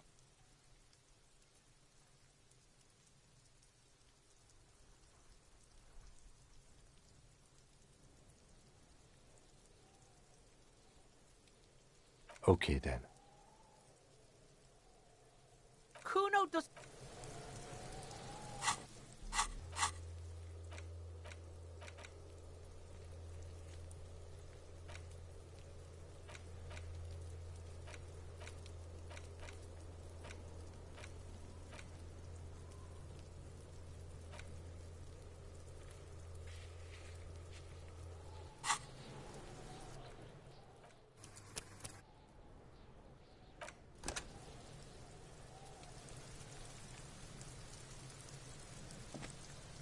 Does Kuno care? The fuck about it? Kuno doesn't give a shit about the armor. Kuno's fuck gimp's got one big thing wrong with him. He's a fucking mutant. Look at him. Fucking growth hormone shit. He's a giant. The armor's too big for... And Kuno doesn't give a shit about that freak armor. Kuno threw that shit away. Kuno tried to get the helmet on. It was too big. Kuno kicked that shit in the sea, rugby style. That shit means nothing to Kuno. Yeah, that shit means nothing to Kuno. Kuno doesn't give a shit about material. You wanna fuck on someone about that armor? Go fuck the mustached union fuck. The jolly troubadour shit at the... Yeah, cock and boot. You know that jolly union cow fucker? Came around talking about cows or some shit? Came around pretending like he cares about cows? Yes, you met him at the gates. The one with the boots and the jolly smile. Yeah, he's the one you want to talk to. He's fucking crazy about that armor shit. Coming here pretending like he likes cows. Trying to... Curious, my liege. Why did Kuno feed you this information? Yeah, Kuno's doing charity today. Kuno Day. Kuno feels sorry for you. Still, seems suspicious. He may... Fuck are you talking about? What? He says you're stupid, Kuno. They want to make you stupid again.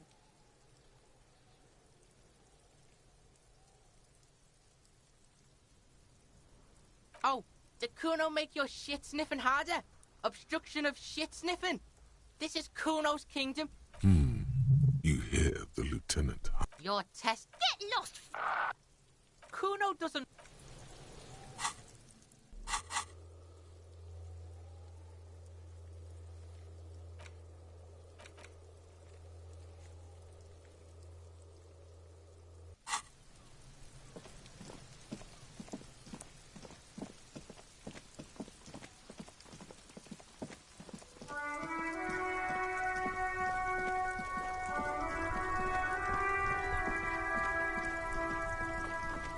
Inside, you see a set of steering levers, a radio microphone. This is Precinct 57. How may I... Sir, officer. What's the number? Got it. I'll contact the ICP database immediately. Call back to me. The International Collaboration Police, ICP, is an... No. And I doubt they'll get back to me before 57. In the cabin, you see a... This is Precinct 57. Just a moment. 10-4, come in, officer. Over. Roger that. 10-10.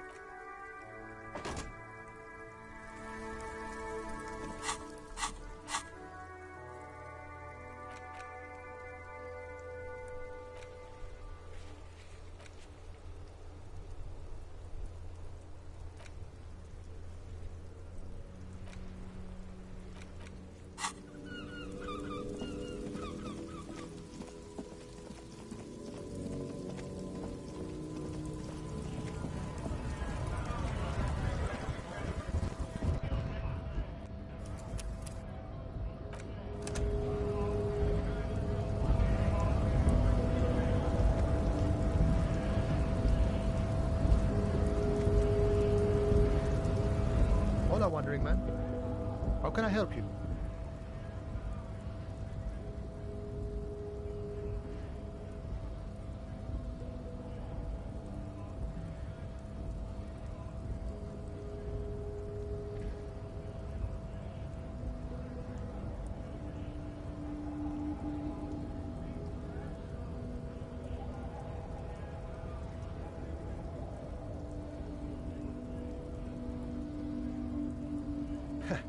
The little boy had a good on his promise. To get me into trouble. To sick the pigs on me. Pardon the choice. What happened?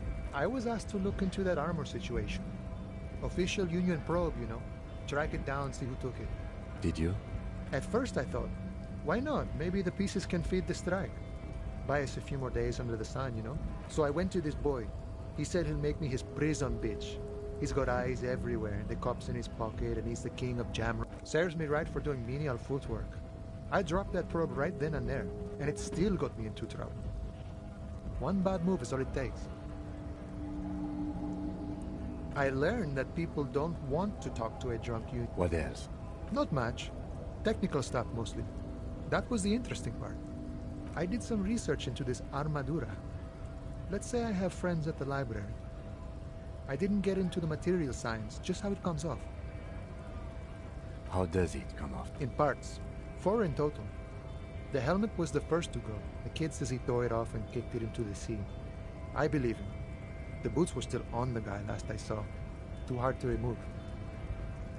So, as I count, there are 2 parts missing.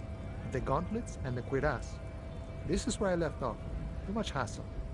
More like a job for some militia. Oh, they're just gone. They don't exist anymore, if they ever did at all. Forget about them. I did.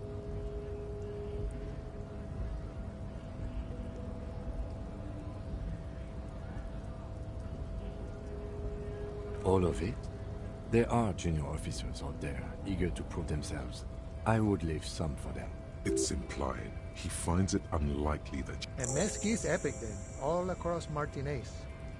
I hope it will be a real bonanza for you. It's a minor nuisance. It's all good. No problem. If you see that kid, thank him from Call Me Mañana. Thank him for showing me the way. He is sincerely grateful. He is...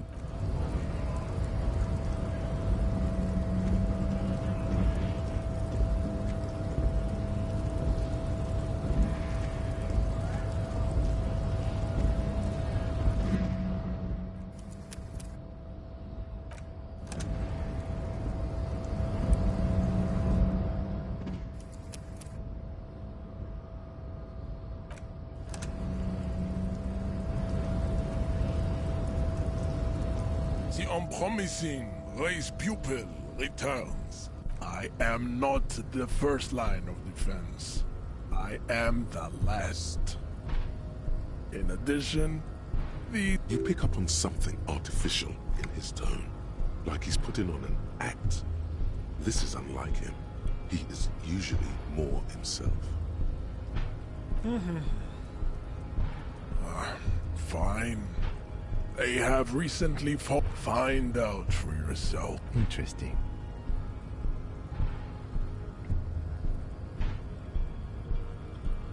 And...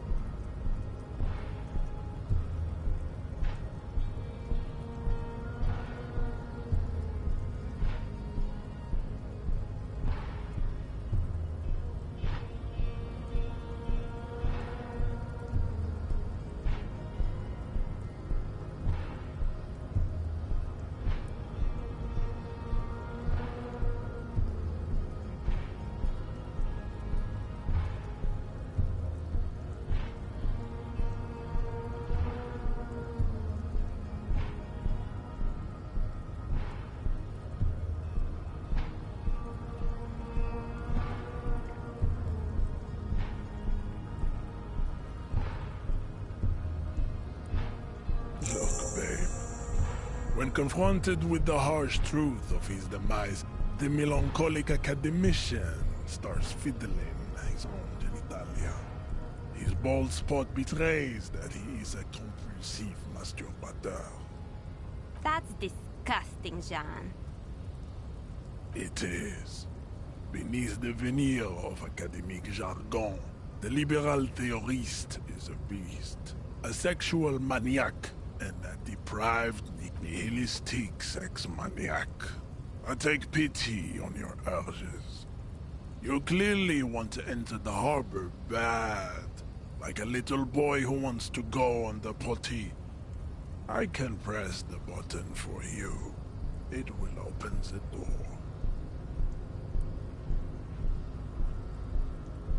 Very well. You may enter the door once. Finally. Let's go.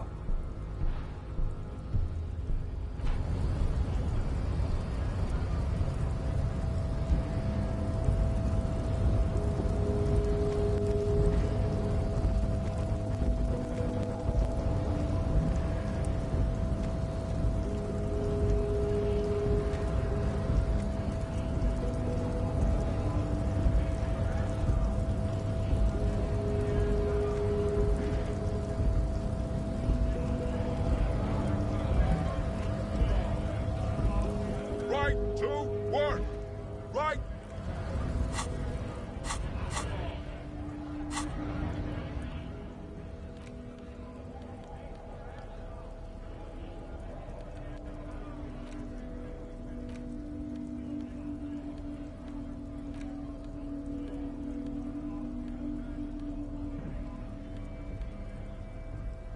An intricate web, the pattern still kind of has an ethnic feel to it, but nothing familiar. Gone. For you to discover. You've gotten as far as you... Someone close to the victim might know. Someone who knows about history could tell you. Right, 2, 1!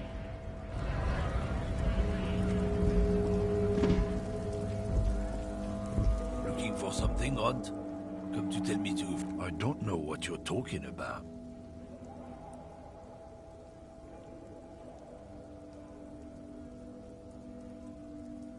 He did something.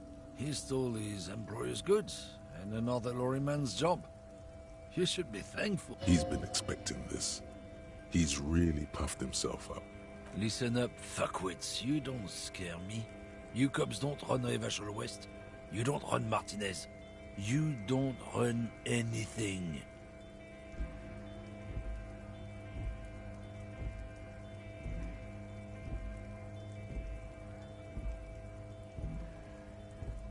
No. He means la puta madre.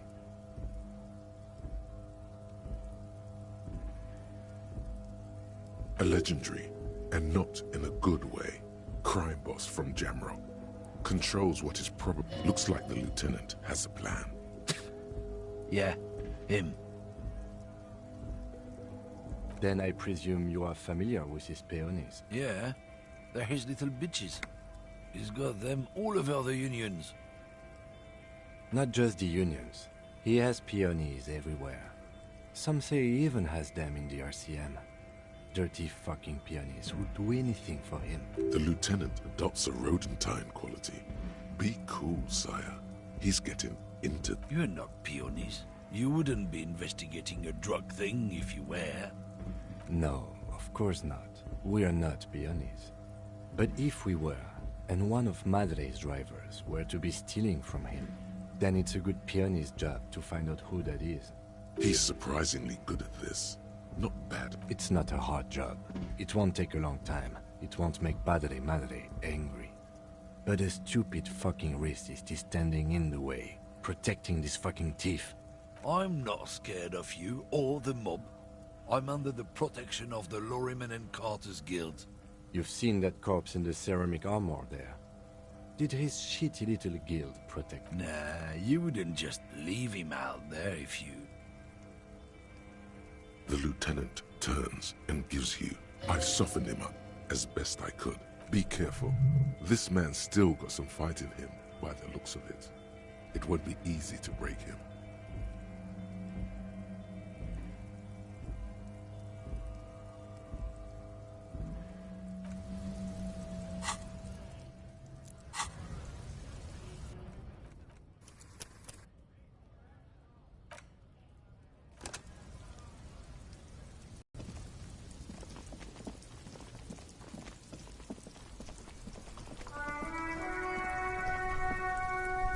Now it's turning into a kind of a snow limbo. I don't want to talk about that.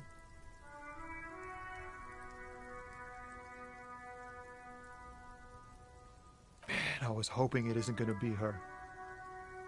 All I can say is, she isn't around here anymore. She isn't some evil drug trafficker. And I don't know where she is. I didn't, man. I told you, I was hoping it's not her. That she wouldn't... He still is. Hoping. It's true. We would of course a lie. But, emotional rhetoric. Thank God I don't know. People here call her the Lady Driver. She kept her name a secret. From me too. Now I see why. A friend? An acquaintance. I don't know. She was the only person in this damn jam I could talk to. She's someone I don't want to rat out to the law. A youngish woman. Gruff, but... What color hair? Blue and violet. Died. It was violet when she got here. blue Then she may have dyed it again. Damn, I don't want to... Please just let it go. Whatever she did, it can't be that... We can't just let it go. It's part of a... That's how it always is with you, isn't it? All part of the investigation. The girl's troubled. If you hunt her down... It won't come to that. We won't pursue her on this. This is in... I don't believe you. She's got the darkness in her. That young person's darkness when you think it's all over. And you're looking for a way out. She shared this with... Yes. Which is why I don't want to snitch on her.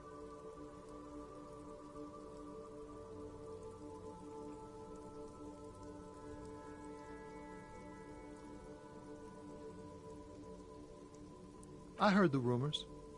I saw the other drivers looking at me strange when we talked. And she told me, too, that she's had a violent life. But I wasn't afraid of her. More like for her. Did this violent life include drug trafficking? Well, it looks like it did now. But we didn't talk about that. We talked about life, you know? She talked about her mind.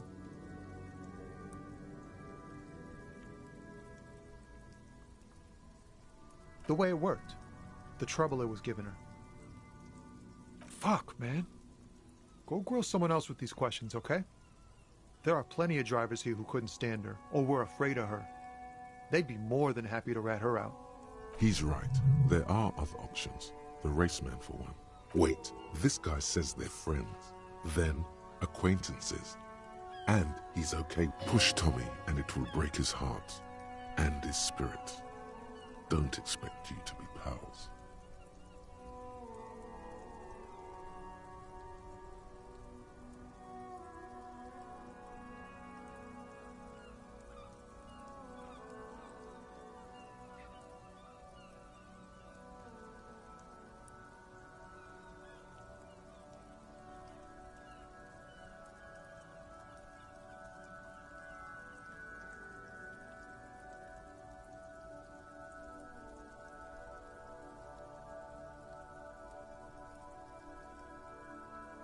Fine.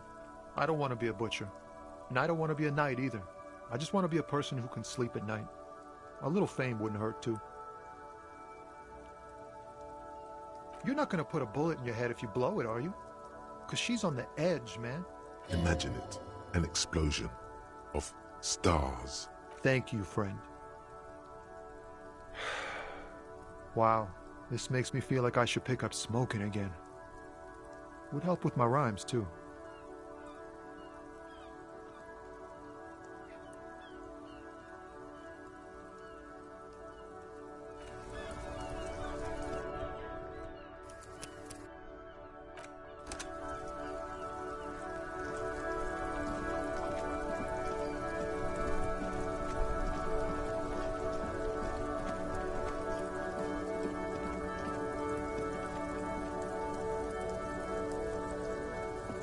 Everything's still cool here, officer.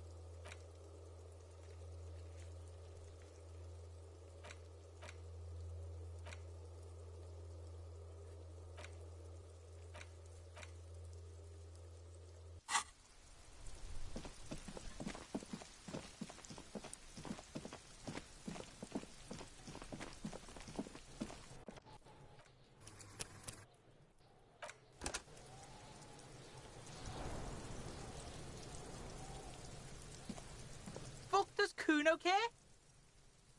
So?